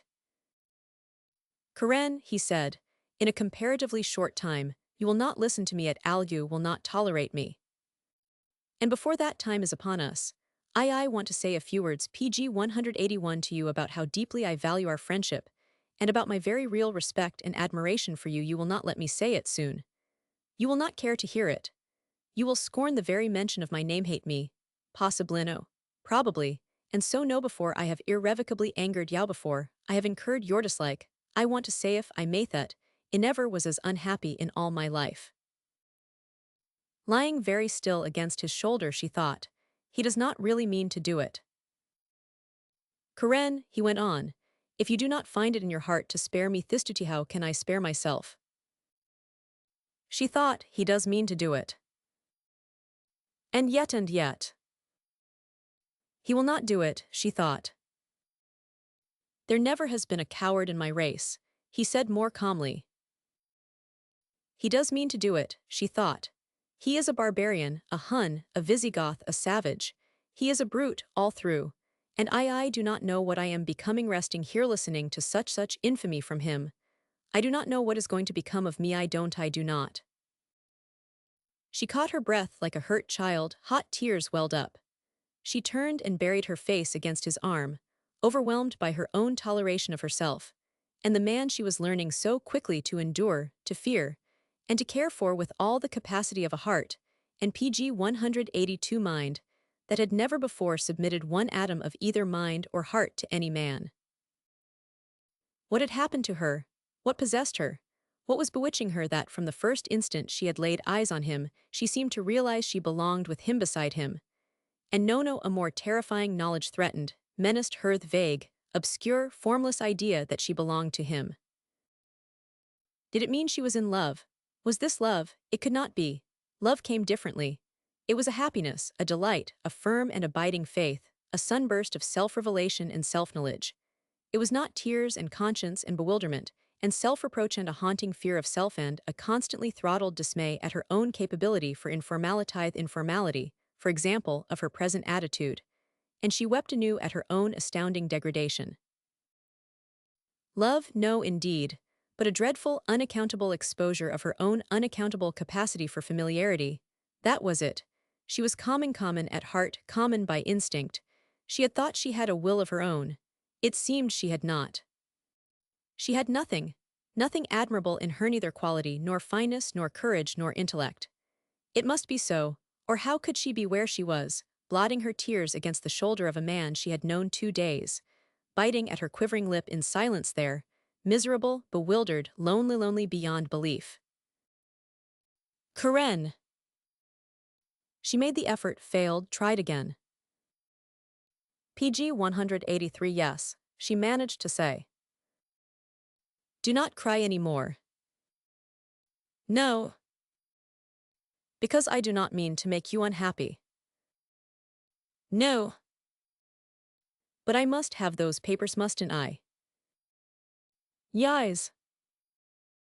But you are not going to give them to me, are you? No. And I am not going to tear you to pieces, am I? No. And yet I must have them, must not I? Yes. You know I am going to get them, do not you? Yes. How do you think I am going to do it? I don't know. I think I know one way. She remained silent. It is quite a wonderful way, if it could come about. She said nothing. I do not know, I will not think about it any more for a while. It's too important to think about in that way. If it is going to be important at all, I do not know exactly what I am saying, Karen. I seem to be thinking out loud. The idea came, and then remained. You will not cry any more, will you? PG 184 no. I frightened you, did not I? No, yes, not exactly. You know, he said, I do not understand you. Do not you? Not clearly. Do you care a little for me still? I do not know how I feel. Could you care for me, friends, again as naturally and as honestly as you were once? It trusted you. Friendship is trust. I know, I have destroyed your confidence. Yes, me confidence in friendship. That is a terrible thing to do, he said miserably. Yes, friendship ends when distrust begins. I do distrust you, and I do not understand why distrusting you makes me care for you even more. Karen. I do care more than I 999. Can you explain it? He was silent, surprised and touched. I cannot explain it to myself, she said. I have been trying to, and I cannot. I should detest you, but I do not. If there is any contempt, it is for myself because I cannot feel it for you, perhaps. I think it's that. I do not know. The years we have lived together in these 2 days must account for my liking you not altogether, because it began in the beginning when you came to Hyacinth Villa, and it's been so all the time. Not all the time, not in our stateroom. PG 185, yes, Evan there. When I. Yes, yes, is not it degrading? Is not it unaccountable? I am frightened, I tell you. I am afraid that whatever you do will not change me. There was no emotion in her young voice, only an accentless admission of facts with a candor and directness that silenced him. After a moment she went on, without emphasis, and thoughtfully, as though in self-communion to make things clearer to herself. I am really well born, you might be pardoned for not thinking so. Your father is of that caste. General von Reiter is not my father. What, he exclaimed, astounded. She turned her face from his shoulder and looked up at him. He spoke to you of me as his daughter. You spoke to me of him in that relation, too. I did not enlighten you because it did not seem to matter, but it is not true. Is he your guardian? No, I need none. My father was a German officer of that caste. My mother was Danish, something happened, I do not know what. I was very little, and my mother would never speak of it. She was very beautiful, I remember her quite well. We lived in Copenhagen. Whatever happened occurred before I was born. I PG 186 know that. Mother told me. My father dropped both title and name and left the army and went with my mother to Copenhagen. He took the name of his mother, who was English Gerard. I never was even told what our name had been. Neither father nor mother would ever speak of it. She rested there silent, absentied, gazing into space as though recalling years that had not been unpleasant. Then, serenely meeting his gaze, she smiled up at him. You know, she said, my life has been a happy one. My father was a man of means. We lived very happily in Denmark. I have always thought of myself as Danish. My childhood was really wonderful. I had a passion for study, for learning, and I learned very easily almost without effort. And you know perhaps how thorough the Danish schools are, how much they demand of a child, physically as well as mentally. And I did everything, Curvin. Learned the accomplishments of a young Danish girl and was flattered, I am afraid, and perhaps spoiled. And always I desired to go on the stage always from the very beginning, from the time I was first taken to the theater. It was quite hopeless. I did act for charity and at school, and afterward took lessons. But as long as my father and mother lived, that career was not possible. Afterward I decided for myself. And first I went to Germany, and they gave me a small part in a company that was going to Posen. And their general PG 187 von Reiter, who had been my father's friend and brother officer, met me. He was very kind. He wished to adopt me and give me his name. He was very insistent, to a man, Curvin, not unlike you in some respects, but I never dreamed of permitting him to sway me as you do. He knew my desire for a stage career. He has for 3 years attempted to destroy in me that desire. When I had no engagement, or was studying, he insisted that I stay with his brother and his brother's wife, with whom he lived. He spoke freely of his desire and intention of legally adopting me, called me his daughter when he spoke to others of me, and always I felt the constant, iron pressure of his will, always not harshly, but with the kindly patience of resolution. Then I decided to go to England, study, and if possible gain some experience on the London stage. And Thench bit her lip. I think I may say it, you not saying it lightly. Curvin, then, on the eve of my departure, he asked me to marry him. And because he would not accept my answer, he exacted of me a promise that in November I would return to Berlin, give him my final answer, and choose then between marrying him or a return to the profession I care for most. That is my history, Curvin. No man has ever figured in it. None except General Baron von Reiter has ever even invaded it until you have done so, and have made your wishes mine. I do not know how, and PG 188 your, will my inclination and me more than the friend I was. One thing only you could not doned in my heart, I know you do not wish it of me that is. Make me break my word, make me forget a promise. Now I have told you all, she said with a little sigh, and lay there looking at him. Not all, Corinne. Yes, I think so. No, you have not told me what answer you mean to make. Her eyes opened at that. I am not in love. What answer should I make? You return to your career. Of course, once my promise is kept. What promise? To see him, and tell him what I have decided. Do you think he might persuade you? No. Are you sure? Perfectly. He said, looking at her with a hint of a smile in his eyes. Do you think I might ever persuade you to give up your career? She smiled frankly. I do not think so. Not if I asked. You would not do such a thing. I might if I fell in love with you. She lay perfectly still, quite tranquil, looking up at him. Suddenly her expression changed. PG 189, is it likely? She said, the tint of excitement in her cheeks. Do you think so? I do not know, is it?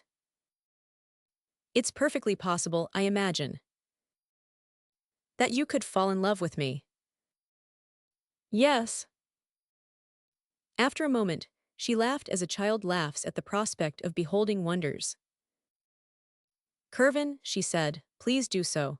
I will give you every opportunity if you will remain at Trois Fontaines. I mean to remain in that vicinity, he said, meaningly. And she laughed again, deliciously, almost maliciously. It would finish you thoroughly, she said.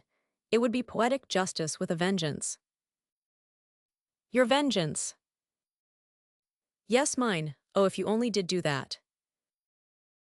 I think, considering the way you look at it, that I would better not, he said, rather seriously. Besides, I have no time. No time to fall in love with me. No time. Why? Shall I tell you? Yes, please. Very well, because after I have the papers I shall enter the Belgian army. He added with a hint of impatience, where I belong and where I ought to be now. PG 190, she became very silent at that. After a few moments she said, had you decided to do that before I met you? Yes, I was on my way trying to avoid the very trap I fell into. The German army. Yes. After another silence she said, I shall be very sorry when you go. I shall think of you when I am in England. You cannot go back to England, Corinne. That is true, I forgot. Where will you go? I do not know. Do not go to Germany. Why? There may be an invasion. She had lifted her head as he spoke. After a moment she sighed like a tired child, laid her head back on his arm and rested one slender hand on his shoulder. It suddenly seemed to her that the world, which had been going very well with her, had halted, and was beginning to go the other way. Curvin! Yes. You could take the papers when I am asleep, I suppose. I could not help it, could I? That is one way, he said, smiling. What was the other? PG 191, he did not reply. She sighed again. I suggested it, she said, in order to give you a little more time to doubt. You said you thought possible. Fall in love, he asked lightly. Yes. What would be the use, Corinne? Use? Yes, I am going into the army. It will be a long war. If I fell in love with you, I would not have time to win your love in return before I went away, admitting that I could ever win it. Do you see? I quite see that. So I had better take the papers when I can, and get into touch with the reserves of my regiment if I can. What regiment? The Guides. The guides, are you an officer? Yes, of the reserve. She knew quite well what that meant. Only the Belgian nobility of ancient lineage served as officers in the guides. A happiness, a wonderful tranquility crept over her. No wonder she had found it difficult to really reproach herself with her behavior, and it was a most heavenly comfort to her to know that if she had been indiscreet, at least she had been misbehaving with one of her own caste. The next station, said the German guard, squinting PG 192 in at them from the window under his lifted lantern, is Trois Fontaines. What? Exclaimed Guild surprised. Have we passed the customs? The customs? This is a German military train. What business is it of the Grand Duchy where we go or what we do? He lowered his lantern and turned away along the running board, muttering, Customs, indeed. The Grand Duchy had better mind its business and the Grand Duchess, too. A few moments later, the locomotive whistled a long signal note to the unseen station. Karen, said Guild quietly, in a few moments I shall be out of debt to General von Reiter. My life will be my own to do with as I please. That means goodbye. She said with adorable malice, I thought you were going to rob me first. I am, he said, smiling. Then I shall make the crime a very difficult one for you so that our parting may be deferred. The train had already come to a standstill beside a little red-tiled station. Woods surrounded it. Nothing was visible except the lamps on a light station wagon drawn up to the right of the track. The guard unlocked and opened their compartment. A young Monomere boy came up smilingly and lifted his cap. Mademoiselle Gerard, Monsieur Guild, I come PG 193 from Quellenheim with a carriage. I am Fritz Bergner.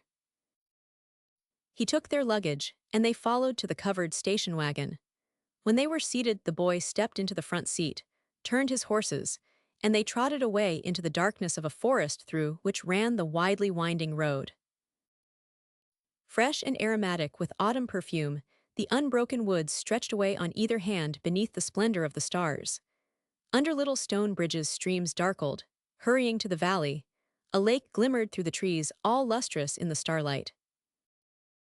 Something, perhaps the beauty of the night, possibly the imminence of his departure, kept them silent during the drive, until at last, two unlighted gateposts loomed up to the right, and the horses swung through a pair of iron gates, and up a driveway full of early fallen leaves. A single light sparkled far at the end of the vista. Have you ever before been here? Asked Guild. Once to a hunt.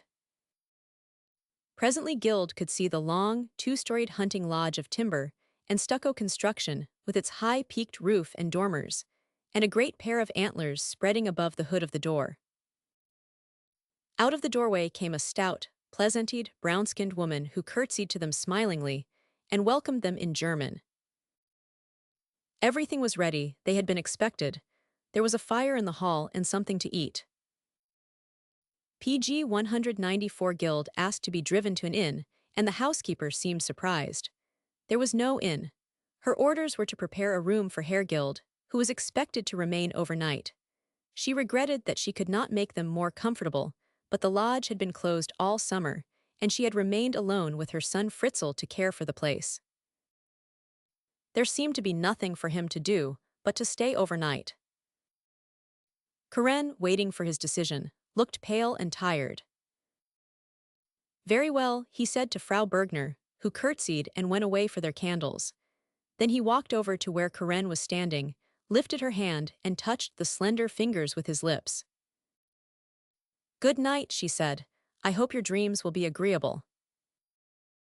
I hope yours will be, also. I hope so. I shall try to continue a dream which I had on the train. It was an odd one, something about a frontier and a sentry box. You woke me before I had entirely crossed the frontier. I would like to cross and find out what really is on the other side. He laughed. I hope you will find there whatever you desire.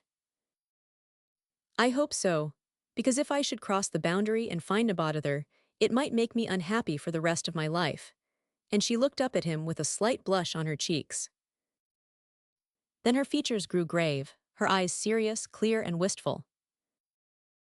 PG 195, I think I am learning to carry a great deal for you. Do not let me if I should not. Tell me while there is time. She turned as the housekeeper came with the lighted candles. Guild stood aside for her to pass, his grave face lowered, silent before this young girl's candor and the troubled sincerity of her avowal. In his own room, the lighted candle still in his hand, he stood motionless, brooding on what she had said. And in his heart he knew that, although he had never liked any woman as much as he liked this young girl, he was not in love with her. And somehow or other, he must tell her so while there was still time. PG 196. Chapter 16. The Forest Listens. He awoke in a flood of brightest sunshine. His bed, the floor, the walls were bathed in it. Netted reflections of water danced and quivered on the ceiling, and he lay looking at it, pleasantly conscious of green leaves stirring near his open window and of the golden splashing of a fountain. There was a little bird out there, too, diligently practicing a few notes. The song was not elaborate. Translated, it seemed to consist of tweet, tweet, twilly-willy-willy, repeated an indefinite number of times. Curious to discover what his surroundings resembled, he rose and looked out of the curtained window. There was a grassy carrefour where a fountain spouted into a stone pool. All else was forest. A stream sparkled between tree trunks, bridged where the drive crossed it. To bathe and dress did not take him very long. In the hall, which seemed to be the main living room below, he prowled about, examining a number of antlers and boarheads mounted on the beamed and plastered walls. The former had been set up in German fashion, antlers, brow antlers, and frontal bone, and these trophies appeared PG 197 to him, uninteresting even a trifle ghastly, when the bleached skull also was included. The boars' heads were better, nothing extraordinary in size but well-tusked. The taxidermy, however, was wretched. The square hall itself did not appear particularly inviting. The usual long oak table and benches were there, a number of leather armchairs, book racks, cue racks, gun racks with glazed panes to protect the weapons, a festoon of spears, hunting knives and curly hunting horns, skins on the floor, brown bear, wolf, and stag. A badly stuffed otter displayed its teeth on the mantel over the fireplace between a pair of fighting cock pheasants, and a jar of alcohol containing a large viper, which embellishments did not add to the cheerfulness of the place. For the rest, there was a billiard table shrouded in a rubber cloth, and 3 well-engraved portraits on the walls: Bismarck after Lanebach, Frederick the Great playing on a flute like fury, and the great warlord of Europe himself, mustaches on end, sombreed, sullen, cased in the magnificent steel panoply of the Guard cuirassiers. The art gallery bored Guild, and he opened a door which he suspected communicated with the pantry. It was a valet's closet, and it smelled of camphor. Shooting coats hung on stretchers, high-laced shooting boots were ranged in rows. On a chair lay Corinne's skirt and blousecoat of covert cloth. Both were PG 198, still slightly damp and wrinkled. Evidently they had been brought down here to be brushed and pressed while Corinne slept. Passing his hand over the brown silk lining of the coat gave him no clue to the hiding place of the papers. What revealed their presence was a seam which had been hurriedly basted with black thread. The keen point of his pocket-knife released the basting. He drew out the papers, counted them, identified them one by one, and placed them in his breast pocket. Then he laid the coat across the back of the chair again and went out. He had 2 hours to wait before there could be any decent hope of breakfast. Nobody seemed to be stirring in the house. After a few minutes, he unlocked the front door and went out into the early sunshine. It was as warm as a spring day. Rain had freshened grass and trees. He sat down on the fountain's rim and looked into the pool where a dozen trout lay motionless, their fins winnowing the icy water. No doubt some spring, high on the wooded hills, had been piped down to furnish the pool with this perpetually bubbling jet. The little bird who had entertained him vocally earlier in the morning was still vocal somewhere in a huge beech tree. Around a spot of moisture on the gravel drive, 2 butterflies flitted incessantly, and over all brooded the calm and exquisite silence of the forest. An hour or more later, he got up and re-entered the house. PG 199 first, he took a look at the valet's room. Evidently Karen's clothes had been brushed and pressed, for they had disappeared. Another door in the square hall promised to lead into the pantry, judging from significant sounds within. It did, and the housekeeper was in there as energetically busy as every German woman always is when occupied. And German women are always occupied. The kindly soul appeared to be much flattered by his visit. They had quite a gossiping time of it while she was preparing the breakfast dishes. It was mostly a monologue. No, she and Fritzl were not lonely at Quellenheim, although it was pleasant to have the lodge open and a noble company there shooting. But like Marlbrook, the Herr Baron had gone to the Warsalas, and it might take him some time to capture Paris and London and set the remainder of the world in order. But it really seemed too bad. The Herr Baron was fond of his shooting. Fritzl had reported some good antlers in the forest, and a grey boar or two but enormous. As for the place, it would certainly go to ruin what with faggot stealers and godless poachers. And the foresters, keepers, and even the woodchoppers all gone off and deserting the place, think of it, the ungrateful Kurlskan, and doubtless to join the crazy Belgian army which had refused to permit Prussian troops to pass. Prussian troops, the impudence of it. Gratitude. There was little of that in the world, it seemed. PG 200, when does the Herr Baron return here? Inquired Gild, smiling. It appeared that the Herr Baron was to have arrived at Quellenheim this very week. But yesterday, his adjutant telegraphed that he could not come perhaps for many weeks. No doubt he was very busy chasing the French and English. It was a pity, because the autumn is wonderskin at Quellenheim. And as for the deer, they stand even in the driveway and look at the lodge, doubtless wondering, sir, why they are neglected by the hunters, and asking one another why good fat venison is no longer appreciated at Quellenheim. Could you tell me where I may telegraph to the Herr Baron? Asked the young man, immensely amused by her gossip. That I can, sir. My careful household reports are sent to the Herr Baron through military headquarters at Ehrenstein, Prussia. That is where he is to be addressed. And a telegraph office. At the railroad station. In communication with Prussia. Yes, sir, she said with a vigorous nod. And whenever any of the yokels hear about tamper with the wires, the Uhlans come and chase them, till they think the devil is after them. Uhlans here. And why not? Certainly the Uhlans come occasionally. They come when it is necessary. Also they cross the Grand Duchy when they please.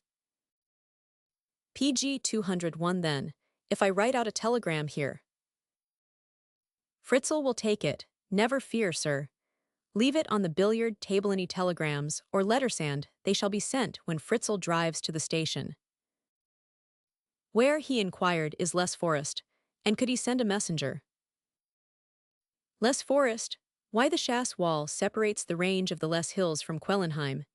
Any peasant at Trois Fontaines who possesses a bicycle could take a message and return in an hour. Do you know who leases the Chasse at Les? Yes, some wealthy Americans. So he smiled his thanks and returned to the hall. There was writing material on the long oak table. And first of all, he wrote out a brief telegram to General von Reiter saying that he had fulfilled his promise. This was all he might venture to say in a telegram. The rest he embodied in his letter to the Herr Baron. Having telegraphed to you, and fulfilled my enforced obligations to the letter, I am confident that you, in your turn, will fulfill yours, release the hostages held by your troops at Uslamont, and spare the village any further destruction and indemnity. You had made it a part of the contract that, in case you were not at Quellenheim, I was to remain overnight under your roof.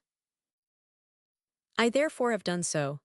It was not an agreeable sensation, and your forced hospitality, you PG 202 will recognize, imposes no obligations upon an unwilling guest. Now, as I say, the last and least item of my indebtedness to you is finally extinguished, and I am free once more to do what I choose. I shall be a consistent enemy to your country, in whatever capacity the Belgian government may see fit to employ me. I shall do your country all the harm I can. Not being a public executioner, I have given the spies in your employment in London a week's grace to clear out before I place proofs of their identity in the hands of the British government. This, I believe, closes, for the present, our personal account. Miss Gerard is well, suffered no particular hardship, and is, I suppose, quite safe at Quellenheim, where your capable housekeeper and her son are in charge of the lodge. May I add that, personally, I entertain no animosity toward you or toward any German, individually a deep and inextinguishable hatred toward all that your empire stands for, and a desire to aid in the annihilation of this monstrous anachronism of the 20th century. When he had signed and sealed this, and directed it, he wrote to his friend Darrell. Dear Harry, if you are at Les Forest still, which I understand adjoins the hills of Quellenheim, and if PG 203 your friends the Curlins still care to ask me for a day or two, I shall be very glad to come. I am at Quellenheim, Trois Fontaines. Please destroy the letter I entrusted to you to send to my mother. Everything is all right again. I may even have time to fish with you for a day or two. The messenger from Trois Fontaines who takes this will wait for an answer. Please convey my respect and my very lively sense of obligation to the Curlins, and do not let them ask me if it inconveniences them. I can go to Luxembourg just as well and see you there if you can run over. Did you get my luggage? I am wearing my last clean shirt, but my clothes are the limit. If I am to stop for a day or two, at the Curlins please telegraph to Luxembourg for my luggage as soon as you receive this. Yours as usual. Guild. P.S. Do Uhlans ever annoy the Curlins? I imagine that Les is too far from the railway and too unimportant from a military standpoint to figure at all in any operations along the edge of the Grand Duchy, and also any of the Ardennes is unfit as a highway between Rhenish Prussia and France. Am I correct? J.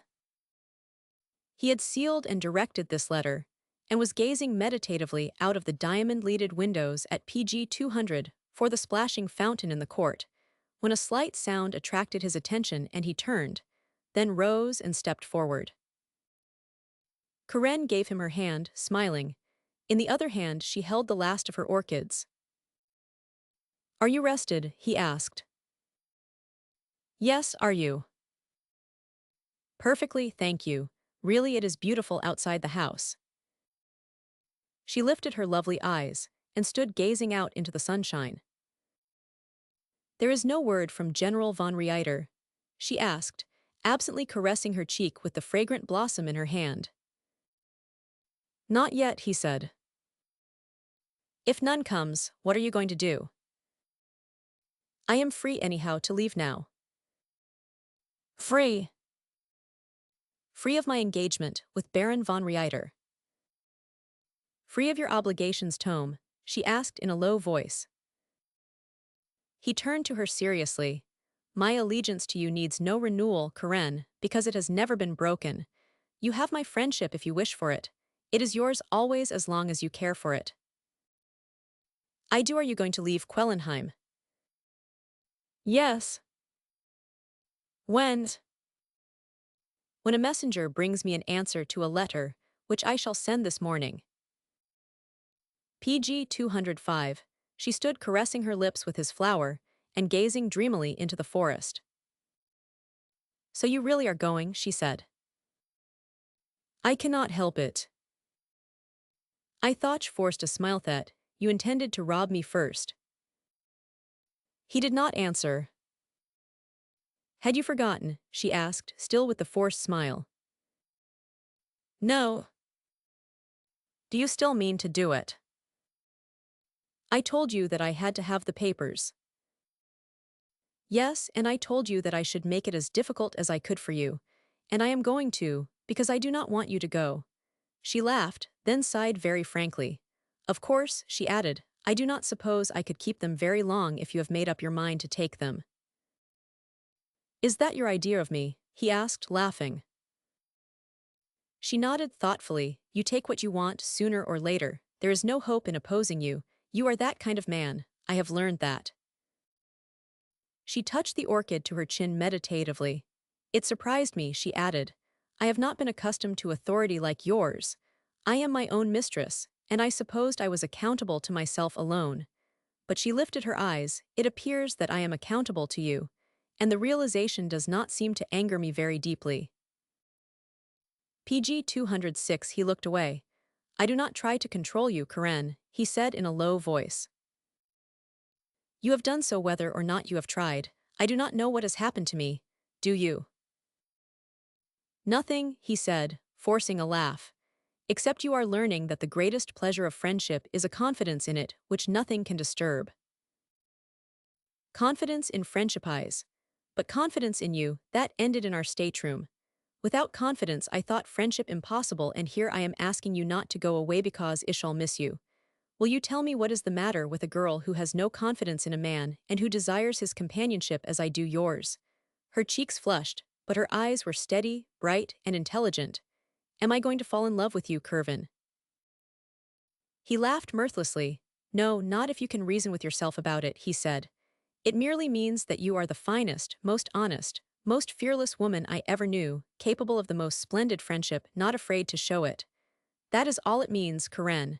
And I am deeply, humbly grateful and very miserable because. The entrance of Frau Bergner with the breakfast tray checked him. They both turned toward the long oak table. Fortunately, the culinary school, where the housekeeper had acquired her proficiency, was not German. She had learned her art in Alsace. So the coffee was fragrant, and the omelette a dream. PG 207, and there were grapes from the kitchen arbor, and ham from a larder, never lacking the succulent byproducts of the sanglier of the Ardennes. Frau Bergner took his letters and telegram, promising that Fritzl should find somebody with a bicycle at Trois Fontaines to carry the other note to Les Forest. She hovered over them while they ate. The breakfast was a silent one. Afterward, Karen wrote a number of notes addressed to her modiste in Berlin and to various people who might, in her present emergency, supply her with something resembling a wardrobe. Gild had taken his pipe out to the fountain, where she could see him through the window, seated on the coping of the pool, smoking and tracing circles in the gravel with a broken twig. She hurried her notes, called the housekeeper to take them. Then, without taking hat or gloves, she went out into the sunshine. The habit, so easily acquired, of being with Gild was becoming a necessity, and neither to herself nor to him had it yet occurred to her to pretend anything different. There was in her an inherent candor, which unqualified, perhaps unsoftened by coquetry, surprises more than it attracts a man. But its very honesty is its undoing. It fails to hold the complex masculine mind.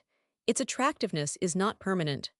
For the average man requires the subtlety of charm to stir him to sentiment, and charm means uncertainty, and uncertainty, effort.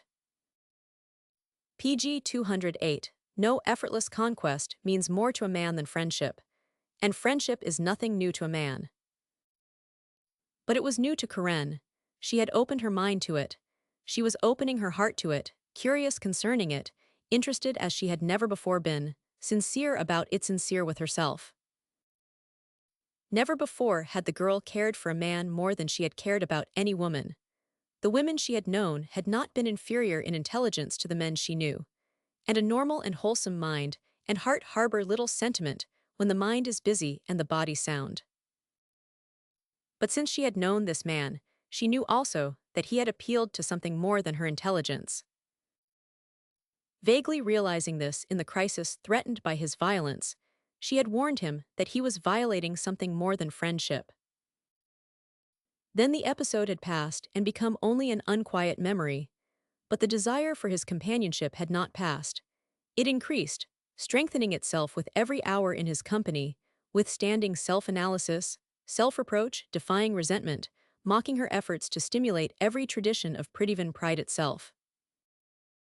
Deeply conscious of the power his personality exercised over her, perplexed, even bewildered at herself, she had not only endured the intimacy of contact with him, but in her heart she accepted it, cared for it, was conscious of relaxation and contentment, except for the constant array of traditional indictments, which her conscience PG 209 was busily and automatically finding against her. She could not comprehend why what he had done had not annihilated her interest in him, why she, even with effort, could find in her mind no abiding anger, no scorn, no contempt for him, or for what he had done. And because she was intelligent and healthy, in her perplexity she had tried to reason had found nothing to account for her state of mind, unless love could account for it and knowing nothing of love, had admitted the possibility to herself, and even to him. Intelligence, candor, ignorance of deeper, emotion coupled with the normal mental and physical innocence of a young girl thighs, was the character she had been born with, and which had naturally and logically developed through 19 years of mental and bodily cultivation. The girl was most fatally equipped for an awakening. He stood up when she appeared, knocked out his pipe and advanced to meet her. He had been doing a lot of thinking, and he had concluded to talk very frankly to her about her friendship with him frankly, kindly, discouraging gaily any mistaken notion she might harbor that there could be any room, any reason, any fitness for a deeper sentiment in this friendship anything more significant than the delightful and frank affection now existing between them. "Shall we walk in the forest, Karen?" he said. "Yes, please." PG 210, so they turned into a sentier, which curved away through a fern-set rabbit warren, over a wooden footbridge, and then led them on through alternate flecks of sunshine and shadow through a noble forest of beech and oak. The green and brown mast lay thick underfoot, premature harvest of windfalls perhaps, the prodigality of those reckless sylvan spendthrifts, the squirrels and jays. Here and there a cock-pheasant ran through a spinney at their approach. Rabbits scuttled into wastes of bracken, as yet uncurled and unblemished by a frost. Distant crashes, and a dull galloping signaled the unseen flight of deer. Now and then, the dark disturbance of the forest floor betrayed where the horny, furry snouts of boar had left furrows of fresh black earth amid the acorns. They came upon the stream Agener, perhaps a different little brook, splashing and curling amid its ferns and green, drenched mosses. Stepping stones crossed it. Karen passed lightly, surely, on little flying feet, and stood laughing on the other side as he paused to poke about in the pool in hopes of starting a trout into arrowy flight. When he crossed, she had seated herself under a fir, the branches of which swept the ground around her. And so utterly had she vanished that she was obliged to call him before he could discover her whereabouts. "Under this green tent," she said, "if I had a bed, and some books and clothes and food, and my maid PG 211 and a piano, I could live most happily all summer." She laughed, looked at him. "If I had all these and you," she added. "Why drag me into such a perfect paradise?" "I should not drag you," she said gravely. "I should merely tell you where I lived." "I did not mean it that way." "You might have, with reason. I have demanded a great deal of your time." "I have demanded all of yours," he retorted lightly. "Not more than I was content to give. It seems all a dream to Muhitch began when you rang the bell at Hyacinth Villa and roused me from my sleep." And she added with a gay flash of malice, "You have kept me awake ever since." "And you me?" "Not a bit. You slept in the railway car." "So did you." "In your arms, practically." She looked up at him curiously. "What did you think of me, Curvin?" "I thought you were an exceedingly tired girl." "I was. Is that all you thought about it?" "You know," he said, laughing, "when a man is asleep he does not do much thinking."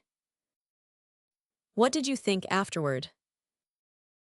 "About what?" "About my sleeping against your shoulder." "Nothing," he said carelessly. "Were you quite indifferent?" He did not know how to answer. PG 212 "I was not," she said. "I was contented, and I thought continually about our friendship except when what I was doing made me uneasy about what I was doing. Is not it curious that a girl could do a thing like that and feel comfortable, except when she remembered that a girl does not usually do a thing like that?" He began to laugh, and she laughed too. She said, always my inclination has been, from a child, to explain things to myself. But I cannot explain you yet. You are very different, you know. Not a bit. Yes, please. I have found that out. Tell me, do you really mean to go today? Yes, Karen, I do. Could not you stay? I really could not. Why, please? I must be about my business. Enlistment. Yes. In the guides, she said, as though to herself. He nodded. The guides, she repeated, looking rather vacantly at a sunspot that waxed and waned on the dry carpet of fir needles at her feet. I have seen them. They are odd, with their furry headgear and their green jackets and boots and cherried breeches. I have danced with officers of the guides in Brussels. I never thought that my first man friend would be an officer in the guides. PG 213. I never thought my best friend among women would be the first woman I ever robbed, he said rather grimly. Oh, but you have not done it yet, and I do not see how you propose to do it. He looked up, forcing a smile. Do not you? Not if you are going away. How can you? The only way I can see is for you to stay at Quellenheim in hopes that I might forget to lock my door some night. You know, she said, almost wistfully, I might forget if you remained long enough. He shook his head. Then you have given it up. No. But I do not see. She was so pretty in her perplexity, so utterly without art in her frankness and curiosity, that the impulse to mystify and torment her possessed him. Will you bet that I shall not have those papers in my possession within 10 minutes? He asked. How can you? I can, and I shall. She gazed at him incredulously, then suddenly her cheeks lost their color, and she stood up under the fir tree. Must I take them, or will you give them up, Karen? He asked, laughing as he rose. She took a step backward, away from him. The tree trunk checked her. PG 214, you know I cannot give them to you, she said unsteadily. It would be dishonorable. Am I to take them? Are you going to? Do you mean to say that rather than surrender them, you would endure such violence as that? I promised. Are you going to hurt me, Curvin? She stammered. I will try not to. She stood there, breathing fast, white, defiant. You will have to surrender, he said. You might as well. It's an honorable capitulation in the presence of superior force. No. You refuse. Yes, please. He said, very well then, with an alarming frown. Curvin. What? If you tear my gown, I shall have to go to bed. I am not going to touch your gown, he said. I am going to charm those papers so they will leave their hiding place and fly into my pocket. Watch me very attentively, Karen. And he tucked up his cuffs and made a few short passes in the air. Then he smiled at her. Curvin, I thought you meant to take them. Do you know you really did frighten me? I have got them, he said. PG 215. The color came back into her cheeks. She smiled at him in a breathless way. You did frighten me, she said. She came slowly back and seated herself on the carpet of fir needles. He sat down beside her. Karen, dear, he said, you are a brick and I am a brute. I took your papers this morning. I had to, dear. And he drew them from his breast pocket and showed them to her. The girl sat in witty amazement for a moment. Suddenly her face flushed and the tears flashed in her eyes. You have ridiculed me, she said. You have treated me like a child. Karen! I will not listen. I shall never listen to you again. You have played with me, hurt me, humiliated me. You have ruled and overruled me. You gained my friendship and treated it and me without ceremony. And I let you. I must have been mad. Her mouth quivered. She clenched her hands, gazing at him through eyes that glimmered wet. How could you do it? I was honest with you. I had had no experience with a man I cared for. You knew it. You let me care for you until I did not understand until the sincerity and force of what I felt for you bewildered me. And no one now, I am unhappy and happy miserable. Ashamed, she caught her breath. Scarcely PG 216 able to see him through her tears, no longer able to control the quivering lip. She rose swiftly, encountered something his arm felt herself, drawn resistlessly into his embrace. Forgive me, Karen, he said. I did not realize what was happening to us both. She rested her forehead on his shoulder for a moment. Can you forgive me, Karen? Yes. You know I truly care for you. Yes. Scarcely knowing what he was doing, he bent to touch her forehead with his lips, and she lifted her face at the same moment. His kiss fell on her mouth, and she responded. At the same instant, her girlhood ended, forever vanished on her lips in a little sigh. Dazed, silenced, a trifle faint, she turned from him blindly. Please, she whispered in the ghost of a voice, and he released her. For a few moments she stood resting against the fir tree, her left arm across her eyes, frightened, motionless. The forest was very still around her, as though every leaf were listening.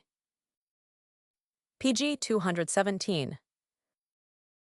Chapter 17, Her First Campaign.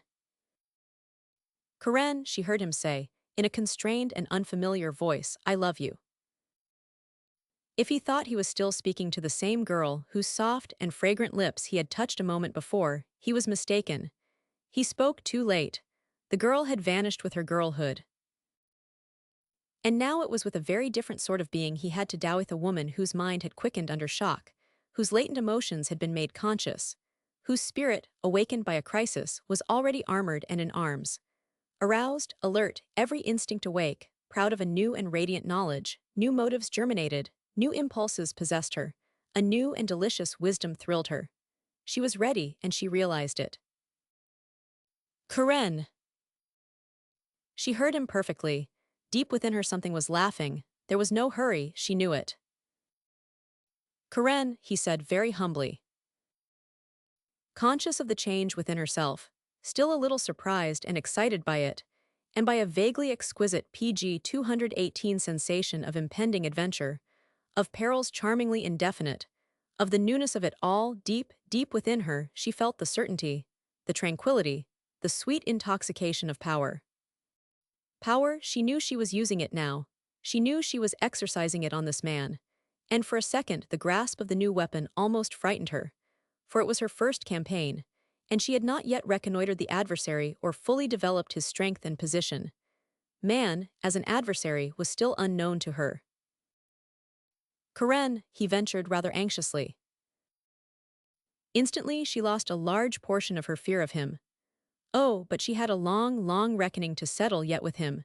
She cast a swift glance backward, but already her girlhood was gone with its simplicity, its quaint perplexities, its dear ignorance, its pathos, its helplessness before experience, its naivete, its faith.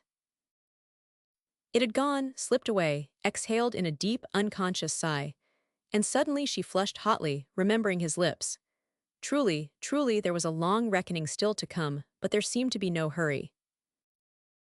Still leaning against the tree, she fumbled for her handkerchief, touched her eyes with it leisurely. Then, still turning her back to him, she lifted her hands to her hair. For a first campaign, she was doing very well. Her thick, burnished hair was not in any desperate disorder, but she touched it here and there, patted, tucked, caressed it with light, swift fingers, delicately precise as the exploring antennae of a butterfly. PG 219, give me my answer, Karen, he urged in a low voice, stepping nearer. Instantly she moved lightly aside to avoid him, just a short step, her back still turned, her hands framing her bright hair. Presently she looked around with a slight laugh, which seemed to say, have you noticed my new wings? If I choose to use them, I become unattainable. Take care, my friend. The expression of her face checked him, her eyes were still starry from tears. The dewy loveliness of them, the soft shyness born of knowledge, the new charm of her left him silent and surprised. He had supposed that she was rather low in her mind. Also, he became aware that something about her familiar to him had gone, that he was confronted by something in her hitherto unsuspected and undetected something subtly experienced and unexpectedly mature. But that a new intelligence, made radiant by the consciousness of power, had suddenly developed and enveloped this young girl, and was now confronting him, he did not comprehend at first. And yet, in her attitude, in the poise of the small head, in the slight laugh parting her lips, in every line of her supple figure, every contour, every movement, he was aware of a surety, a self-confidence, a sort of serene authority utterly unfamiliar to him in her personality. Gone was the wistfulness, the simplicity, the indecision of immaturity, the almost primitive candor that knows no art. Here was complexity looking out PG 220 of eyes he scarcely knew, baffling him with a beauty indescribable. "Karen dear," he said unsteadily, "have you nothing to say to me?" There was laughter and curiosity in her eyes, and a hint of mockery. "Yes," she said, "I have a great deal to say to you. In the first place, we must not be silly any more." "Silly!" She seemed surprised at his emphatic interruption. "Yes, silly," she repeated serenely, "foolish, inconsequential. I admit I made a goose of myself, but that is no excuse for you to do it, too. You are older and more experienced and so much wiser." "Karen!" "Yes," she said innocently. "What has happened to you?" he asked, disturbed and bewildered. She opened her eyes at that. "Nothing has happened, has it? Is my gown torn?" Bending over to survey her skirt and waistow, "I forgot that the famous robbery occurred without violence." He reddened. "I do not understand you, Karen. Why do you fence this way with me? Why do you speak this way to me? What has suddenly changed? You totally altered. You altered your attitude toward me, your point of view, your disposition, your very character, apparently." "My character," she repeated with a gay little PG 221 laugh which seemed to him irresponsible, and confused him exceedingly. "No," he said, troubled, "that could not change so suddenly, but I never before saw this side of your character. I did not know it existed, never supposed dreamed." "Speaking of dreams," she interrupted with calm irrelevance, "I never told you that I finally did cross that frontier. Shall I tell you about it while we are walking back?" "If you choose," he said, almost sullenly. "Do not you care to hear about my dream? As I made a pillow of you during the process, I really think you are entitled to hear about it." She broke off with a quick, involuntary laugh. "Why do you look hurt, Kervin?" At that he became serious to the verge of gloom. "Come," she said sweetly, slipping her hand through his arm, "I want to tell you how I crossed that wonderful frontier."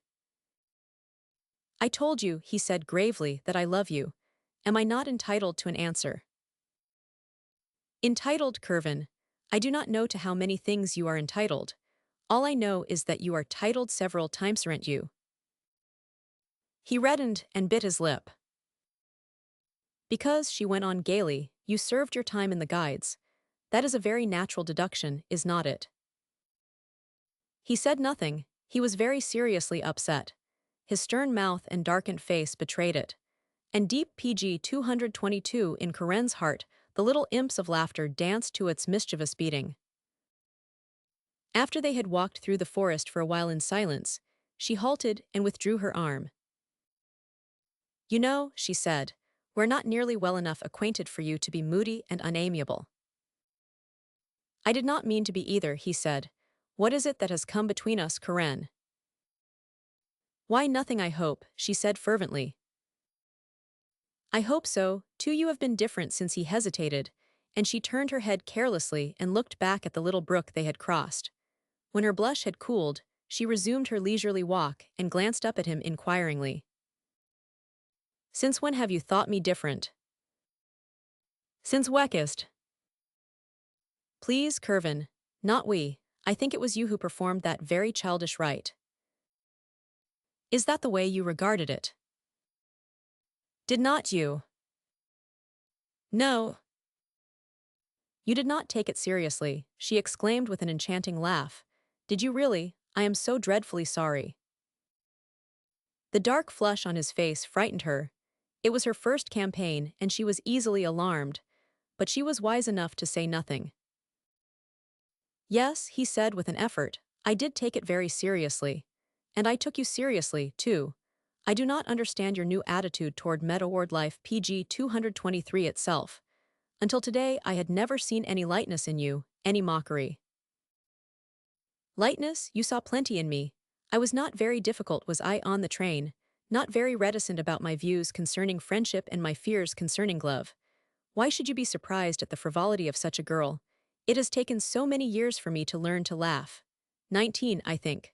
Will not you let me laugh a little, now that I know how? Have I any influence at all with you? He asked. I thought I had. I thought so too, she mused innocently. What has happened to destroy it? Why nothing, Curvin, opening her eyes. Does any of my influence with you remain? Loads of it, oceans, bushels. Do you care for me? Of course, the silly question. Seriously? Yes, but I do not wish to weep because I care for you. Could you learn to love me?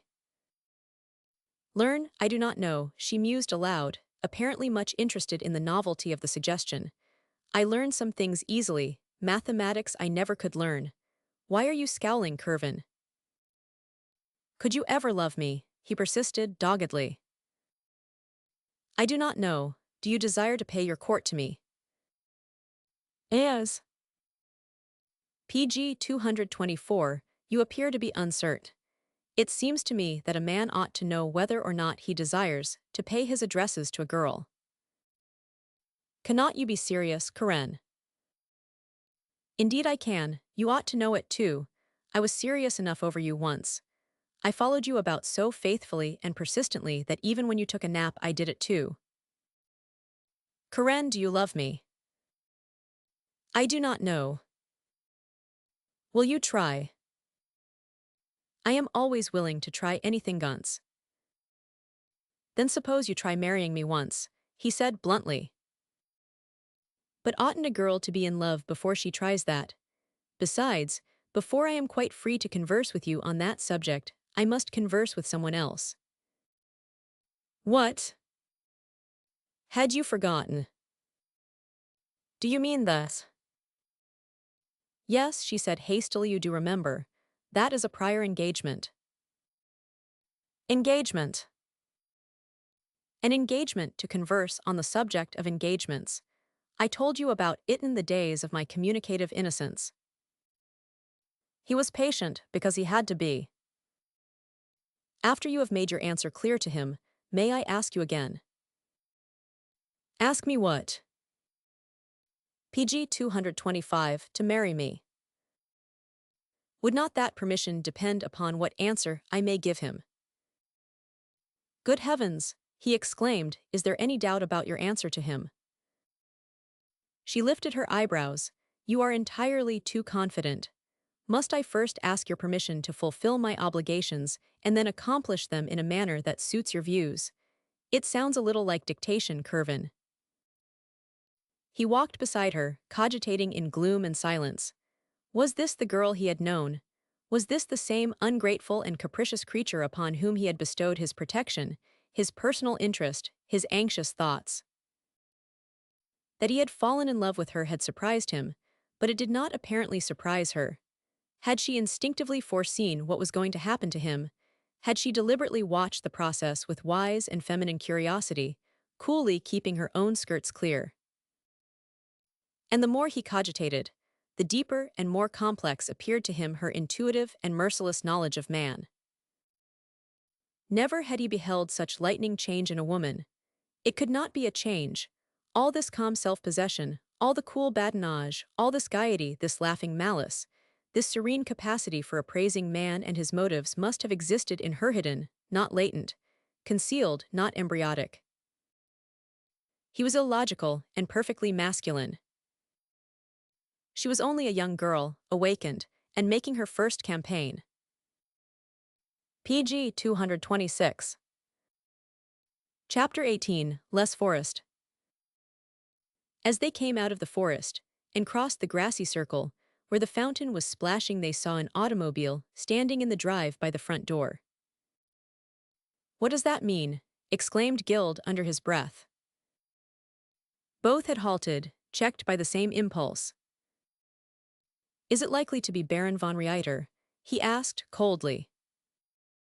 She said with admirable composure, "Whoever it is, we shall have to go in."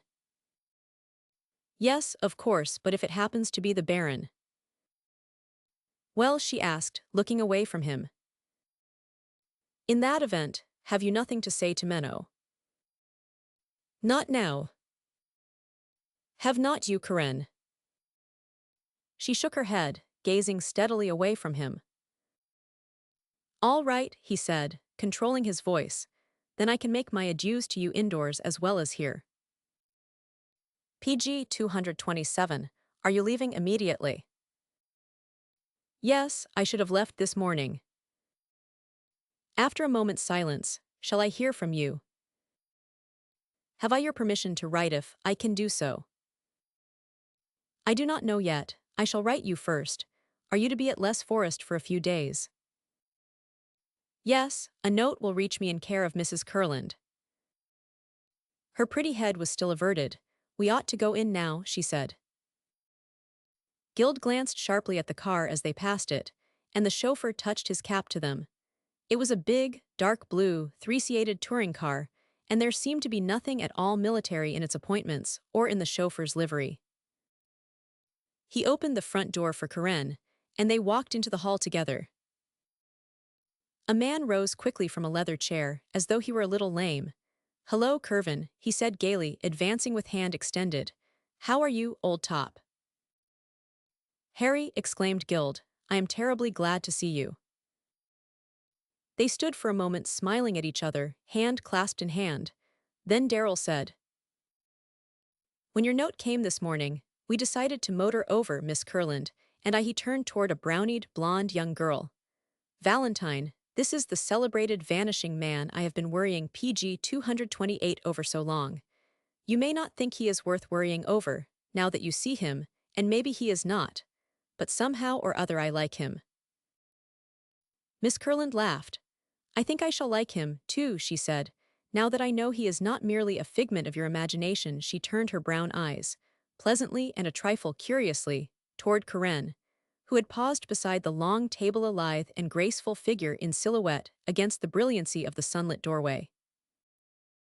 "Karen," said Guild, "this is Miss Kurland, who extends her own and Mrs. Kurland's charity to me." He checked himself, smiling. "Do you still extend it, Miss Kurland?" Valentine had come forward and had offered her hand to Karen, and retaining it for a second, she turned to answer Guild. "Of course, we came to take you back with us." And to Karen, "It is not a very gracious thing for us to dodo steal a guest from Quellenham, and I am afraid you do not feel very grateful toward me for doing it." Their hands parted, and their eyes rested on each other for a second's swift feminine appraisal. "Baron von Reiter has not yet arrived," said Karen, "so I do not think Mr. Guild has had a very interesting visit. I feel as though I ought to thank you for asking him to less." Guild, who was talking to Darrell, heard her and gave her a rather grim look. PG 229. Then he presented Darrell, and the light, gossipy conversation became general. With one ear on duty and one listening to Darrell, Guild heard Karen giving to Valentine a carelessly humorous outline of her journey. From England caught the little exclamations of interest and sympathy from the pretty brownied American girl, and still was able to sketch for Darrell the same theme from his own more sober point of view. Neither he nor Karen, of course, spoke of the reason for Guild's going to England, nor that the journey had been undertaken on compulsion, nor, indeed, did they hint at anything concerning the more sinister and personal side of the affair. It merely appeared that a German general, presumably a friend of Guild, not being able to get his daughter out of England after hostilities had commenced, had confided the task to a man he trusted, and who was able to go unquestioned into a country at war with his own. But it all seemed quite romantic enough, even under such circumstances, to thrill Valentine Kurland. "Do come back to less with us, will not you?" she asked Karen. "My mother and I would love to have you. You would be bored to distraction here with only the housekeeper. Do come." "I have not any clothes," said Karen frankly. "I have loads of them. We would be so glad to have you at less. Will not you come back with us?" Karen laughed, enchanted. She could see Guild without looking at him. His attitude was eloquent. "PG 230 if you really do want me, I will come," she said. "But you and Mr. Darrell will remain to luncheon, will not you?" "I will speak to the Frau Förster if I may be excused." She fell for a moment again, unconsciously, into her quaint schoolgirl manner, and dropped them a little curtsy. Guild opened the pantry door for her, and held it. "May I explain to them a little more clearly who you are, Karen?" he asked in a low voice. "Yes, please." He came back into the hall where Miss Kurland and Darrell were talking. Valentine turned swiftly. "Is not she the sweetest thing?" exclaimed the girl warmly. "She is really very wonderful," said Guild. "Let me tell you a little about her accomplishments and herself." They were still listening to Guild, with an interest which absorbed them, when Karen returned. "The few clothes I have," she said, "are being repacked by Frau Bergner. Kervin, shall she repack your sack?" "No, I will do that," he said, turning away with the happiest face he had worn that morning. And the girl knew that it was because they were going away together, taking life's highway once more in each other's company. Involuntarily she looked after him, conscious for a second, again, of new and powerful motives, new currents, new emotions invading her. And she wondered how vitally they concerned this man who had so suddenly destroyed a familiar world for her, and as suddenly PG 231 was offering her as substitute a new and strange one. Emerging from her brief abstraction, she looked across the hall at Valentine Kurland, who, seated on the oak table, chatted animatedly with Darrell. The girl was exceedingly attractive. Karen realized that at once. Also, this pretty American had said very frankly that she was certain to like Guild. Karen had heard her say it. "Miss Gerard," said Darrell, "is the shooting good at Quellenheim?" "I imagine it must be, judging from these trophies." He waved a comprehensive hand toward the walls of the room. Karen came slowly over to Valentine. "I really do not know much about shooting. There are boar and deer here. I suppose at Les Forest you have really excellent sport, do not you?" "Our guests seem to find the shooting good," replied Valentine. "My mother and I go out with them sometimes. I do not know whether we shall be able to offer anybody any shooting this autumn.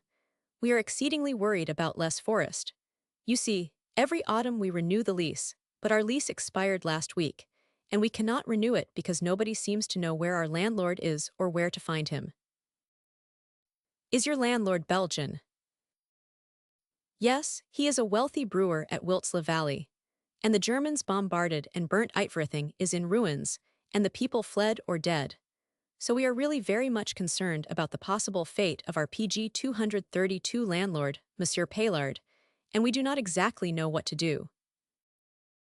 Guild returned, coming downstairs two at a time, his attractive features very youthful and animated. And Karen, discreetly observing him and his buoyant demeanor, felt a swift and delightful confusion in the knowledge of her power to make or unmake the happiness of a grown man. Frau Bergner appeared with cloth and covers, beaming, curtsying to all. And very soon they were at luncheon, a simple but perfectly cooked luncheon, where everything was delectable and there did not seem to be very much of any particular variety, yet there was just a trifle more than enough for everybody. Which is the real triumph of a good German, French, or Belgian housekeeper's calculations? And when luncheon was ended, the luggage already had been placed in the car. The chauffeur emerged from the kitchen where Frau Bergner had been generous to him, and in a few moments, the big blue machine was whirring smoothly on its way to Les, through the beautiful Ardennes forests over smooth, well-cared-for roads, the sun shining in a cloudless sky, and four young people making rapid headway in a new acquaintanceship, which seemed to promise everything agreeable and gay.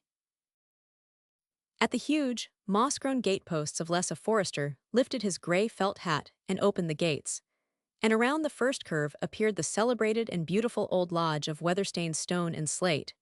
PG 233, the narrow terrace blazing with geraniums and scarlet sage. Guild noticed a slender, red-haired girl seated on the steps, knitting, with a heap of dark blue wool in her lap. But when the car drew up, Valentine Kurland addressed her as mother, to the intense surprise of Karen as well as of himself, for Mrs. Kurland seemed scarce older than her own daughter, and quite as youthfully attractive. She welcomed Karen with a sweet directness of manner which won the girl instantly, and her manner to Guild was no less charming an older woman's delightful recognition of a young man's admiration, and a smiling concession to this young man's youth and good looks. When Valentine mentioned Karen's plight in the matter of wardrobe, her mother laughed gaily, and slipping one arm around Karen's waist, took her off into the house. "We shall remedy that immediately," she said. "Come and see what suits you best." "As for you," said Darrell to Guild, "your luggage is in your room. I suppose you are glad of that." "Rather," said Guild, with such intense feeling that Valentine Kurland laughed outright. "Take him to his beloved luggage," she said to Darrell. "I had no idea he was so vain. You know the room, do not you? It is next to your own." "Harry, why are you limping?" asked Valentine as Darrell rose to go. PG 234 I'm not. "You are's why." "Rum, I drink too much of it," he explained seriously. So the young men went away together, and presently Guild was flinging from him the same worn clothing which, at one terrible moment, seemed destined to become his shroud. And Darrell sat on the bed and gave him an outline of the life at Les Forest and of the two American women who lived there. "Kurland loved the place," said Darrell, "and for many years until his death he spent the summers here with his wife and daughter. That's why they continue to come. The place is part of their life, but I do not know what they will do now. Monsieur Paillard, their landlord, has not been heard of since the Germans bombarded and burnt Wiltshire Valley. Whether poor Paillard got knocked on the head by a riflebutt or a 41-centimeter shell, or whether he was lined up against some garden wall with the other poor devils when the Prussian fearing squad sickened and they had to turn the machine guns on the prisoners, nobody seems to know. Wiltshire Valley is nothing but an ill-smelling heap of rubbish. The whole country is in a horrible condition. You know, a rotting cabbage or beet or turnip field emits a bad enough smell. Add to that the stench from an entire dead and decomposing community of 3,000 people. Oh yes, they dug awful trenches, but they were not deep enough. And besides, there was PG 235 enough else lying dead under the blackened bricks and rafters to poison the atmosphere of a whole country. It's a ghastly thing what they have done to Belgium." Guild went to his modern bathroom to bathe, but left the door open. "Go on, Harry," he said. "Well, that's about all," continued Darrell. "The Germans left death and filth behind them. Not only what the hands of man erected is in ruins, but the very face of the earth itself is mangled out of all recognition. They tore nature herself to pieces, stamped her features out, obliterated her very body. You ought to see some of the country. I do not mean where towns or solitary farms were. I mean the landscape all full of slimy pits from their shells, cut in every direction by their noisome trenches, miles and miles of roadside trees shot to splinters, woodlands burnt to ashes, forests torn to sliver-sown vast, distorted and abominable desolation." Guild had reappeared and was dressing. "They did not ransack the Grand Duchy," continued Darrell, "although I heard that the Grand Duchess blocked their road with her own automobile and faced the invaders until they pushed her aside with scant ceremony. If she did that, she's as plucky as she is pretty. That's the story, anyway." "Have the Germans bothered you here?" asked Guild, buttoning a fresh collar. "Not any to speak of. Of course they do not care anything about the frontier. They would violate it in a minute. PG 236, and I have been rather worried because a lot of these Luxembourg peasants, particularly the woodsmen and forest dwellers, are Belgians, or are in full sympathy with them. And I am afraid they will do something that will bring the Germans to Les Forest." "You mean some sort of franc terror business?" "Yes, I mean just that. The Germans shoot, francs-tireurs without court-martial. I know it, and there has been sniping across the border, everywhere, even since the destruction of Wiltshire Valley. I expect there will be mischief here sooner or later. Guild, tall, broad-shouldered, erect, stood by the window looking out between the gently blowing sash curtains and fastening his waistcoat. And standing so, he said, "Harry, this is no place for Mrs. Kurland and her daughter. They ought to go to Luxembourg City or across the line into Holland. As a matter of fact, they really ought to go back to America." "I think so too," nodded Darrell. "I think we may persuade them to come back with us." Without looking at his business partner and friend, Guild said, "I am not going back with you." "What?" "I cannot, but you must go rather soon too, and you must try to persuade the Kurlands to go with you." "What are you planning to do?" demanded Darrell PG 237 with the irritable impatience of a man who already has answered his own question. "You can guess, I suppose." "Yes, damn it, I can. I have been afraid you would do some such fool thing. And I ask you, Curvin, as a sane, sensible Yankee businessman, is it necessary for you to gallop into this miserable free fight and wallow in it up to your neck? Is it? Is it necessary to propitiate your bally ancestors by pulling a gun on the Kaiser and striking an attitude?" Guild laughed. "I am afraid it's a matter of propitiating my own conscience, Harry. I am afraid I will have to strike an attitude and pull that gun. To the glory of the Gold Book and the Counts of Gelders. I know, you are very quiet about such things, but I knew it was inside you all the time. Confound it. I was that worried by your letter to me. I thought you had already done something and had been caught." "I had not been doing anything, but I had been caught." "I knew it." "Naturally, or I should not have written you a one-act melodrama. Instead of a letter, did you destroy the letter to my mother?" "Yes, I 999. That was right. I will tell you about it some time. And now, before we go down, this is for your own instruction. I am going to try to get into touch with the Belgian army. How to do it I do not see very clearly, PG 238, because there are some 2 million Germans between me and it. But that's what I shall try to do, Harry. So, during the day or two I remain here, persuade your friends, the Kurlands, of the very real danger they run in remaining at less. Because any of these peasants at any moment are likely to sally forth Ulan sniping. And you know what German reprisals mean." "Yes," said Darrell uneasily. He added with a boyish blush, "I am rather frightfully fond of Valentine Kurland too." "Then talk to the Kurlands. Something serious evidently has happened to their landlord. If he made himself personally obnoxious to the soldiery which destroyed Wiltshire Valley, a detachment might be sent here anyway to destroy Les Lodge. You cannot tell what the Teutonic military mind is hatching. I was playing chess when they were arranging a shooting party in my honor. Come on downstairs." "Yes, in a minute. Curvin, I do not believe you quite got me about Valentine Kurland." Guild looked around at him curiously. "Is it the real thing, Harry?" "Rather, with me I mean." "You are in love." "Rather, but Valentine raises the deuce with me. She will not listen, Curvin. She sits on sentiment. She guys me. I do not think she likes anybody else, but I am dead sure she does not care for meth that way." Guild studied the pattern on the rug at his feet. PG 239, after a while he said, "When a man's in love, he does not seem to know it until it's too late." "Rot, I knew it right away. Last winter when the Kurlands were in New York I knew I was falling in love with her. It hurt too, I can tell you. Why, Curvin, after they sailed it hurt me so that I could not think of anything. I did not eat properly. A man like you cannot realize how it hurts to love a girl. But it's one incessant, omnipresent, and devilish gnawing sensation of emptiness indescribable, filled with loud and irregular heartthrobs, a happy agony, a precious pain." "Harry!" "What?" asked that young man, startled. "Do you realize you are almost shouting?" "Was I? Well, I am almost totally unbalanced, and I do not know how long I can stand the treatment I am getting.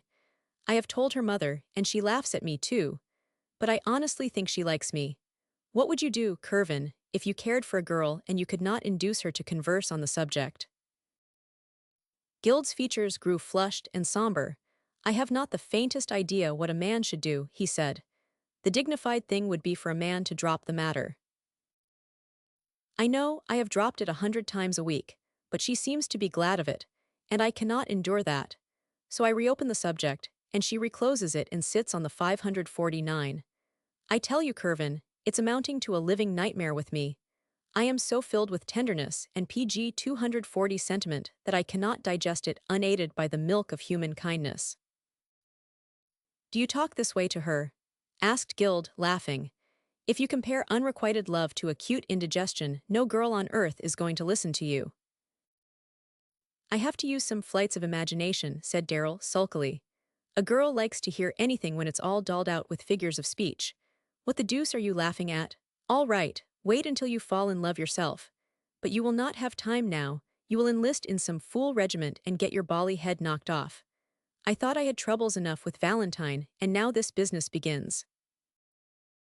He got up slowly, as though very lame. It's very terrible to me, he said, to know that you feel bound to go into this mix-up. I was afraid of it as soon as I heard that war had been declared. It's been worrying me every minute since. But I suppose it's quite useless to argue with you. Quite, said Guild pleasantly.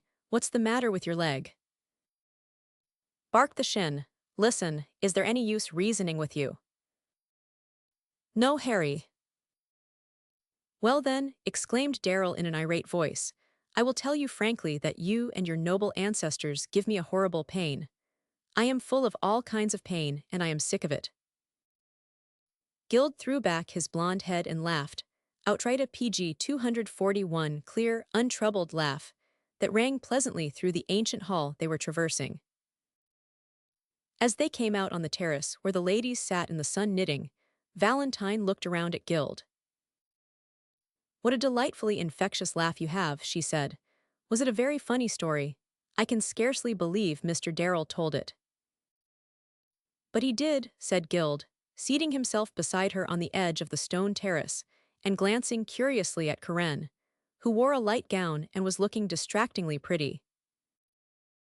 Such an unpleasant thing has occurred, said Mrs. Kurland in her quiet, gentle voice, turning to Darrell.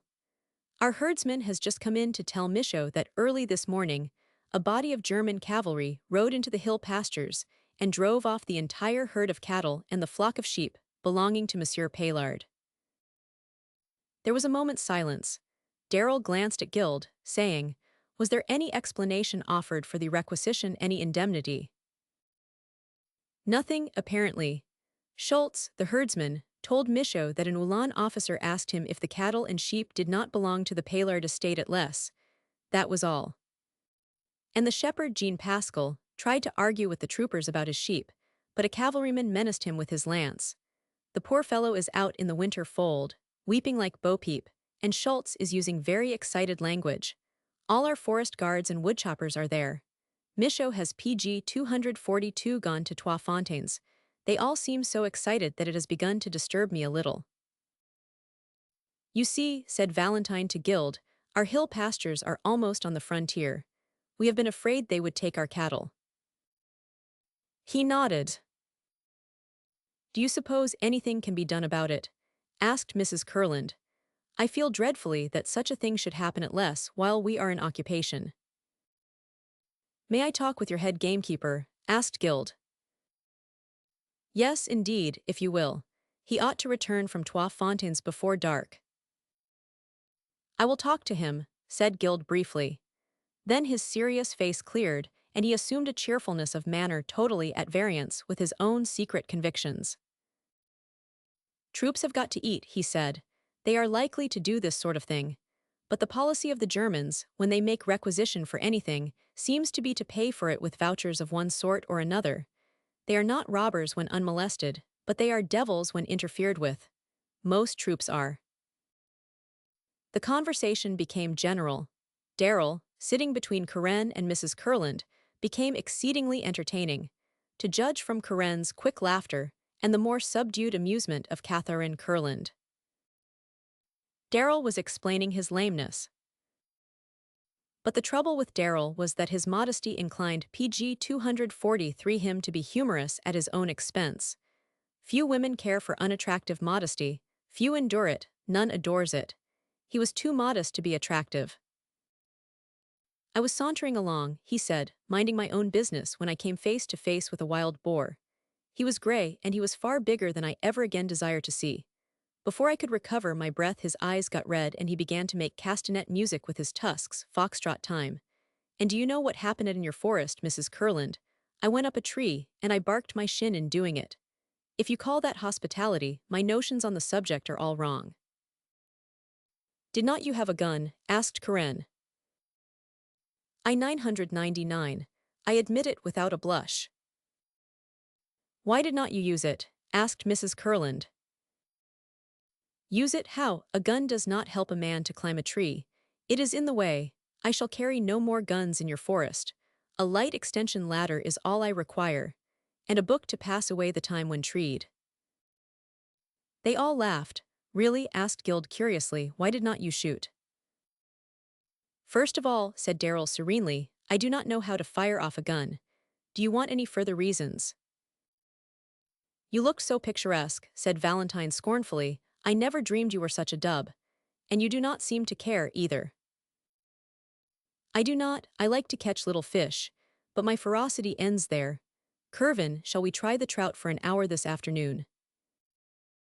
PG 244 Valentine turned up her dainty nose. I shall take Mr. Guild myself. You would better find a gamekeeper who will teach you how to shoot off a gun. And to Guild, I will take you now if you like. It's only a little way to the Silverwilts. Shall I get a rod and flybook for you?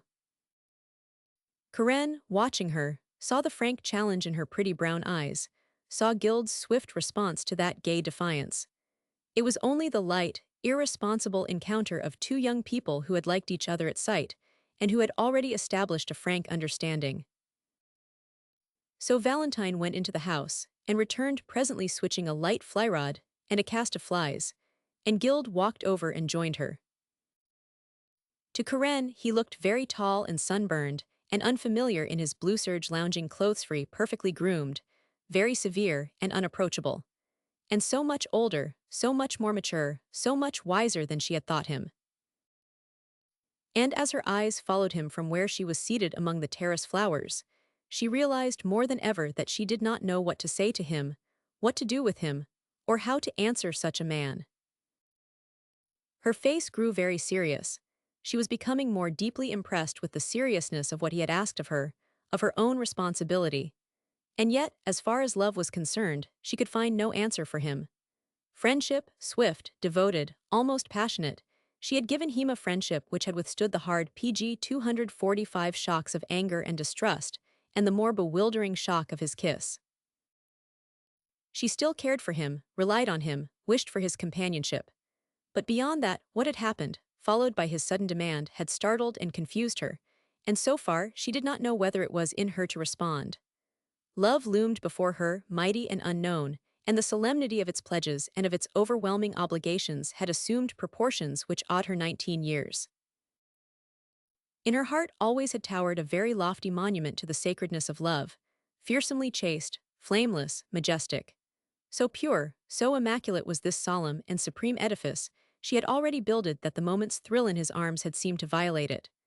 For the girl had always believed a kiss to be in itself part of that vague, indefinite miracle of supreme surrender, and the knowledge and guilt of it still flushed her cheeks at intervals and meddled with her heart.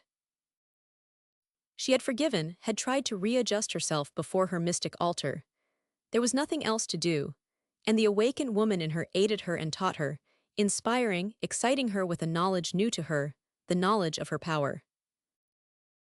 Then, as she sat there looking at this man and at the brownied girl beside him, suddenly she experienced a subtle sense of fear. Fear of what? She did not know, did not ask herself. Not even the apprehension, the dread of parting with him had made her afraid. Not even the certainty that he was going to join PG 246 his regiment had aroused in her more than a sense of impending loneliness. But something was waking it, no something that pierced her through and through, and she caught her breath sharply, like a child who has been startled. For the first time in her life, the sense of possession had been aroused in her, and with it, the subtle instinct to defend what was her own. She looked very intensely at the brown eyes of the young girl who stood laughing and gossiping there, with the man she did not know how to answer, the man with whom she did not know what to do. But every instinct in her was alert to place upon this man the unmistakable sign of ownership. He was hers, no matter what she might do with him. To Darrell, trying to converse with her, she replied smilingly, mechanically. But her small ears were ringing with the gay laughter of Valentine and the quick, smiling responses of Guild, as they stood with their heads together over the contents of the flybook, consulting, advising, and selecting the most likely and murderous lures. Neither of them glanced in her direction. Apparently, they were most happily absorbed in this brand new friendship of theirs. Very slowly and thoughtfully Corinne's small head sank, and she sat gazing at the brilliant masses of salvia bloom clustering at her feet, silent, overwhelmed under the tremendous knowledge of what had come upon her here in the sunshine of a cloudless sky. PG 247 Au revoir, called back Valentine airily.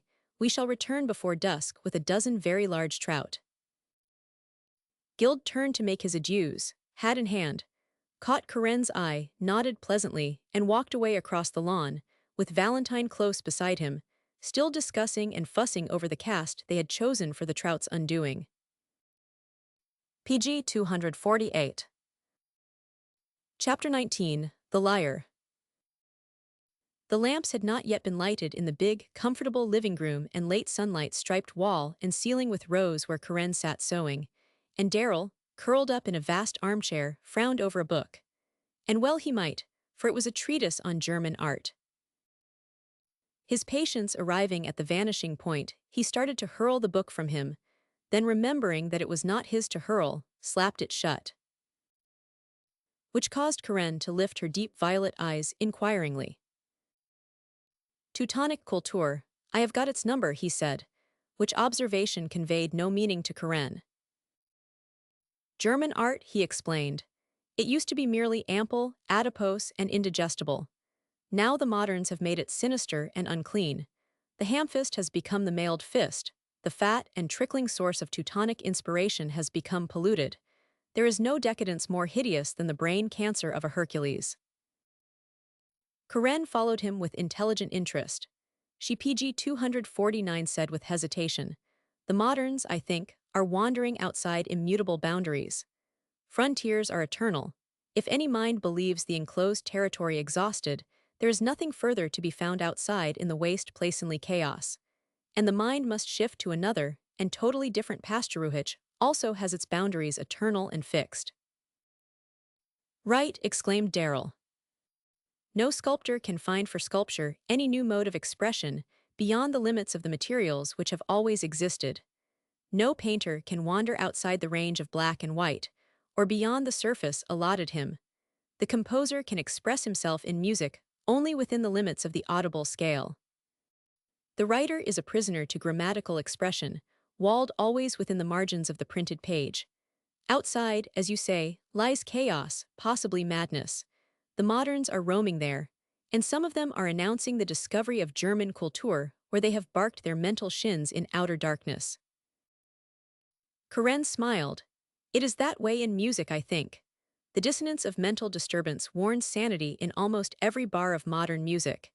It is that which is so appalling to me, Mr. Darrell, that in some modernism is visible and audible more and more the menace of mental and moral disintegration, and the wholesome shrink from it.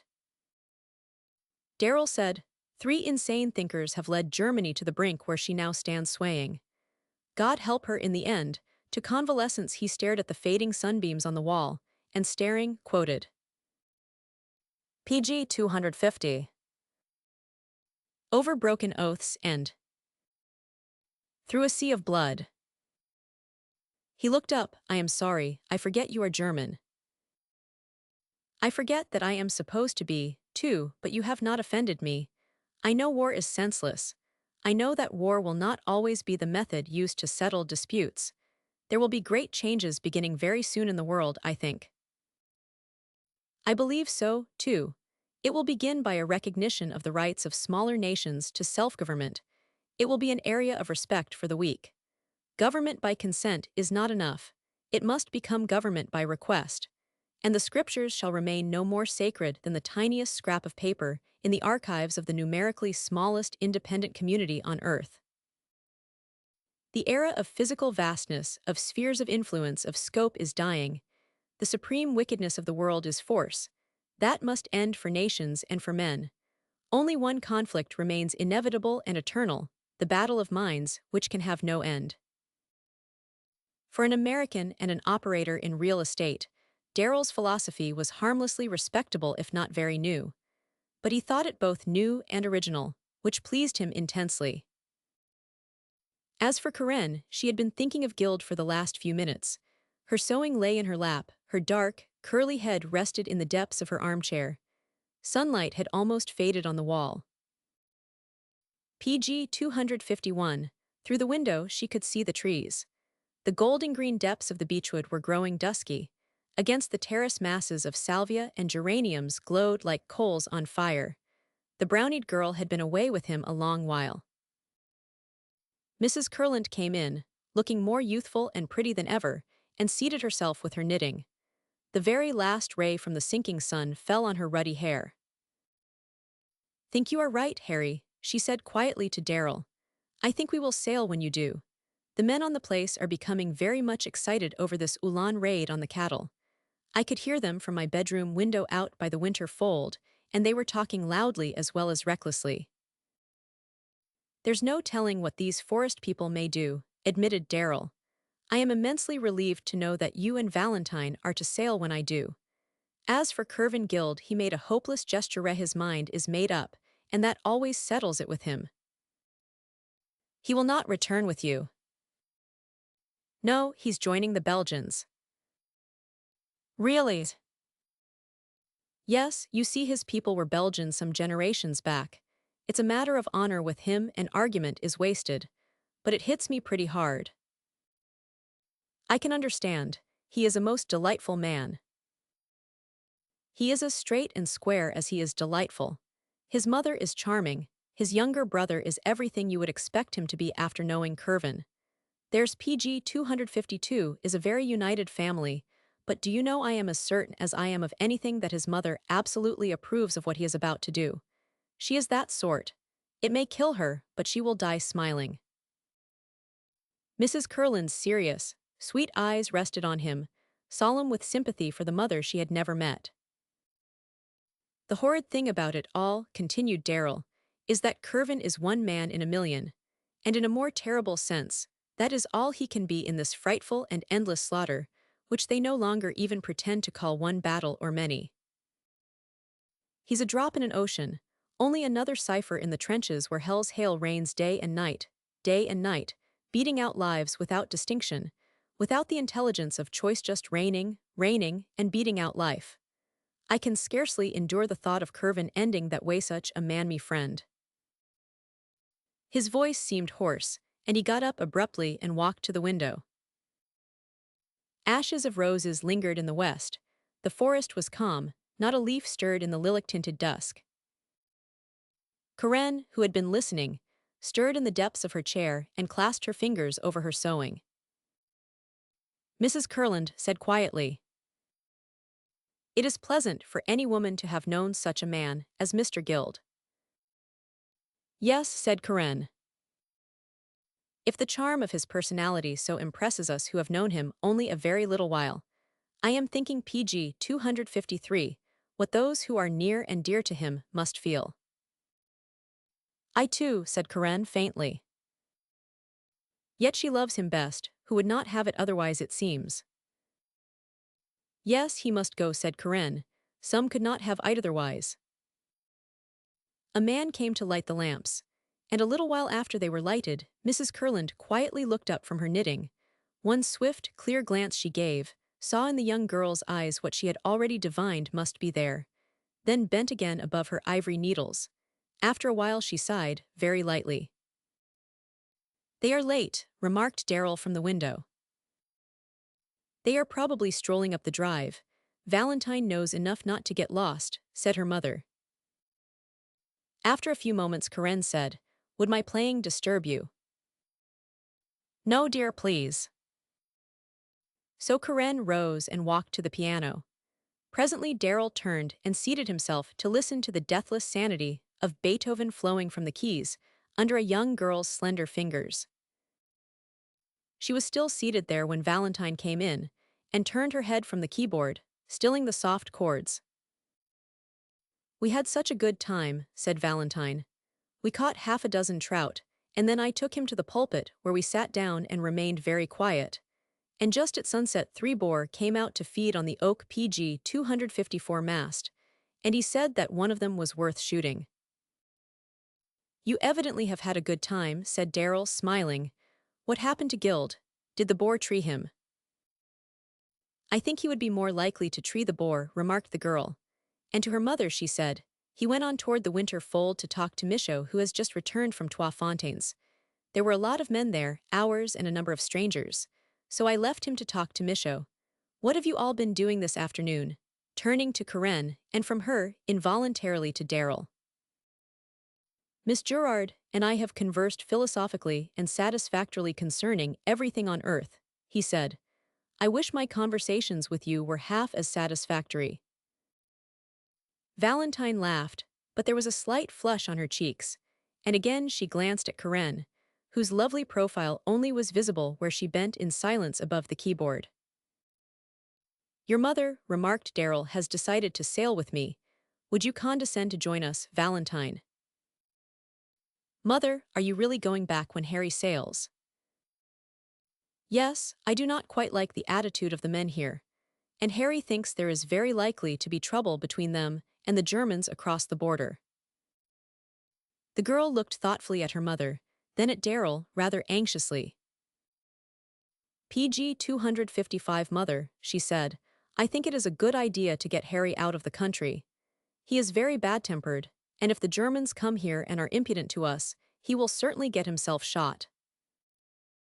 I have not the courage of a caterpillar, protested Darrell. You are the worst fibber in the Ardennes. You did kill that grey boar this morning.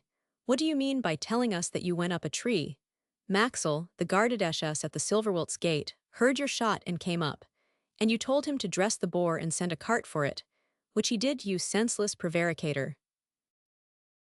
Oh my, said Darrell meekly. And you are wearing a bandage below your knee where the boar bit you when you gave him the coup de grace. Maxwell washed and bound it for you. What a liar you are, Harry. Does it hurt? To be a liar. No, where you were tusked. Maxwell was stringing you, fair maid, he said lightly. He was not, you walk lame. Laziness and gout account for that debutante slouch of mine, but of course if you care to hold my hand. The girl looked at him vexed, yet laughing. I do not want people who do not know you to think you really are the dub you pretend to be. Do you wish Miss Gerard to believe it? PG 256 Truth is mighty and must. I know more about you than you think I do, Harry. Mr. Gild portrayed for me a few instances of your mouse-like courage, and I do not wish you to lose your temper and be shot if the Uhlans ride into less and insult us all. Therefore I approve of our sailing for home, and the sooner the better. You fright me, he said. I think I will ask Jean to pack my things now. And he got up, limping, and started for the door. Mother, she said, that boar's tusks may poison him. Will not you make him let us bandage it properly?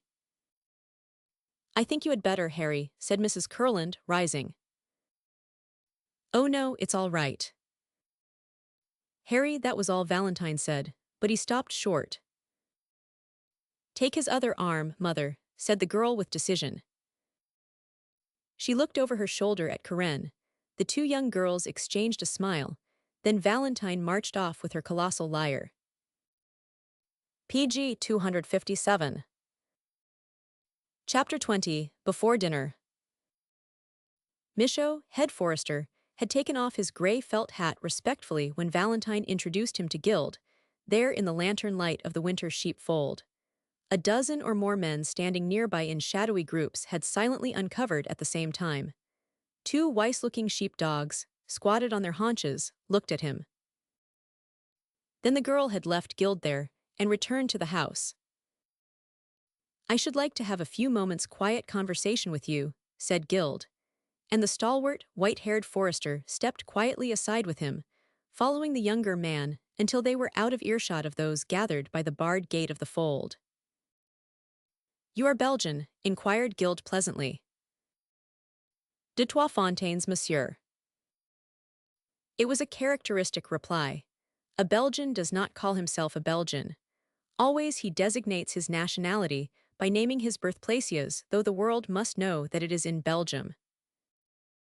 "PG 258, and those people over there by the sheepfold?" asked Gild. "Are men some of them from Ixelles, from the Black Irents, and the White, from Lesion, from Liege? And there is one, a stranger." "From where?" "Morsnit." "Has he any political opinions?" "He says his heart is with us. It is mostly that way in Morsnit." "In Morsnit 10% of the people are Germans in sympathy," remarked Gild. "What is this man, a miner?" "A charcoal burner." "Does he seem honest?" "Yes, monsieur," said the honest forester simply. Gild laid one hand on the man's broad shoulder. "Michaud," he said quietly, "I know I am among friends if you say I am. I mean friends to Belgium." The dark eyes of the tall forester seemed to emit a sudden sparkle in the dusk. "Monsieur is American." "Yes, my grandfather was Belgian." "Monsieur is a friend." "Michaud, my name in America is Gild. My name in Belgium is Kervin Gelders. Judge, then, whether I am a friend to your country and your king." "Gelders," whispered the forester rigid. "Kervin of Gelders, Comte d'Ivoire Hastier." "It is so written on the rolls of the guides." "PG 259, Monsieur le Comte has served 2 years with the colors. I am here to report for duty. Do you feel safe to trust me now, Michaud, my friend?" The tall, straight forester uncovered. "Trust Gelders, my God." "Put on your hat," said Gild bluntly. "I am American when I deal with men." "Monsieur le Comte." "Monsieur will do. Give me your hand. That is as it should be. We understand each other, I think. Now tell me very clearly exactly what happened this morning on the hill meadows of the Paillard estate." "Monsieur le." "Please remember." "Pardon, Monsieur Gild." The grey Uhlans rode over the border and laughed at the gendarme on duty. "Straight they made for our hill meadows, riding at ease and putting their horses to the hedges. Schultz, our herdsman, saw them trotting like wolves of the Black Irents, ran to the wooden fence to close the gate, but their lances rattling on the pickets frightened him. They herded the cattle, while their officers sat looking on by the summer fold. "Do not these cattle and sheep belong to the Paillard estate?" asks one of the officers of Schultz. "And very well then," says he, "we are liquidating an old account with Monsieur Paillard." And with that a company of the grey ones canters away across the valley, and up the slope beyond PG 260, where our shepherd, Jean Pascal, is sitting with his 2 dogs. "You there," they call out to him, "send out your dogs and herd your sheep." And when he only gapes at them, one of their riders wheels on him, twirling his lance, and shoves him with the counterbalance. So they make him drive his flock for them across the valley, and then over the border all the way on foot, monsieur. And then they tell him to loiter no more but to go about his business. That is what has happened on our hill pasture. He, the lad Pascal, is over there with his dog sprinting toward the foldalmost crazed with grief and shame. And Schultz, he wishes us to organize as a Freikorps. Me, I do not know what to do hat with Monsieur Paillard away and the forest in my care. Were it not for my responsibility. I know, Michaud, but what could an isolated Freikorps do? Far better to join your class if you can when your responsibility here permits. Those young men, there, should try to do the same. Monsieur is right. Even the classes of 1915, 16 and have been called, I have reminded them. But this outrage on the hill pastures has inflamed them and made hotheads of everybody. They wish to take their guns and hunt grey Uhlans. They do not know what they are proposing. I saw something of that in 70. Why the Prussians hung or shot every franc-tireur they caught, and invariably the nearest village was burned. And I say to them that even if Monsieur Paillard is PG 261 dead, as many are beginning to believe, his death does not alter our responsibility. Why should we bring reprisals upon his roof, his fields, his forests? No, that is not honest conduct. But if we are now really convinced of his death, as soon as Madame Curlant leaves, let us turn over the estate to the proper authorities in Luxembourg. Then will each and all of us be free to join the colors when summoned if God will only show us how to do it. Madame Curland and Mademoiselle ought to go tomorrow, said Guild. One or another of your hotheads over there might get us into trouble this very night. The man from Morsnit talks loudest. I have tried to reason with him, said Michaud. Would you come to the fold with me? They walked together toward the lantern light. The men standing there turned toward them and ceased their excited conversation. Friends, said old Michaud simply, this gentleman's name is Curvin of Gelders. I think that is sufficient for any Belgian, or for any man from the Grand Duchy. Off came every hat. Cover yourselves, continued Michaud calmly. Monsieur, who has become an American, desires to be known as Monsieur Guild without further mark of respect. This also is sufficient for us all, I suppose. Thou, Jean Pascal, cease thy complaints and stand straight and wipe thy tears. By God, I think there are PG 262 other considerations in less forest than the loss of thy sheep and of Schultz's cattle. MMY sheep are gone, blubbered the boy, I was too cowardly to defend them. Be quiet, said Guild. It was not a question of your courage, you did wisely, show equal wisdom now. But I shall go after Uhlans now with my fusildesches. Ah, the cowards of Germans, ah, the brigands. Cowards, assassins, muttered the other. Grey wolves run when a man goes after them. You are wrong, said Guild quietly. Germans are no cowards. If they were, there would be no credit for us in fighting them. Do not make any mistake, you men of the Ardennes, their soldiers are as brave as any soldiers. And where you belong is with your colors, with your classes, and in uniform. That's where I also belong, that's where I am going if I can find out how to go. Perhaps one of you can guide me. Think it over. Keep cool and listen to Michaud, who is older and wiser than all of us. There was a profound silence. Then a voice from the darkness, very distinct. I have seen red. It is necessary for me to bleed an Ulan. Guild walked toward the sound of the voice. Who are you? He demanded. Moi je suis de Morsnit. Then you would better go back to the zinc mines of Morsnit, PG 263, my friend. No Uhlans will trouble you down there. And aside to Michaud, look out for that young man from Morsnit. He's too hotly a Belgian to suit my taste. Monsieur, he is a talker, said Michael with a shrug. My friend, be careful that he is nothing more dangerous. Ah, sacre bleu, exclaimed the forester, reddening to his white temples if any of that species had the temerity to come among us. Michaud, they might even be among the king's own entourage, no doubt that fellow is merely, as you say, a talker. Buth should not be left to wander about the woods alone. And tell me, is there anybody else you know of who might do something rash tonight along the boundary? Monsieur, there are 2 or 3 poor devils who escaped the firing squads at Uslemont. They live in our forest, hiding. Our people feed them. Guild said in a troubled voice, such charity is an obligation, but nevertheless it is a peril and a menace to us all. Were this estate my own, said the sturdy forester, I would shelter them as long as they desired to remain. But I am responsible to Monsieur Paillard, and to his tenant, Madame Curland. Therefore I have asked these poor refugees to continue on to Diekirch, or to Luxembourg, where the sight of an Uhlans Shapska will be no temptation to them. PG 264, you are right, Michaud. He held out his hand, the forester grasped it. Tomorrow we should talk further. Our duty is to join the colors, not to prowl through the woods assassinating Uhlans. Good night. In the morning then. At Monsieur's service. And both of us at the service of the bravest man in Europe, Albert, the king. Off came their hats.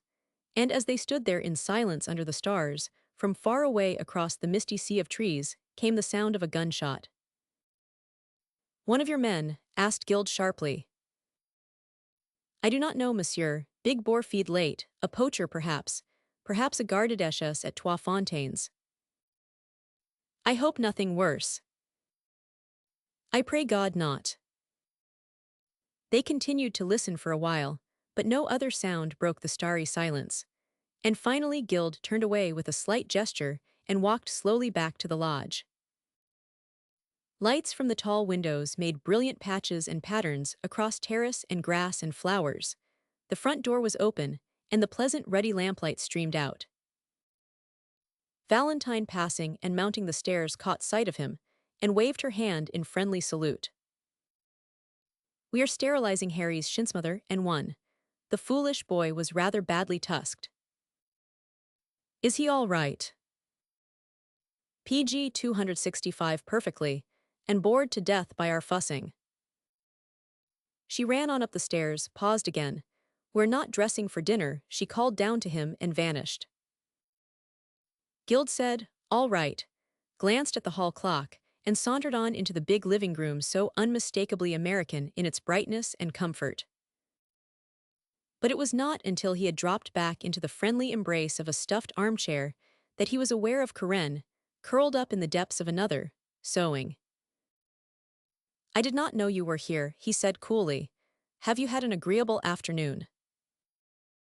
"Yes, thank you. It's a very charming place." "Yes. I think the Curlins are delightful." "Very. Miss Curland and I had a wonderful walk. We had no trouble in taking all the trout we needed for dinner, and then we went to a rock called the Pulpit, where we lay very still and talked only in whispers until 3 wild boars came out to feed." Karen lifted her eyes from her sewing. They seemed unusually dark to him, almost purple. "After that," he went on, "we walked back along the main ride to a carrefour where the drive crosses, and so back here. That accounts for my afternoon." He added, smiling carelessly, "May I ask you to account for yours?" "PG 266, yes, please." "Very well, then I do ask it." She bent over her sewing again. "I have been idle. The sun was agreeable. I went for a little stroll alone and found an old wall and a pool and a rose garden." "And then?" "The rose garden is very lovely. I sat there sewing and thinking." "About what?" "About you mostly." He said steadily enough, "Were your thoughts pleasant?" "Partly." "Only partly." "Yes, I remembered that you are joining your regiment." "But that should not be an unpleasant thought for you, Karen." "No, I would have it so, of course. It could not be otherwise under the circumstances." "It could not be otherwise," he said pleasantly, but his gray eyes never left the pale, sweet profile bent above the leisurely moving needle. "I understand. I know you understand that at least, Karen." "Yes, other matters, too, a little better than I did this morning." "What matters?" he asked casually, but his heart was threatening to meddle with his voice, and he set his PG 267 lips sternly and touched his short mustache with careless fingers. Karen bent still lower over her sewing. The light was perfectly good, however. "What," he asked again, "are the matters which you now understand better than you did this morning?" "Matters concerning love." He laughed. "Do you think you understand love?" "A little better than I 999. In what way? You are not in love, are you, Karen?" "I think a little." "With whom?" No answer. "Not with me." "Yes." She turned swiftly in the depths of her chair to confront him as he sprang to his feet. "Wait," she managed to say, and remained silent, one slim hand against her breast. And after a moment, "Would you not come any nearer, please?" "Karen." "Not now, Please sit there where you were. I can tell you better all I know about it. She bent again over her needle, sewing half blindly, the hurrying pulses making her hand unsteady. After he was seated, she turned her head partly around for a moment, looking at him with a fascinated and almost breathless curiosity. If I tell you, you will come no nearer, will you? She asked. No, tell me. PG 268, she sewed for a while at random, not conscious what her fingers were doing, striving to think clearly in the menace of these new emotions, the power of which she was divining now, realizing more deeply every second. I will try to tell you, she said. I did not know anything about myself this morning. What we had been to each other I considered friendship. Remember, it was my first friendship with a man. And I thought it was that. After a silence, was it anything deeper, he asked. Yes, deeper. You frightened me at first. I was hurt, but not ashamed or angry. And I did not understand why until you spoke and said what you said. That I love you. Yes, after that things grew slowly clearer to me.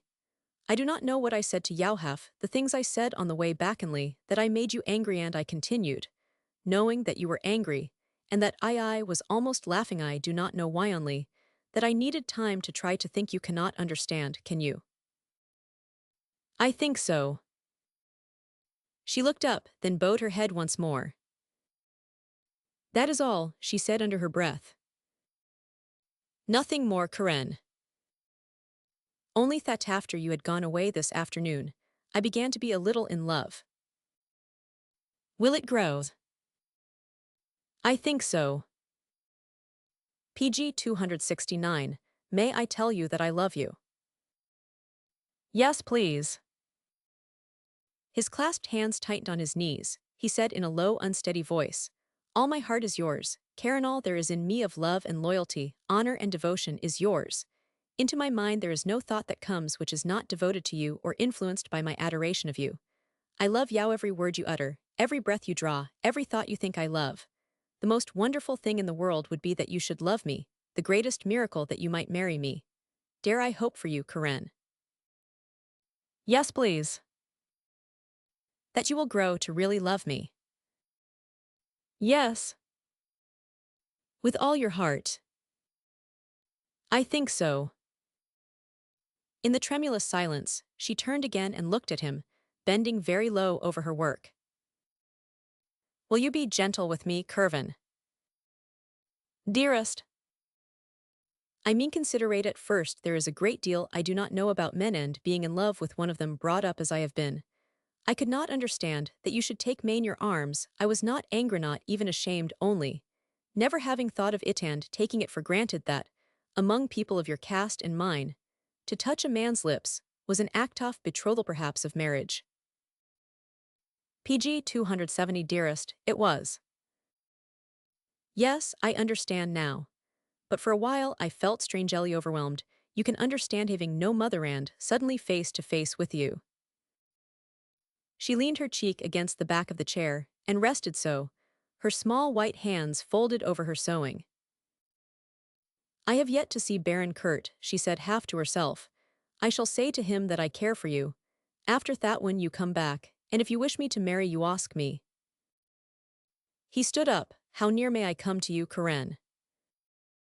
Not very near just now. Near enough to kiss your fingertip. Yes, please.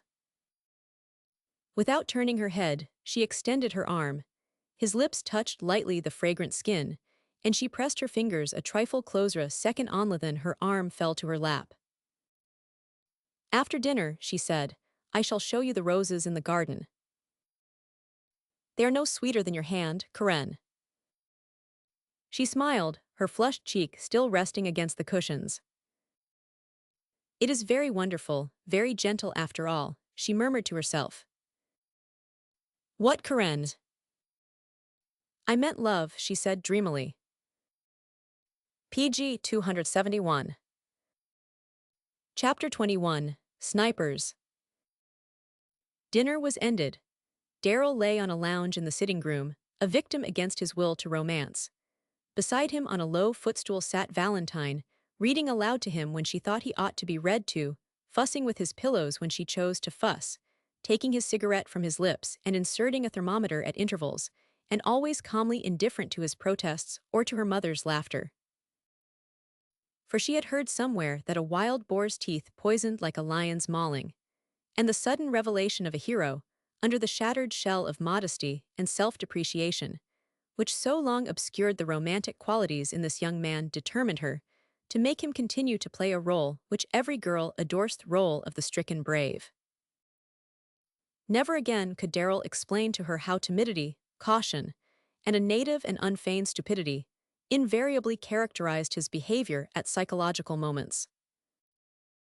For Guild had told her all about this young man's cool resourcefulness and almost nerveless courage during those hair-raising days in Sonora, when the great Yo PG 272 Espero Ranch was besieged, and every American prisoner taken was always reported shot in attempting to escape. She had never even known that Darrell had been in Mexico until Guild told her about their joint mining enterprise and how, under a spineless administration, disaster had wiped out their property and had nearly done the same for them. "Mother," said the girl, "I think I will look at his shin again." "Nonsense," protested Darrell, struggling to sit up and being checked by a soft but firm little hand flat against his chest. "I do not want to have my shin looked at," he repeated helplessly. "Mother, I am going to change the dressing. Will you help?" "For the love of Mike." "Be quiet, Harry." "Then make Guild go out of the room. He's laughing at me now." Karen was laughing too, and now she turned to Guild. "Come," she said smilingly, "we are not welcome here. Also, I do want you to see the rose garden by starlight." And to Mrs. Kurland naively, "May we please be excused to see your lovely garden?" The pretty young matron smiled and nodded, busy with the box of first-aid bandages for which Valentine was now waiting. So Karen and Guild went out together into the PG 273 starlight, across the terrace and lawns, and down along a dim avenue of beeches. The night was aromatic with the clean, sweet odor of the forest. A few leaves had fallen, merely a tracery of delicate burnt gold underfoot. Karen turned to the right between tall clipped hedges. Mossy steps of stone terminated the alley and led down into an old sunken garden with wall and pool and ghostly benches of stone, and its thousands of roses perfuming the still air. They were all there, the heavenly company, dimly tinted in crimson, pink, and gold rose de Provence, gloire de Dijon, damask, Turkish, cloth of gold, exquisite ghosts of their ardent selvis immobile phantoms, mystic, celestial, under the high luster of the stars. Mirror dark, the round pool's glass reflected a silvery inlay of the constellations. Tall trees bordered the wall, solemn, unstirring, as though ranged there for some midnight rite. The thin and throbbing repetition of hidden insects were the only sounds in that still and scented place. They leaned upon the balustrade of stone and looked down into the garden for a while. She stirred first, turning a little way toward him, and together they descended the steps and walked to the pool's rim.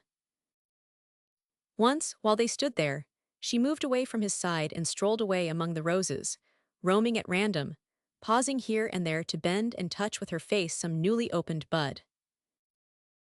Slender and shadowy, she lingered among the unclosing PG 274 miracles of rose and gold, straying, loitering, wandering on, until again she found herself beside the pool of mirror blackened beside her lover.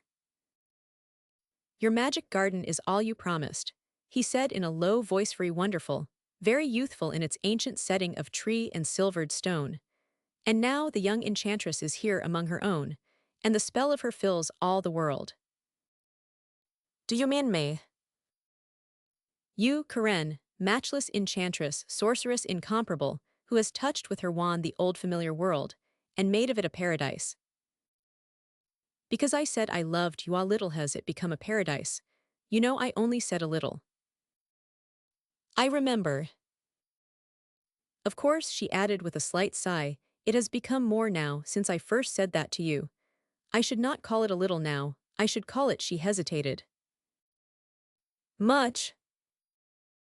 She seemed doubtful. Yes, I think it is becoming much little by little. May I kiss your hand? Yes, please. And clasp your waist for Elithlith's way. In sign of betrothal. Yes. She looked up at him out of the stillest, purest eyes he had ever beheld. You know best, Curvin, what we may do. PG 275 I know, he said, drawing her nearer. After a moment, she rested her cheek against his shoulder. Standing so beside the pool, breathing the incense of the roses, she thought of the dream and the gay challenge who goes there. She was beginning to suspect the answer now. It was love who had halted her on that flower-set frontier. The password which she had not known then was love. Love had laughed at her but had granted her right of way across that border into the land of dreams. And now, unchallenged, save by her own heart, she had come once more to the borderland of flowers. Standing so beside the pool, breathing the incense of the roses, she thought of the dream. Halt, said her heart alert, who goes there? It is I, Karen, wearing the strange, new name of love. She lifted her head, drew one hand swiftly across her eyes as though to clear them, then stepped free from the arm that encircled her. Karen! Yes, I do love you, she stammered with all my heart. Halt, rang out a voice like a pistol shot from the darkness. The girl stood rigid, Guild sprang to her side. Qui vive, cried the voice. Belgium, said Guild coolly. Then who goes there, you below there in that garden? Friends to Belgium, replied Guild in a quiet and PG 276 very grave voice. Do not move, dearest, he whispered. What is happening? I do not know yet. Presently, nearer the balustrade above them, the voice came again. Is it Monsieur Guild? Yes, who are you? Pardon, will Monsieur come up to the terrace? I am watching the wall beyond the pool. They ascended the stone steps, Karen moving lightly beside him. In the shadow of the clipped yews a dark form stirred.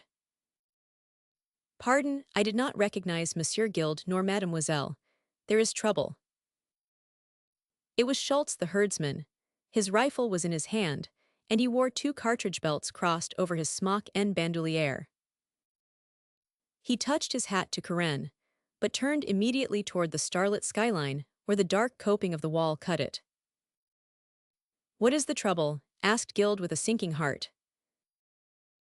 God knows how it happened, Monsieur Guild, but there was bad blood tonight and hot heads full of it. Then, very far in the forest, a shot was fired. I heard it, what happened? Listen, monsieur. The Morse-knit man and the boy, Jean Pascal, put their heads together. I do not know how it was, but even after what you said to us, and after Michaud told us to remain prudent and calm, PG 277 somehow after we heard that shot we all, one by one, took down our guns, and after a little while we found ourselves together in the Carrefour.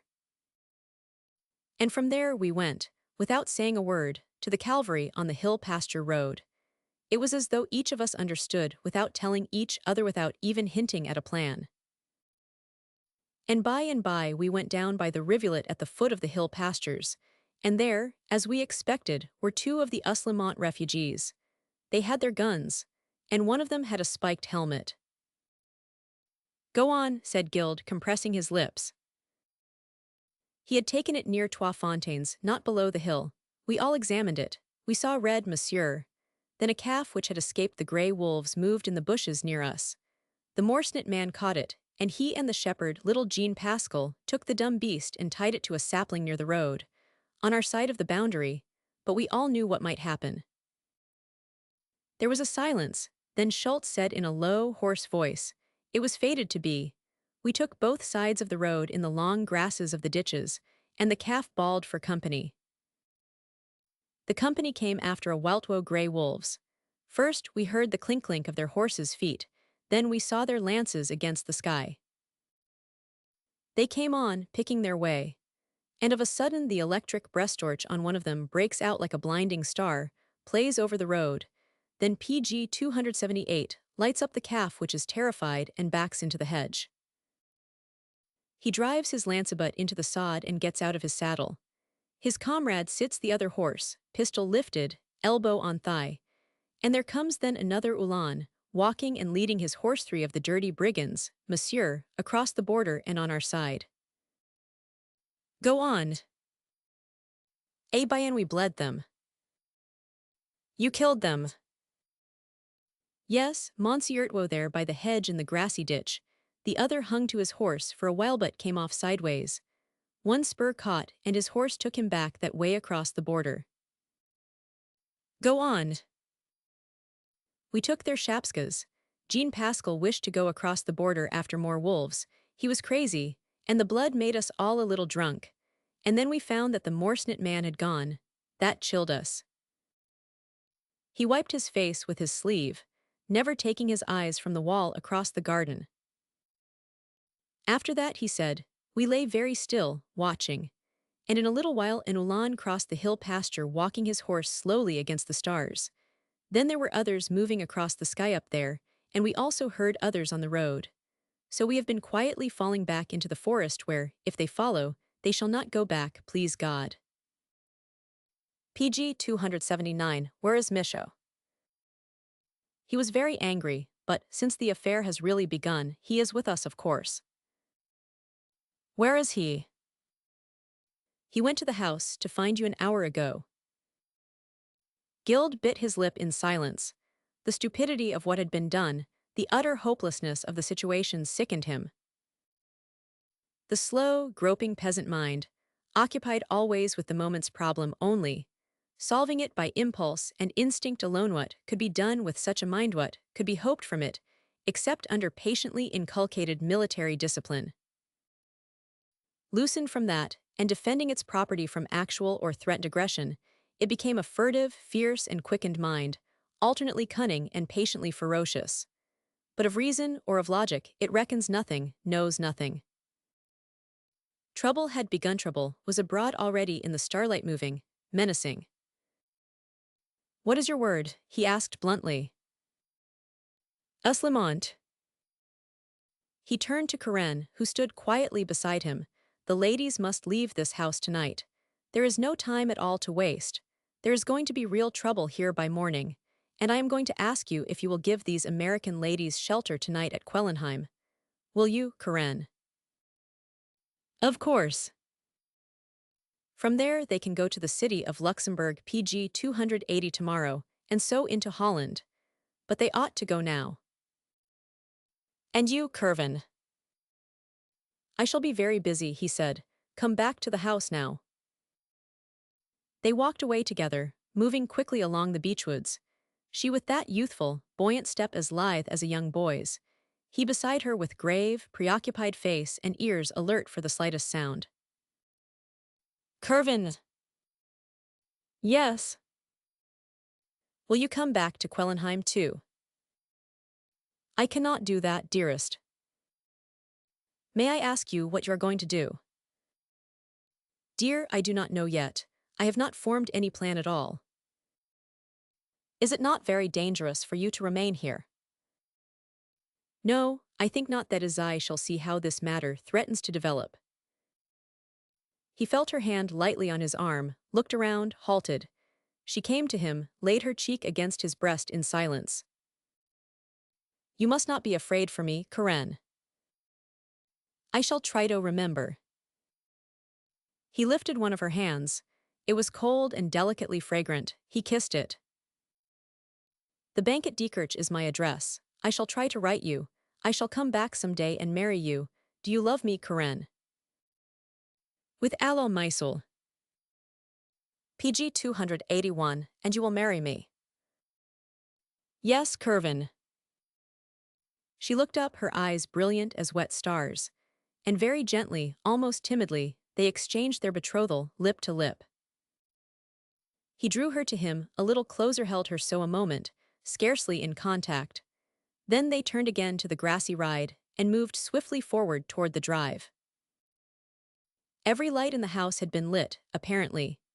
The automobile stood before the door. 3 forest wagons with their big fine horses were in line behind, and servants were loading them with American trunks, suitcases, and luggage of every description, under the active direction of Darrell. When he saw Guild and Karen coming, he called out, "Your luggage is packed. Mrs. Kurland and Valentine and their 2 maids are filling hampers with bed linen and knickknacks. You have heard what's happened, of course." "Yes," said Guild. "I do not think you had better waste any more time packing. Let the ladies get into the car and start. Michaud and I can gather up what's left of their effects and send it after them in the last wagon. Where is Michaud?" "Talking to Mrs. Kurland inside. Here he comes now." The white-haired forester came out behind Mrs. Kurland, caught sight of Guild, and made a slight gesture expressing infinite despair. "PG 282, I know," said Guild. "I will talk it over with you after the household leaves." And to Mrs. Kurland, who appeared calm but a trifle dazed, "Miss Gerard offers you Quellenheim for the night, and for longer if you desire." "Please," said Karen, coming forward, "it would be very gracious of you to come. Will you, Mrs. Kurland?" "Thank you, dear, yes, it will be the greatest convenience. I do not know when we should arrive at Luxembourg if we started now." She took one of Karen's hands and turned to Guild. "What a terrible thing our people have done. Michaud came to tell us. Harry started everybody packing up. You will come with us, of course." "Perhaps later, thank you." He turned to Valentine, who was coming out in hat and coat, followed by a pale-faced maid carrying both arms full of wraps. "Please do not lose any time," said Guild, selecting wraps for Mrs. Kurland and for Karen. "Are your servants ready?" "Nobody is ready," said Valentine, "but everybody is here or in the hall, I think." Guild gave his arm to Mrs. Kurland and helped that active young matron spring into the touring car. Karen went next. Valentine and 2 maids followed. Guild slammed the door. "All right," he said curtly to the chauffeur, then, hat in hand, he said gaily, "Au revoir. A happy reunion for us all." PG 283. As the car rolled out into the shining path of its own lamps, Karen turned and looked back at him. And as long as he could see her, she was looking back. After the car followed 2 of the forest wagons, one filled with servants, the other loaded with luggage. Darrell came out of the house with the last odds and ends of property belonging to the Kurlands and flung it pell-mell into the last wagon. "Come on," he said briskly to Guild. "No, go ahead, Harry. I am stopping to talk with Michaud." "Well, how are you going to get to Quellenheim?" "When I am ready to go, I will get there." "You are not coming." "Not now." Darrell came over and said, dropping his voice, "After this murdering business, it will not do for you to be caught here." "I do not mean to be caught here. Do not worry and get a move on." "What are you intending to do?" "I do not know yet. Come, Harry, start that wagon." Darrell shrugged his shoulders, mounted the seat beside the driver, and the forest wagon rolled away into the darkness. Guild was still looking after it, listening to Michaud's report of the sniping affair near Trois Fontaines, when he saw the figure of a man walking back from the direction the wagon had taken. The man walked with a visible limp. "PG 284, you idiot," said Guild sharply as Darrell strolled up, his features blandly defiant.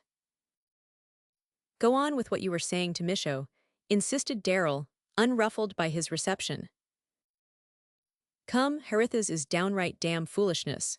If you have let the wagon go on, you will have to foot it to Quellenheim. You cannot stay here." "Why?" "Because, you infernal butterin, you will get mixed up in a particularly nasty mess. And it does not concern Yankees, this mess we are in, Michaud and one." "Oh hell," said Darrell, "go on and talk, Michaud." "Are you going to poke your nose into this?" demanded Guild. "It's in now." "See here, Harry, your sticking by me is gratuitously silly and it annoys me. You do not have to. This is not any of your business, this mess."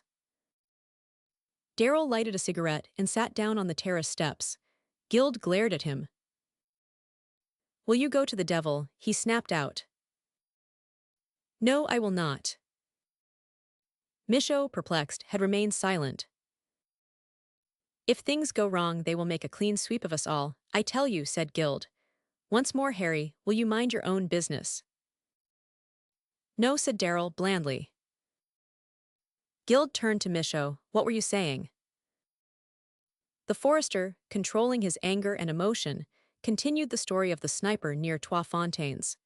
PG 285, then he outlined the miserable affair of the hill pasture. There remains for us now only two courses, he ended. Either we turn franc-tireur and make our bivouac yonder in the forest, or we gather our people at the pulpit, lie there tonight, and at daylight strike out for the Dutch frontier. Guild nodded. There is a little hole in the rocks at the pulpit scarce large enough to be called a cave. Since the war came upon us, foreseeing necessity, my men have carried arms and provisions to the pulpit well hidden, monsieur. I think now that it is a better refuge than this house. The three men looked up at the house. Michaud made a hopeless gesture. I suppose they will destroy it now. God knows. But if Monsieur Paillard be truly dead as we now believe, and his poor body lies rotting under the ruins of Wiltshire Valley, then there is nobody to mourn this house excepting the old forester, Michaud, and I think he has lived on earth too long. He went slowly toward the house, entered it. One by one, all the lighted windows grew dark. Presently he reappeared drawing the doorkey from his pocket. Very deliberately he locked the door from the outside, looked in silence at the darkened house, and facing it, quietly removed his hat. The silent salute lasted but a moment. He put on his grey hat with the pheasant's feather sticking up behind, picked up his fowling piece, and hung it over one PG 286 shoulder, his big, weather-browned hand resting on the sling.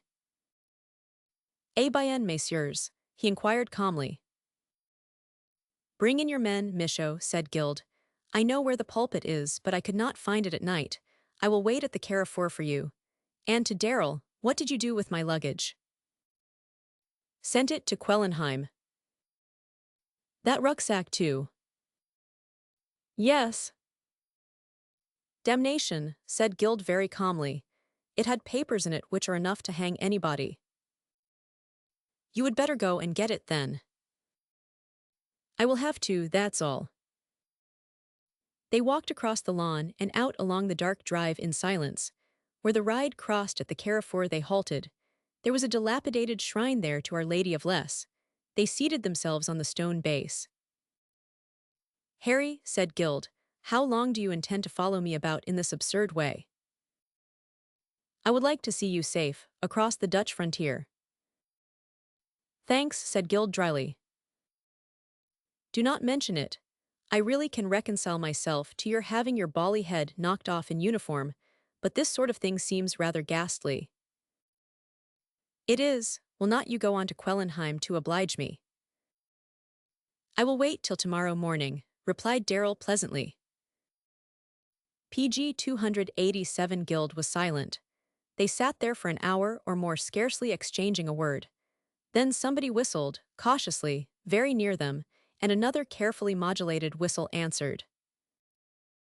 "Who goes there?" came a challenging voice. "Us Lamont." "Our men," said Guild, rising. Michaud came up in the darkness. "The shepherd, Jean Pascal and Schultz, and the men of Us Lamont are out there yet. Nothing I say affects them. They say that they need another Ulan to bleed. Imbeciles. Will not they obey you?"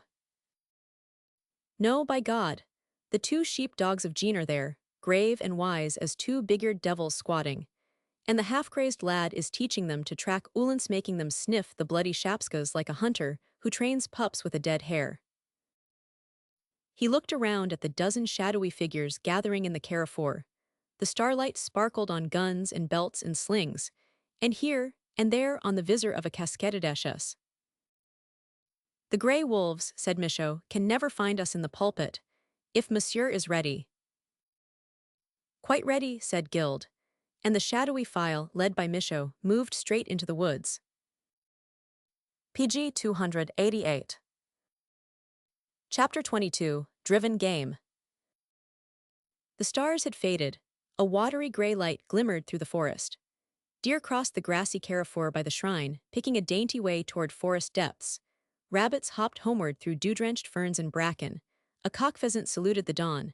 The last wild boar still lingered amid the beech mast, rooting, coughing, following the furrows that his bristly snout was making while his furry bat-like ears, cocked forward, remained on duty, and his tail wriggled pleasurably. The silent watchers aloft behind the rocky escarpment of the pulpit, looking down through leafy branches to the carrefour, saw the last little roe deer trot past on his fastidious way, saw the last rabbit vanish in the warren, saw the lone boar lift his huge and shaggy head to listen with piggish suspicion, then turn and go, silent as some monstrous spectre. From under hazel bushes pheasants stepped out to ruffle and preen and peck pensively among the fallen leaves, awaiting the promise of the sun. Their white collars gleamed below their gorgeous heads. The somber PG 289 splendor of their plumage made brilliant spots along the ride. Here and there a hen pheasant crept modestly about the business of breakfast. A blue and rosy jay alighted near, sign that the forest peace promised to endure. After a long while far in the west the gray was touched with rose. Darrell, lying beside Gild, chin on his folded arms, stirred slightly. "Sunrise," he said. Michaud, on the other side, reared himself on his hands and lay watching the west. "It is too early for the sun," he said. "That is a fire." Pinker, ruddier, redder grew the western sky. Silent, intent, Forrester, Gardedeshus, charcoal burner, strained their keen eyes. Then a heavy sigh, like a groan, escaped Michaud. "The lodge," he said hoarsely under his breath. "O God, my master's home." All around among the rocks men were drawing deep breaths, muttering, restless. Their eyes were fixed like the eyes of caged wild things. The gray wolves growled in old Garda, the cowards the dirty Prussian whelps. "Ah, look at that, my God, Marie adored, Virgin of Les, stand by us now." Against the sky specks like tinsel twinkled. Smoke became visible. "House, stables, granaries, quarters, garage, all are on fire," said Michaud in a mechanical voice. His PG 290 face was gray and without expression, his words accentless. The smoke appeared further north. "The cattle barns and the haystacks," he went on monotonously, "beyond are the greenhouses, runs, dovecotes, and our little shop. They are now afire. Everything is on fire. Les is burning, burning, the stubble beyond is burning, and beyond that the nursery, acres, seedlings, and the Marie adored, Virgin of Les. Have pity on my little trees, me nurslings, me darlings." "Hark," whispered Gild. Far away up the ride horses were coming at a heavy trot, and now the noise of wheels became audible. And now below them 2 German dragoons cantered into view, carbines poised. A wagon passed a strange gray vehicle driven by a gray-clad soldier wearing a visorless forage cap. It was piled with dead pigeons and chickens. Behind that another wagon followed, all splashed with blood, and in it swayed and jolted the carcasses of dead pigs freshly killed, lurching and slipping over the crimson straw. Behind galloped 6 Uhlans, their lances perpendicular in the buckets, the cords from their cloth-covered shapskas bellying behind. "Not a shot," said Michaud in a perfectly distinct voice, pushing up the rifle of the old Gardedeshus. "There is nothing to do now, nom de Dieu, for the necks of our fowls are already wrung, and the dead hogs are tasting their own boudin. Our affair is with the living pigs." PG 291. After a few moments, more dragoons came, trotting their superb horses along the ride, alertly scanning the woods to right and left as they passed, their carbines at a ready. Wagons followed hay wagons, carts loaded with potato sacks, straw, apples, bags of flour, even firewood and bundles of fagots, a dozen vehicles, or more of every description. "Ours," said Michaud in his emotionless tones. "What they could not take is burning yonder." More gray dragoons closed the file of wagons, then a dozen Uhlans, who turned frequently in their saddles and kept looking back.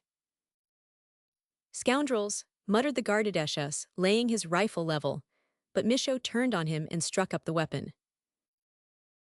"Thou," he said, "coldly thy duty when I tell thee, or I become angry." Somebody said, "There are no more, we have not bled one single wolf." "Look yonder," whispered Gild. Out into the carrefour stepped briskly 8 or 10 German officers, smart and elegant and trim in their sea-grey uniforms, and their spiked helmets shrouded with gray, so that there was not a glitter from point to spur. A dozen non-commissioned officers followed, carrying 2 military rifles apiece. The officers looked curiously at the shrine of Our Lady of Less, and the sad-faced Virgin looked back at them out of her carven and sightless eyes. PG 292 one by one, the officers took posts at the 4 corners of the grassy clearing or on the steps of the shrine. They were laughing and conversing. Some smoked. Some inspected the rifles brought up by their non-com gunbearers. The sun had not yet risen. The silvery smoke of the silverwilts marked its high waterfall below the gorge of the glen. Fern fronds drooped wet to the wet dead leaves beneath. Matted grasses glistened powdered with dew. In the still gray air of morning, the smoke from the German officers' pipes and cigars rose upward in straight thin bands. A jeweled bracelet on the wrist of an infantry major reflected light like a frost crystal. The officers ceased their careless conversation. One by one they became quiet, almost motionless where they had taken their several positions. Behind them, stiff and erect, the non-coms stood with the spare guns, rifles, or fowling pieces. An air of silent expectancy settled over the carrefour. Officer and non-com were waiting for something. Michaud had already divined. Guild knew, so did Darrell. Every woodsman in the pulpit knew. Some of them were trembling like leashed dogs.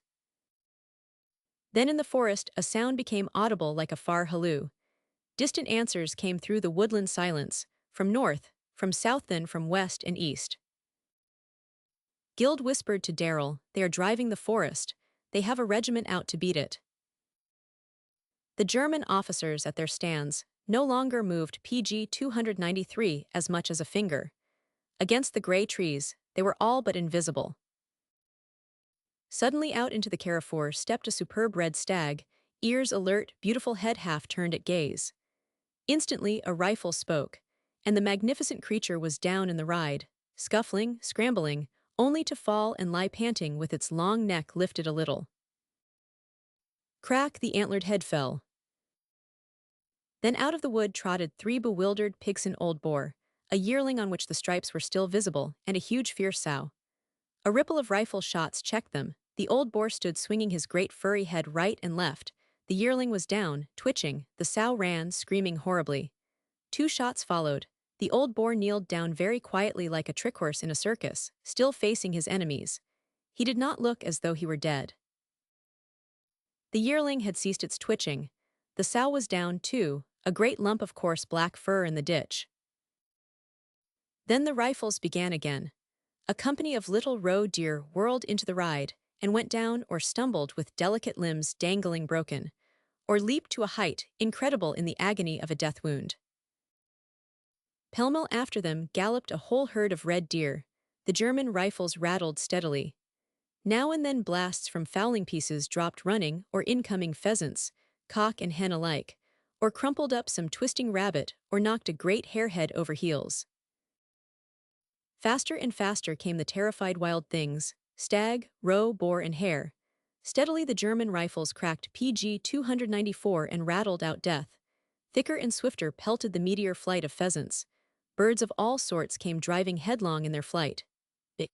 Drab-tinted wood-pigeons, a wild duck or two, widgeon and mallard. Now and then a woodcock fluttered past like some soft brown bat beating the air.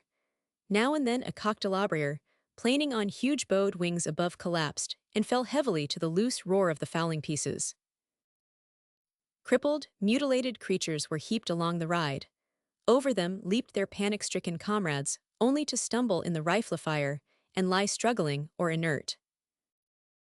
A veil of smoky haze made the carrefour grayer now, through which at intervals a dying stag lifted its long neck from the shambles about him, or some strong feathered thing beat its broken wings impotently upon the grass.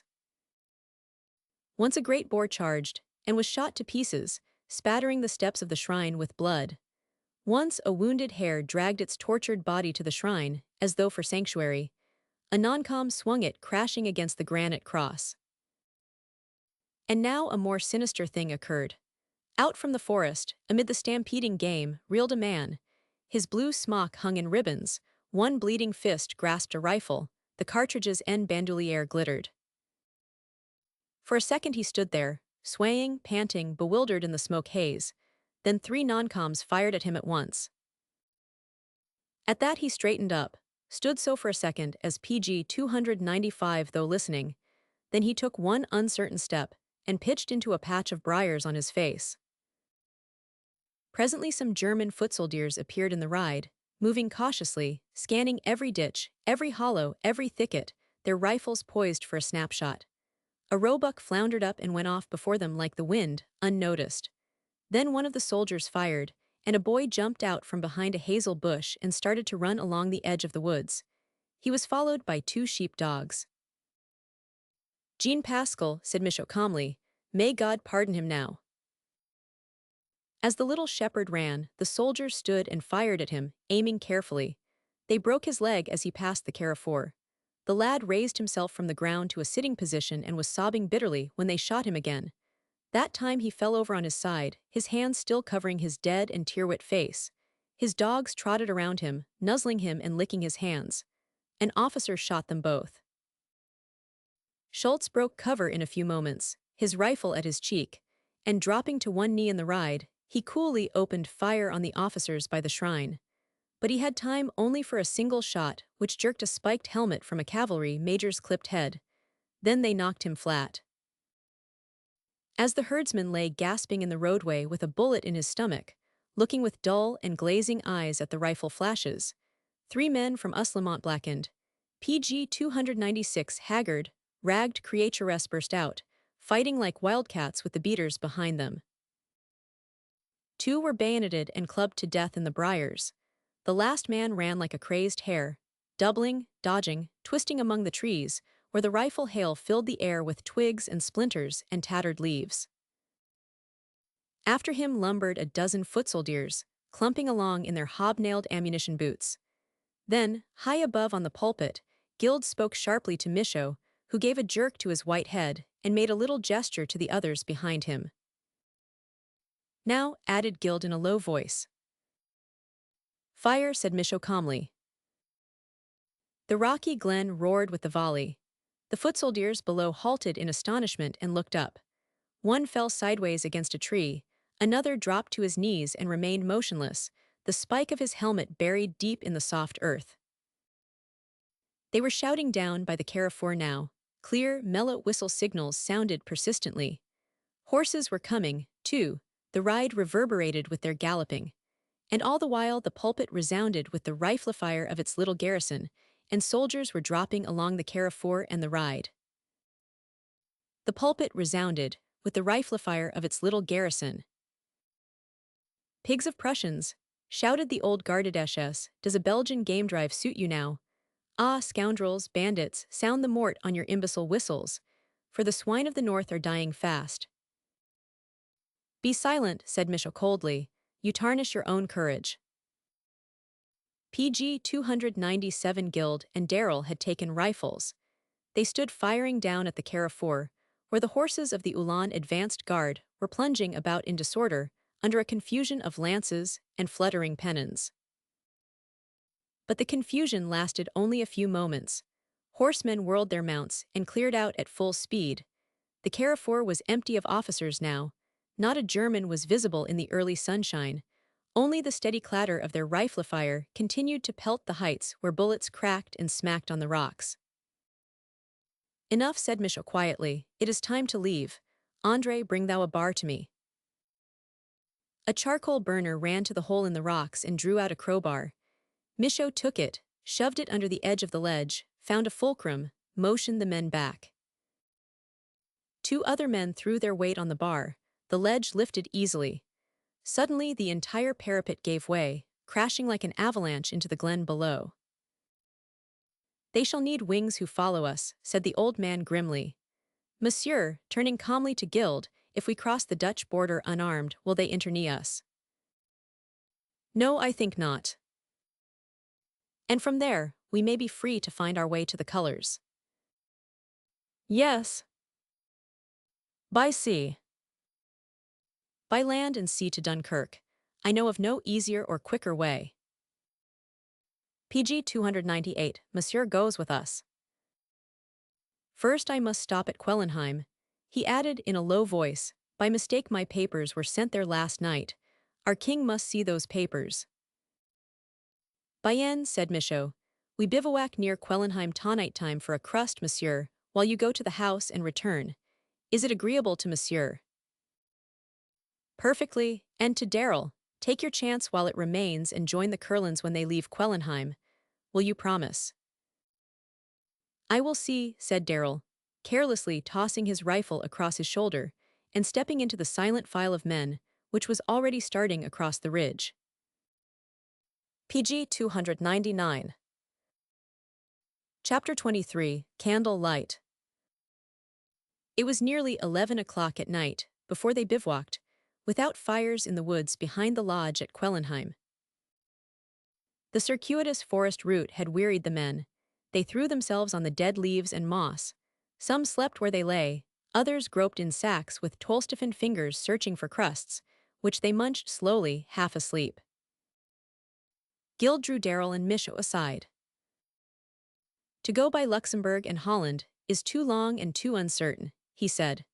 If we could cross the railway beyond Trois Fontaines before daylight, we should have a clear country before us to Antwerp. It had been days since the household at Les had heard any war news, but Darrell recollected that there had been rumors of a German drive toward Antwerp. Michaud nodded. It is possible, he said.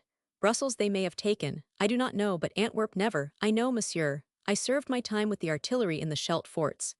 No German army could pass the outer ring of fortresses. The country PG 300 can be flooded. Also our king is there with his guides and lancers and chasseurs-à-cheval. The entire army is there. No, monsieur, Antwerp is open to us if you desire to take us there. I do, said Gild. It is the better way for all of us if the country still remains clear.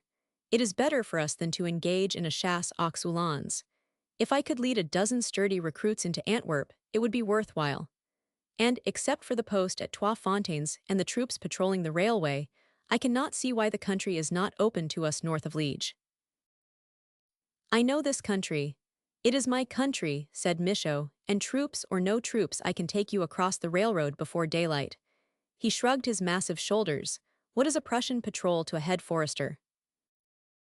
You believe you can do it. I pledge my honor, monsieur. Gild looked at Darrell. I wish I knew whether there has been a drive toward Antwerp. If there has been, it must have come from the sea by Ostend. But I do not believe Ostend has been taken. He turned to Michaud. If the country is clear, why could we not pick up more men en route? Why should we not recruit in every hamlet, every village? Mon Dieu, monsieur, if there are hardy companions willing to go with the ragged men of the forest, well and good. Yet I could wish for at least one uniform among us. That represents authority and gives security. PG 301 Gild said thoughtfully, I have an officer's uniform of the guides among my luggage. Lord, exclaimed Darrell, you brought it with you. There was to have been a regimental dinner in Brussels in September. I was asked last June, and they requested me to wear uniform. I had my uniform, so I packed it. Then it is there in your luggage at Quellenheim. Yes. Well, said Darrell heartily, I am devilish glad of it.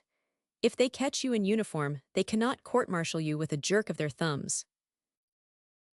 I am not worrying about that, said Gild carelessly, but looking at Michaud, if you think a reserve officer in uniform is likely to encourage recruiting, I certainly shall use my uniform. You know your own people better than I do. I leave it to you, Michaud. Then, monsieur, wear your uniform. It means everything to us all, we honor and respect it. It represents authority, better still, it reassures our people. If an officer of the guides is seen in charge of a batch of recruits, no young man whose class has been summoned to the colors would entertain any misgivings. Nor dare anybody hang back. Our women would jeer and ridicule them. Very well, said Gild. Now take me as far as the wood's edge where I can see the house at Quellenheim. Wait for me there and guide me back here, for I never could find this dark bivouac alone. PG 302 Follow, monsieur, said the old man simply. In single file, the three men moved forward through the darkness, Mish leading without hesitation, Guild following close, and Darrell bringing up the rear. In a few minutes, the bluish luster of the stars broke through the forest's edge. An overgrown ride ran westward.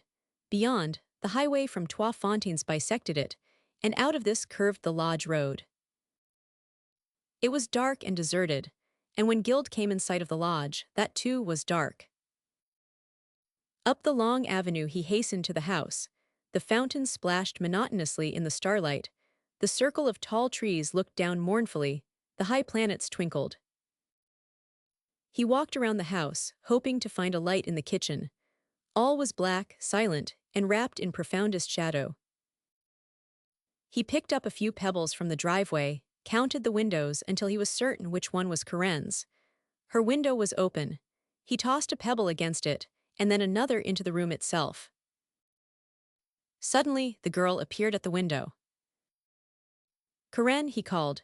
She leaned out swiftly, her braided hair falling to the sill. "Curvin," she whispered. "Dear, I have only a moment. Could you come down and let me in without waking the others?" "The others, Curvin, they have gone." "Gone!" PG 303 Everybody's gone. A patrol of hussars galloped here from Trois Fontaines and ordered them across the Dutch frontier. I felt dreadfully, but there was nothing to do. So poor Mrs. Kurland and her daughter and her servants have gone on toward Luxembourg with all their luggage. I am here alone with the Frau Forster. Shall I let you in? Did my luggage go to Luxembourg? No, it is in the room you occupied. Then come down quickly and let me in, he said. If there are German patrols abroad, I do not care to be caught here. The girl disappeared. Guild went to the front door and stood looking down the driveway and listening to catch any warning sound. The next moment, the door behind him opened, and Corinne's trembling hands were in his. He gazed down into the pale face framed by its heavy braids. In her slim nightdress and silken chamber robe, she appeared very girlish. What has happened, Curvin? Your clothes are torn and muddy, and you look dreadfully white and tired. Corinne, they burned less this morning. Oh, she gasped. Everything at Les is in ashes. Some of the men are dead. The survivors are in the woods behind your house waiting for me. She clung to his arm as they entered the house. Guild picked up one of the lighted candles from the oak table. PG 304, she took the other, and they ascended the stairs together. There was sniping, he said. That always brings punishment to innocent and guilty alike. Les is a heap of cinders. They drove the forest and shot the driven game from the steps of the Carrefour shrine. Men fell there, too, under their rifleless herdsmen, Schultz, the Uslamont men, the little shepherd lad with both his dogs. When their bearers came our way, we fired on them. You, oh, Curvin, it means death if they find you. I shall not be found. He took her by the hands a moment, smiled at her, then turned swiftly and entered his room holding the candle above his head. After his door had remained closed for a few moments, she knocked. Curvin, she called, I am frightened and I am going to dress. No need of that, came his voice. I shall be gone in 5 minutes. But she went away with her lighted candle and entered her room. The traveling gown she wore from England lay ready, boots, spats, and waist. Swiftly she unbraided and shook out her hair and twisted it up again, her slim fingers flying. A sense of impending danger seized and possessed her. Almost feverishly, she flung from her the frail night garments she wore, and dressed with ever-increasing fear of something indefinitely menacing but instant. What it might PG 305 be she did not even try to formulate in thought, but it frightened her, and it seemed very, very near. She dragged on her brown velvet hat and pinned it, and at the same moment, she heard a sound in the hallway which almost stopped her heart. It was the ringing step of a spurred boot. Terrified, she crept to her door, listened, opened a little way. Near the stairhead, a candle shone, its yellow light glimmering on the wall of the passage. Then she heard Guild's guarded voice. Corinne! Yais, she faltered in amazement, as a tall figure turned toward her clothed in the complete uniform of the guides. Curvin, is it you? Why are you in that uniform? She came toward him slowly, her knees still tremulous from fear, and rested one hand on his arm. Dearest, dearest, he said gently, why are you trembling? There is no reason for fear. I am in uniform because I shall attempt to take a few recruits and volunteers across the railway line tonight. We are going to try to make Antwerp, which is a quicker, and I think a surer, route than through Luxembourg and Holland. Besides, they might internee us. They would without a doubt if I were in uniform, and if the less men came to the frontier with their guns and bandoliers. Curvin, how can you get to Antwerp? You cannot walk, dear. We will start on foot anyway, he said cheerfully. PG 306 now I must go, they are waiting. Why did you dress, Karen? I do not know, she looked up at him in a dazed way. I wanted to be with you. I am going back to the forest, dear. Could I come? No, I do not want you to be out at night. There's only a fireless camp there and a dozen ragged and dirty men. Besides, there might be some sort of trouble. Trouble? Not likely. Still, there might be patrols out from Trois Fontaines, even from less. I do not know. Michaud says he can take us across the railway line before daylight. If he can do that, I think we shall find the country clear beyond. Anyway, we will know soon. Now I must say goodbye.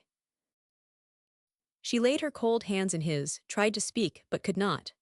Then, of a sudden, her fingers gripped his in terror. There came the rushing swish of an automobile around the gravel circle outside, a loud resonant humming, a sharp voice speaking in German, a quick reply in the same tongue. The valet's room. Quick, she gasped, pushing him backward across the room and through the doorway. Behind him, the swinging leather door closed silently again. The girl stood rigid, white as a sheet. Then she walked to the oak table, picked up a book, and dropped into the depths of a leather armchair. Outside, the mellow whir of the motor had ceased. The door of the car closed with a click. Quick, firm steps PG 307 ascended the path. There came a low jingling sound, the clash of metal. Then a key was rattled in the outer lock, turned sharply, and the door creaked open. Karen rose to her feet. Every atom of color had fled her cheeks. Karen! You, she said in a ghost of her own voice. Kurt von Reiter seemed astonished. He came forward very quickly, a tall, thin, faultless figure molded perfectly into his tight sea-grey uniform.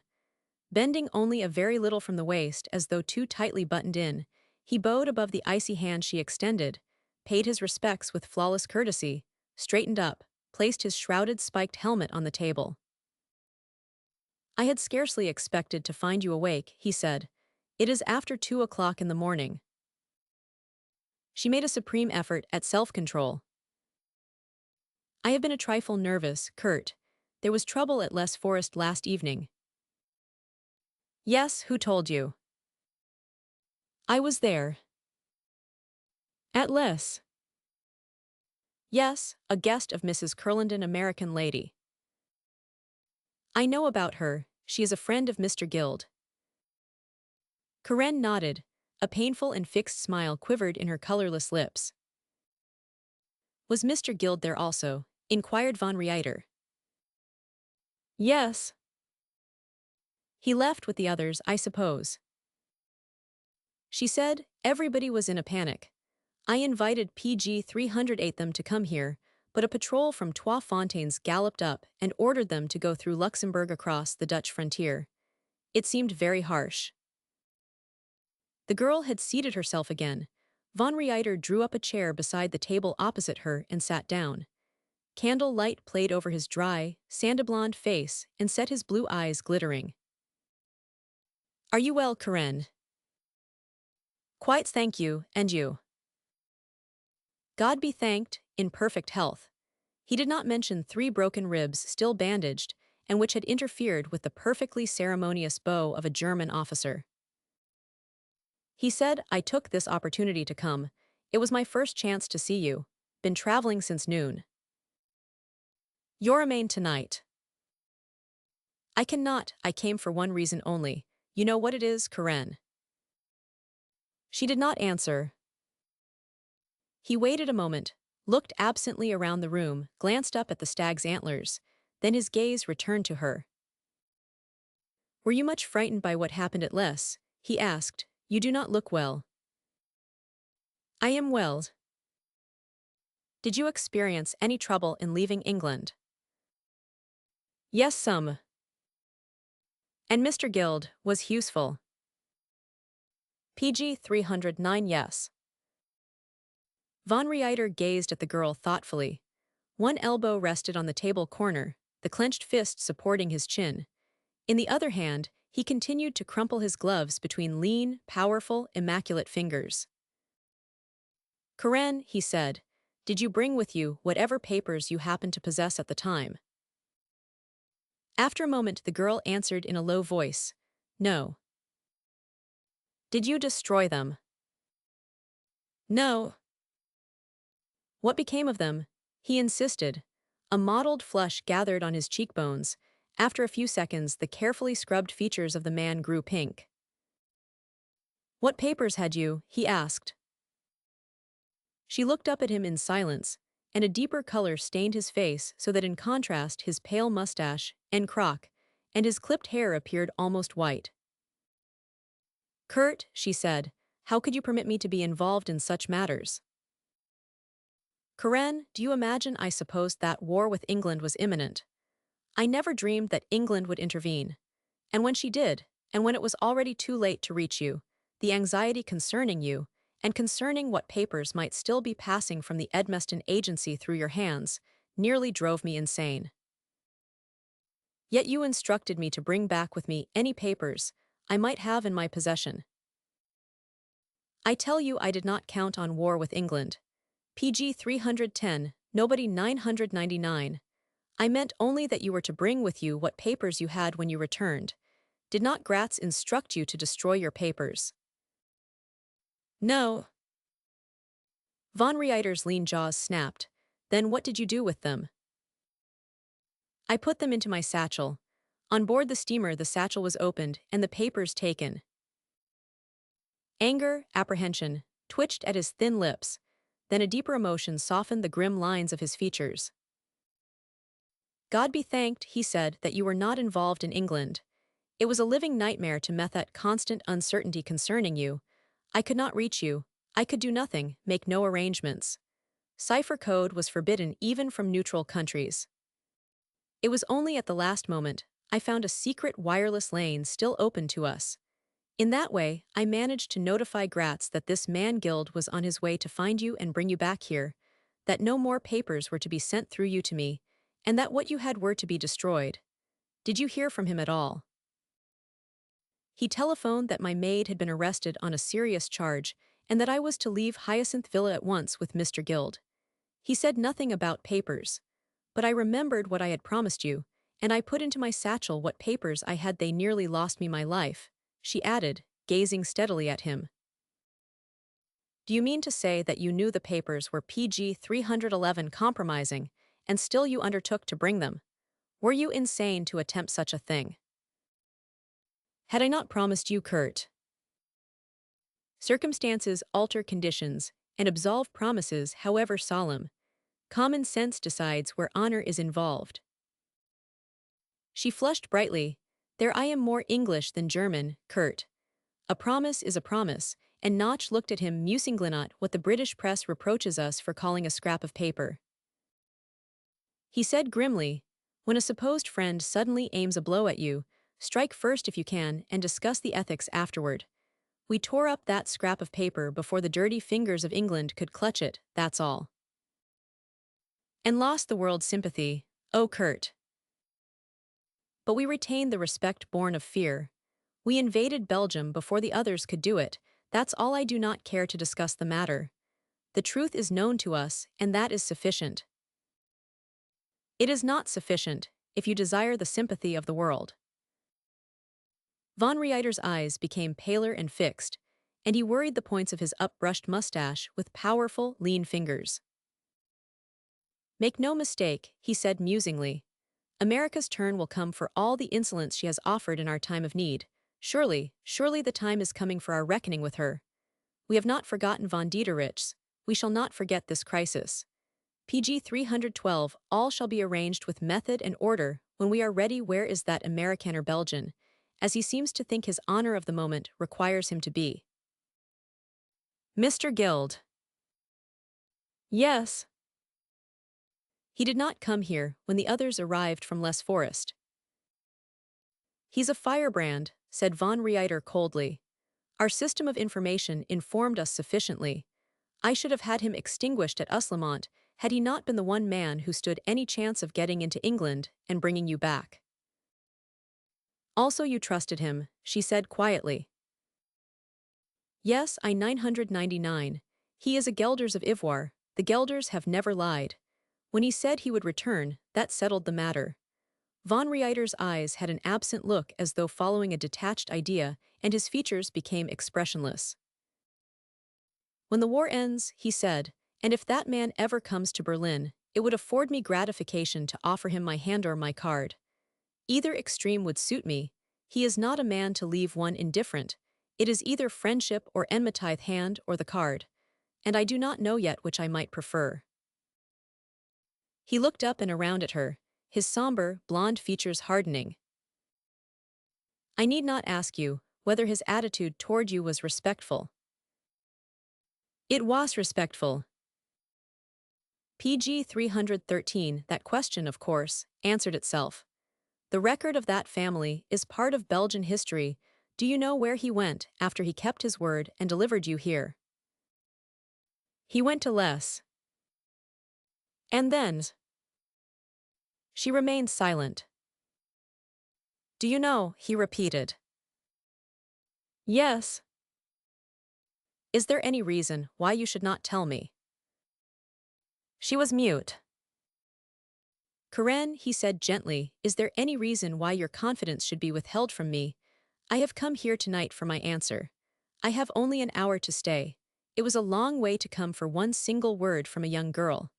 But I would have traveled the world over for that word from you. Will you give me my answer, Karen? She looked up dumb, her mouth tremulous, unable to control her emotion for the moment. His keen eyes searched hers. He waited, thin lips compressed. Kurt, I do not love you, she whispered. He took it in silence, not a muscle quivered. Will you marry me, Karen, and try? I cannot. Is it your profession? Is it your desire for liberty? No. Is it another man? As he spoke, he saw in her eyes that he had guessed the truth. PG 314. For a full minute, he sat there like a statue, one arm extended on the table, the bony hand clenched. After a long while, he lifted his head and turned upon her a visage terrifying in its pallor and rigidity. Is it Guild? He asked with an effort. Kurt. Is it? The heavy color suddenly flooded his face. Lai drew a deep, sharp breath. Is he still in this neighborhood? Is he, perhaps, coming here to see you? Is that why you are awake and dressed at this hour? Kurt, you have no right. I am at liberty to ask you these questions. No, it is an impertinence. Do you regard it that way, Karen? Is this what has happened? He choked, turned his congested face, glaring about him at the four walls of the room. Suddenly some instinct of suspicion seized him, possessed him, brought him to his feet in one bound. And instantly the girl rose, too. I know why you are awake and dressed, he said harshly. You are expecting him, are you? She could not answer. Her breath had deserted her, and she merely stood there, one hand resting on the table, her frightened eyes fixed on the man confronting her. But at his first step forward, she sprang in front of him. She strove to speak. The infernal blaze in his eyes terrified her. Is this what you have done to me? He said, and moved to pass her, but she caught his arm and he halted. PG 315. Chapter 24, A Personal Affair. My God, he said, it would not surprise me to find him here in the house. He is here, or you would never wear a face like that. What do you mean to do, block my way in my own house? As she confronted him. Kurt, her white lips merely formed the word. Is he here? Answer me. Eyes? Answer me. Behind them, a voice broke in quietly. I will answer for us all. Do not touch that holster, General. I can kill you first. Now then, am I to pass that door without violence? Because I am going to pass it one way or another. He came forward, his naked saber shining in the candle light, his gray eyes level, cool and desperate. Von Reiter stared at this tall young fellow in the gay uniform of the guides. His hand, which had instantly moved toward his holster, remained suspended. I am going out of that door, repeated Guild. PG 316. Will General Baron von Reiter be good enough to move aside? The German's eyes narrowed. So he said very quietly, it is not to be the hand after all, but an exchange of cards. I am not sorry. With a movement too swift for the eye to follow, his sword was out and glittering in his hand, and he sprang on Guild, beating at his guard, raining blows like lightning. The girl had fallen against the table, one hand at her throat as though choking back the bursting cry of fright. Her brain rang with the dissonance and metallic clamor. The flashing steel dazzled her. Two oak chairs fell crashing as Guild gave ground under the terrific onslaught. There was not a word spoken, not a sound except the infernal din of the sabers and the ceaseless shifting of armed heels on the floor. Suddenly von Reiter went down heavily. The doormat slipping underfoot had flung him to the floor with a crash across a fallen chair. After a second or two he groaned. Guild looked down at him, bewildered, sword in hand watched him as he struggled to his feet. The German was ghastly white. A fit of coughing shook him and he tried to disguise it with his hand. Pick up your saber, motioned Guild. Von Reiter stooped, recovered his sword, adjusted the hilt to his hand. He coughed again, and there was a trace of blood on his lips, but his face was dead white. He looked very steadily at Guild. PG 317 Acknowledgements to the Comte d'Ivoire, he said with an effort, and the shadow of a smile touched his thin, grim lips. Do I pass? Demanded Guild as grimly. Von Reiter started to speak, and suddenly his mouth was full of blood. Kurt, cried the girl in an agonized voice, do you mean to kill him, or that he is to kill you, here before my face? I mean just that. He sprang at Guild again like a tiger, but Guild was on him first, and the impact hurled von Reiter against the table. His saber fell clattering to the floor. The impact hurled von Reiter against the table. For a moment, white as a corpse, he looked at his opponent with sick eyes. Then, suddenly faint, he slid into the great leather chair. There was more blood on his lips. Guild, breathing heavily, bent over and looked at him, ignorant of what had happened. Karen came and took his hand in hers. Then a slight groan escaped him, and he opened his eyes. Are you badly hurt? Asked Guild. I am a little sick, that's all. I think when I fell some ribs brokers. I meant fairly by you, said Guild miserably. You played fair, it was bad luck, that's all. He closed his pain-sickened eyes. God, what luck, he mumbled, really atrocious. Guild, still holding his naked sword, drew his automatic with his left hand. Then he looked silently at Karen. PG 318, can't you leave the house by the garden? She whispered tremulously. The gate is padlocked. Curvin, they will kill you if you step out of that door. Von Reiter, drowsy with pain, opened his eyes. No, they will not, he said. Be kind enough to speak to my aide. I am afraid I am rather Roman 99.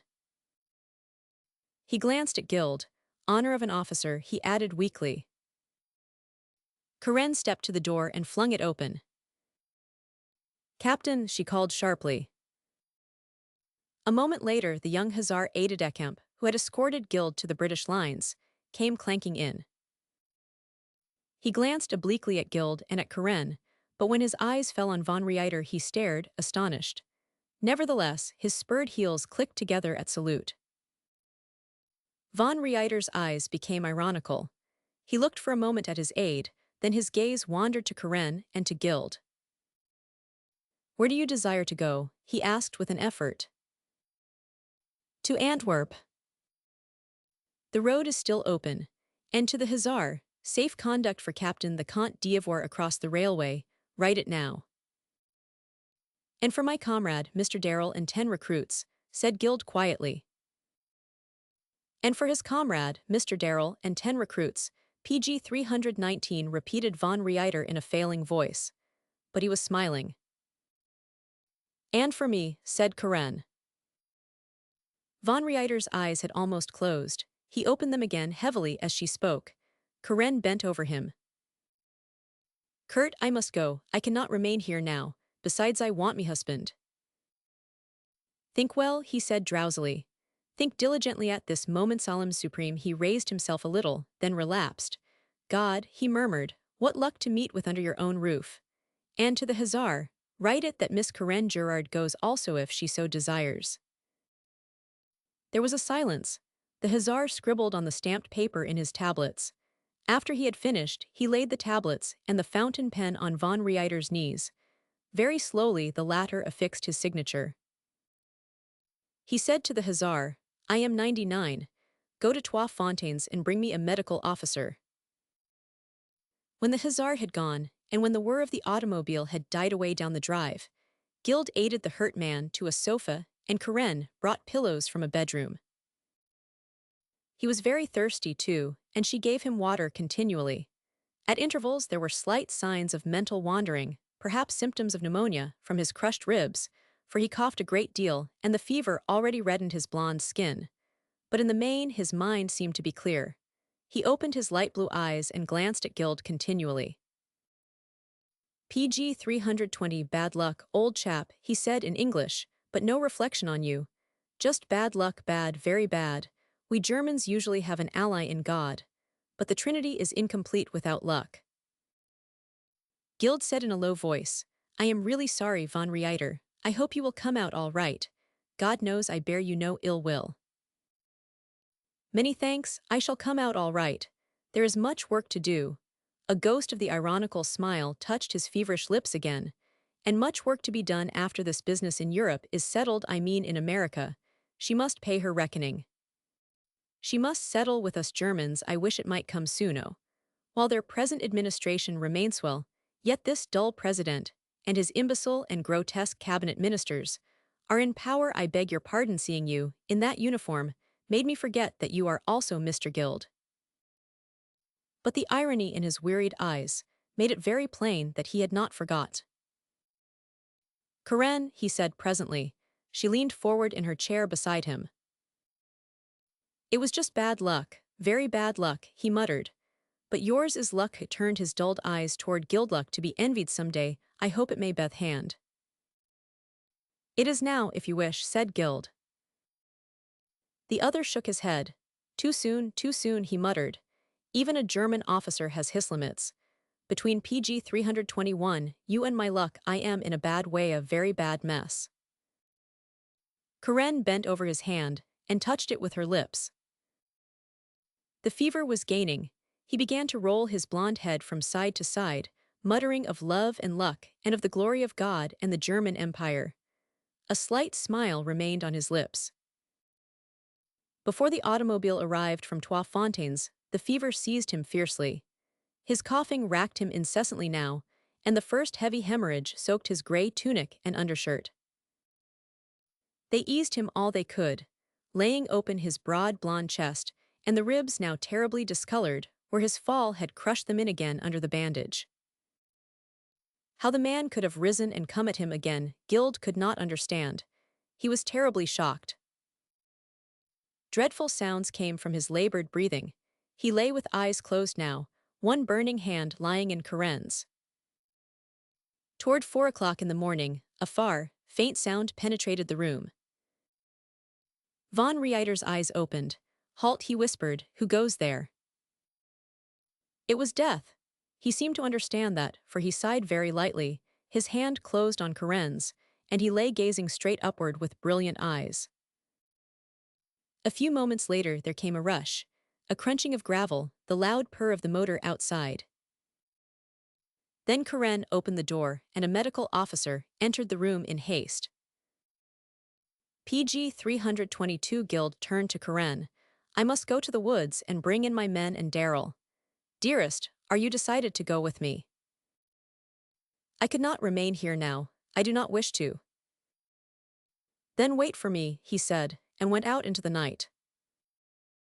A few moments later, they took von Reiter upstairs to his own room. His mind seemed to clear again for a while, and he said feebly but distinctly to his aide-de-camp, "My daughter and her fiancé, the Comte d'Ivoire, are going to Antwerp for their wedding. I remember that military trains now leave Trois Fontaines by way of Trois Vierges, Liege, and Leston. We control to Leston, I think." "Yes, Excellence. Write for me that my daughter and the Comte d'Ivoire shall be accorded transportation as far as we control. You will take them to Trois Fontaines in my automobile. You will make personal requisition of the chef-digger for the privacy of a compartment. You will affix to the outside of the compartment a notice that the persons in possession are traveling on my business and under my personal protection, and that they are not to be detained or interfered with in any way. Write it separately to be affixed." His voice was weak but perfectly distinct. The hussar wrote steadily in his tablets, finished, and waited. "Hold them while I sign," whispered von Reiter. He signed both orders. PG 323 Take them now. I shall not need the car. I shall be here a long time. I am 99. So inform headquarters by telegraph. At orders, Excellence. Von Reiter closed his eyes. Say to the Comte d'Ivoire that it wasped luck very bad luck, but not thy's fault. Tell him, I am contented that a gelders is to marry my daughter. The aide saluted, but the sick man said nothing more. Von Reiter was still unconscious when Guild returned from the forest. Karen met him on the steps. He drew her aside. "Dear," he whispered, "there has been more violence during my absence. The less men caught a traitor, a wretched charcoal burner from Morsnet prowling about their camp. They hung him with his own belt. I saw him hanging to a beech tree. Daryl was greatly worried when I told him that the Curlins had been forced to continue on to Luxembourg City. He has gone to the hamlet of Croix to hire a peasant to drive him after them and try to overtake them. As for the others, they will not come to Antwerp with me now. They have seen red again, and in spite of all I could do, they have started back toward Les to drive Uhlans as they saw the wild game driven." The girl shivered. PG 324 Guild made a hopeless gesture. "It means the death of every man among them. The Uhlans will do the hunting and the driving, not the poor, half-crazed peasants. It means the end of Les, and of every man who had ever called it home." The hussar appeared at the door. Guild looked up, returned the precise salute, and his careworn features softened as he listened to the instructions and the parting message from the now unconscious officer above. There was a silence then. "Karen," he said quietly, "are you ready?" "Yes." The hussar asked whether there was luggage, and learning that there was, he sent the chauffeur in to bring out Guild's box and Karen's suitcase and satchel. The girl ran upstairs to the sick room. They admitted her. Guild was standing by the car when she returned, a drooping, listless figure, her handkerchief pressed to her face. He gave her his arm and aided her into the car. The hussar stepped in beside the chauffeur. Dawn was just breaking behind the house. The evergreens stood out, massive and black against the silvering east. As the car moved slowly out of the gravel circle, the first bird twittered. Guild bent over the girl beside him. "Is he still unconscious?" "Yes." "Is there any chance?" PG 325 They do not know. It is the lungs. His body is all crushed in. She rested her cheek against his shoulder, weeping, as the great gray car rushed on through the pallor of early dawn. PG 326 Chapter 25 Who Goes There? Stretched out flat on the seat of a railway carriage, her tear-marred face buried in her arms, her disheveled hair tumbled around her neck and shoulders, Karen lay asleep. In that car, all the other compartments seemed to be full of Saxon Reserve artillery officers, their knobbed helmets shrouded in new gray slips, their new, unwrinkled uniforms suggestive of a very recent importation from across the Rhine. Ahead, cattle cars, ore cars, and flat cars composed the long train, the former filled with battery horses and cannoneers, the latter loaded with guns, caissons, battery wagons, forges, and camp equipment, all in brand new gray paint. Except when the train stopped at some heavily guarded station, nobody came to their compartment. But at all stations, officers opened the doors and silently examined Guild's credentials energetic, quick-moving, but civil men, who, when the credentials proved acceptable, invariably saluted his uniform with a correctness impeccable. Nevertheless, before the train moved out again, always PG 327, there was a group of officers gazing in polite perplexity at the green jacket and forage cap, and the cherry-colored riding breeches of a regiment which, they were perfectly aware, was already in the saddle against them. At one station Guild was able to buy bread and cheese and fruit, but Karen still slept profoundly, and he did not care to awaken her. From the car windows none of the tragic traces of war were visible, except only the usual clusters of spiked helmets along the line, the inevitable uhlans riding amid the landscape, slowly moving wagon trains pursuing roads parallel to the railway, brief glimpses of troops encamped in fields. But nothing of the ravage and desolation which blackened the land farther south was apparent. In the latitude of Liege, however, Guild could see from the car windows the occasional remains of ruined bridges damming small streams, and here and there roofless and smoke-stained walls, or the blackened debris of some burnt farm or factory, or 1099. But the northern Ardennes did not appear to have suffered very much from invasion as far as he could make out, and whether the region was heavily occupied by an invading army, he could not determine from the glimpses he obtained out of the car windows. The line, however, was vigilantly guarded, that he could see plainly enough, but the skyline of the low, rolling country on either side might be the limits of German occupation for all he could determine. PG 328, 2 nights' constant wakefulness had made him very sleepy. He drowsed and nodded in his corner by the shaking window, rousing himself at intervals to cast a watchful glance at Karen. She still slept like a worn-out child. In the west, the sun was already level with the car windows, a cherry-hued ball veiled slightly in delicate brown haze. The train had stopped at a siding in a young woodland. He opened the window to the fresh, sweet air and looked out at the yellowing autumn leaves, which the setting sun made transparent gold. It was very still. Scarcely a sound except from very high in the air somewhere came a faint clattering noise. And after a while, he turned his head and looked up at a flight of aeroplanes crossing the line at an immense height. Stately, impressive, like a migration of wide-winged hawks, they glided westward, the red sun touching their undersides with rose. And he watched them until they became dots and disappeared one by one in mid-heaven. Presently, along the main track, came rushing a hospital train, the carriages succeeding one another like flashes of light, vanishing into perspective with a diminishing roar and leaving in its wake an odor of disinfectants. Then the train he was on began to move. Soldiers along the rails stood at attention. A company of uhlans cantered along a parallel road, keeping pace with the cars for a while. Then the woods closed in again, thick, PG 329 shaggy forest land which blotted out the low-hanging sun. He closed the window, turned and glanced at Karen. She slept, and he lay back in his corner and closed his haggard eyes. The next time he opened them, the light in the car had become very 1499. Twilight purpled the woods and hills. Dusk was arriving swiftly. It was dark when, at a way station, a soldier opened the door, saluted, and lighted the lamp in the compartment. The train lay there a long while. They were unloading horses, cannon, and wagons. Teams were being harnessed in the dark, guns limbered, cannoneers mounted, all in perfect order and with a quiet celerity and an absence of noise and confusion that fascinated Guild. Presently, and within a space of time almost incredible, the artillery moved off into the darkness. He could hear the rhythmical trample of horses, the crunch of wheels, sabers rattling, the subdued clank and clatter of a field battery on the march.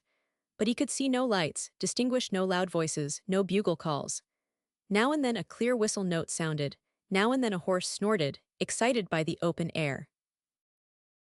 The car in which they were was now detached and sidetracked. The long train backed slowly past and away into the darkness. And after a while, another locomotive came steaming out of the obscurity ahead. He heard them coupling PG 330 it to the car in which he sat. The jar did not awaken Karen. Presently they were in motion again. The tiled roof of an unlighted railway station glided past the window. Stars appeared, trees, a high dark hill to the right. A military guard came through the corridor, lantern in hand, and told Guild that the car was now entirely empty and at his disposal. So he rose and went forward where he could look out ahead and see the dull glow of the smokestack and the ruddy light of the furnace. For a long while he stood there watching the moving silhouettes of engineer and fireman. The somber red light trembled on the rails and swept the wayside trees, or painted with fiery streaks the sides of a cut, or glittered along the rocky wet walls of tunnels. When at last he went back to the compartment, Karen was sitting up, twisting her hair into shape.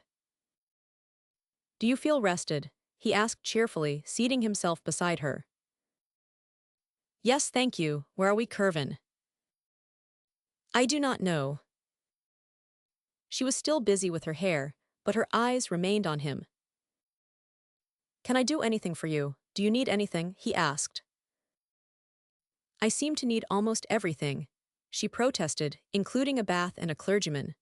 Oh, Curvin, what a wedding journey. Is there anything about me that PG 331 resembles a bride? And I am not even that, yet just a crumpled, soiled, disreputable child. You are absolutely adorable just as you are." "No, I am unspeakable, and I want to be attractive to you. I really can be very nice-looking, only you never saw me so." "Dearest, I have not had any clothes since I first met you," she said excitedly. "You know I can scarcely bear it to have you think of me this way. Will I have time to buy a gown in Antwerp? How long will it take us to marry each other? Because, of course, I shall not let you ride away with your regiment until you are my husband." She flushed again, and the tears sprang to her eyes. It was plain that her nerves had given way under the long strain. "Curvin, only yesterday war meant almost nothing to me. And look at me now. Look at the girl you saw in England only a few days ago. A woman today, a wife tomorrow. Please God, and the fear of this war already overwhelming me." She brushed the starting tears from her eyes. They filled again. She said miserably, "We women all inherit sorrow, it seems, the moment our girlhood leaves us. A few days ago I did not know what it was to be afraid. Then you came. And with you came friendship. And with friendship came fear for you. And then, very swiftly, love came. And my girlhood was gone like yesterday, leaving me PG 332 alone in the world with you and love and war." He drew her face against his shoulder. "This world war is making us all feel a little lonely," he said. "The old familiar world is already changing under our bewildered eyes. It is a totally new era which is dawning. A new people is replacing the inhabitants of Earth, born to new thoughts, new ideals, new ambitions. I think the old tyranny is already beginning to pass from men's souls and minds. The old folkways, the old and outworn terrors, the tinseled dogmas, the old false standards, the universal dread of that absolute intellectual freedom which alone can make a truly new heaven and a new earth. All this is already beginning to pass away in the awful intellectual revelation, which this world war is making hour by hour. What wonder that we feel the approaching change, the apprehension of that mortal loneliness which must leave us stripped of all that was familiar, while the old order vanishes like mist at dawn." He bent and touched her hand with his lips. "But there will be a dawn, Karen. Never doubt it, sweet. Shall our children see it if God is kind to us?" she whispered. "Yes, if God is very kind, I think that we shall see it too." The girl nodded, pressing her cheek against his, her eyes clear and sweetly grave. "PG 333, he said. "No man ever born, since Christ, has dared to be himself. No woman, either. I think our children will begin to dare. She mused, witty-eyed, wondering. And he who takes up a sword, he said in a low voice, shall find himself alone like a mad dog in a city street, with every living soul bent upon his extermination. Thus will perish emperors and kings. Our children's children shall have heard of them, marveling that we had lived to see them pass away into the mist of fable. After a while, she lifted her face and looked at him out of wistful eyes. Meanwhile you fight for them, she said. I am of Tadia, part of the mock mystery, and the tarnished tinsel. That grey old man of Austria quarrels with his neighbor of Servia, and calls out 4 million men to do his murders for him, and an emperor in white and steel buckles on his winged helmet summons 6 million more in the name of God. That is a tragedy called today, but it is the last act, Karen. Already while we hold the stage, the scene shifters are preparing the drama called tomorrow. Already the last cues are being given. Already the company that held the stage is moving slowly toward the eternal wings. The stage is to be swept clean. Everything must go, toy swords and cannon, crowns and ermine, the old and battered property god who required a sea of blood and tears to propitiate him, the PG 334 old and false idol once worshipped as honor, and set upon a pedestal of dead bones. All these must go, Karaner already going, but I am in the cast of today. I may only watch them pass, and play my part until the curtain falls. They remained silent for a long time. The train had been running very slowly. Presently it stopped. Gild rose and went to the door of the compartment, where a lantern glimmered, held high. Soldiers opened the door. An officer of guard cuirassiers saluted. We control the line no farther, he said. Telegraphic orders direct me to send you forward with a flag. May I ask where we are? Said Gild. Not far from Antwerp. Will you aid madam to descend? Time presses. We have a motor car at your disposal. He turned, aided Karen to the wooden platform, which was thronged with heavy cavalrymen, then lifted out their luggage, which a soldier in fatigue cap took. There was also a box, said Gild to the officer of cuirassiers. It is already in the tonneau. He drew a telegram from his pocket and handed it to Gild, and the young man read it under the flickering lantern light. Captain the Comte d'Ivoire. I am told that I shall recover. It has been so far between us only the sword, but I trust one day it shall be the hand. Luck was against me, not your fault. PG 335 I send to you, and to my daughter my respect and my goodwill. Until a more auspicious day, then, and without rancor. Your friend the enemy. Von Reiter, Madge, Gen 50. Karen, reading over his shoulder, pressed his arm convulsively. Tears filled her eyes, but she was smiling. May we send a wire? Asked Gild of the officer. An orderly came with pencil and telegraph blank. Gild wrote. We are happy to learn that you are to recover. Gratitude, respect, salute from me from her, gratitude and love. It will always be the hand. May the auspicious day come quickly. Gelders capped reserve. The orderly took the blank. Gild returned the salute of the cuirassier and followed the soldier who was carrying their luggage. An automobile stood there, garnished with 2 white lanterns and a pair of white flags. A moment later, they were speeding through the darkness, out across a vast dim plain.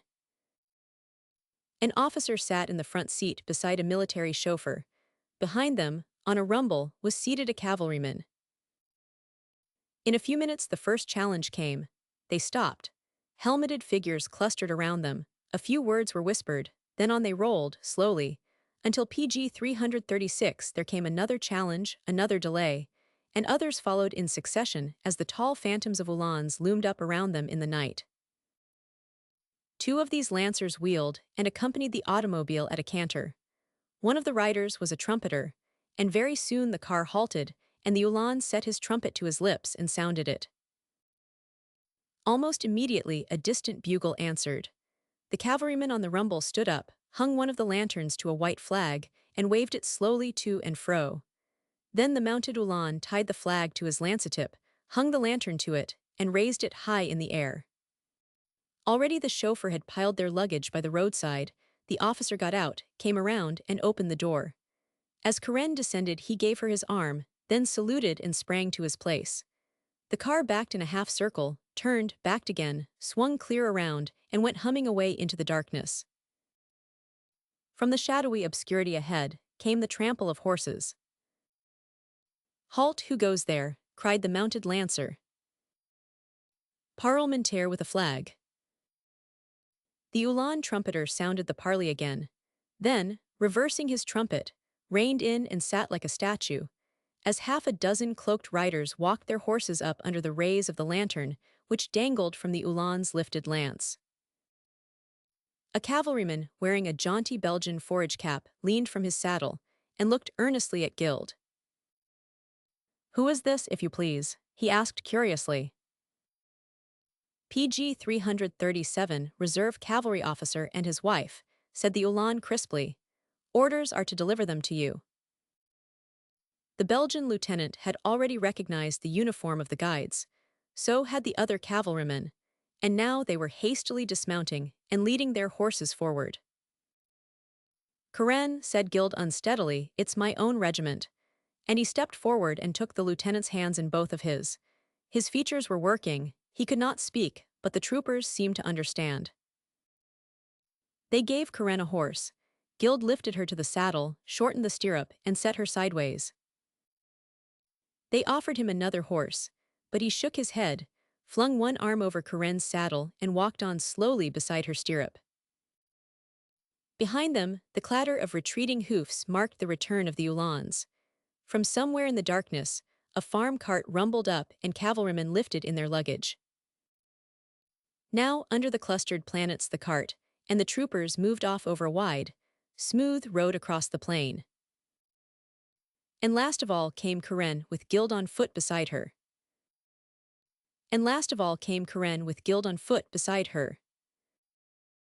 Her horse stepped slowly, cautiously. Her slim hand lay on her lover's shoulder, his arm was around her, and his cheek rested against her knees. All the world was before them now, with all that it can ever hold for the sons of men, the eternal trinity, inexorable, unchangeable death and life and love. PG 338. Chapter 26, Amicus Dei. Through the April meadows ambling, where the new-born lambs are gambling, cometh May and vanisheth. Cometh lovely June arambling. July follows out of breath, scattering the playful swallows. On her heels a shepherd follows, all dolled up like old man Death. Roman 2. While he capers, pipes, and prances, meadows wither where he dances. Suddenly the sunshine ends, shrinking from his grinning glances. Every blossom wilts and bends. Spectral forests rise and tower, bursting into crimson flower. And an iron rain descends. Roman 3. Shepherd, shepherd, lightly whirling, to your screaming pipes askerling. PG 339. Tell me why you blithely dance. But the shrilling tempest, hurling shriveled blossoms of romance, answered help, for Christ is dying. And I heard the pipes replying, let the friend of God advance. Roman 4. Prince of the vanguard, armed from head to heel, and reassuring God amid your bayonets, where the imperial standard frets, and the sun sets, across 5 million marching acolytes in steel. Red looms a ruined world against the west. Red lie its dead beneath your somber crest, and redly drips your sword, and the lances of your horde. Where all things died, the loveliest and best, In this dead land there stirs no pulse, no breath. For where you ride, on your right hand rides death. Ve. God's ally, self-ordained to wield his rod, trampling his will into the heretics, leveling their shrines to heaps of bricks. How the red stain sticks to the 10 million pair of boots that plod. Quickly on him your iron cross bestow, that he may wash you whiter than the snow. PG 340. Romans 6. Prince of the vanguard, heed no bleeding clod, left on the reeking sod among your myrmidons, where the anathema of your Huns, hurled from iron guns, dashes a million frightened souls to God. Bright shines the promise of the Prince of Peace. Shear you my sheep, garner their fleece. Or was it feed, he said? Too late, his sheep are dead. All things must die, and even death shall cease. Then the Almighty on his throne may nod, unvexed by martyrs importuning God.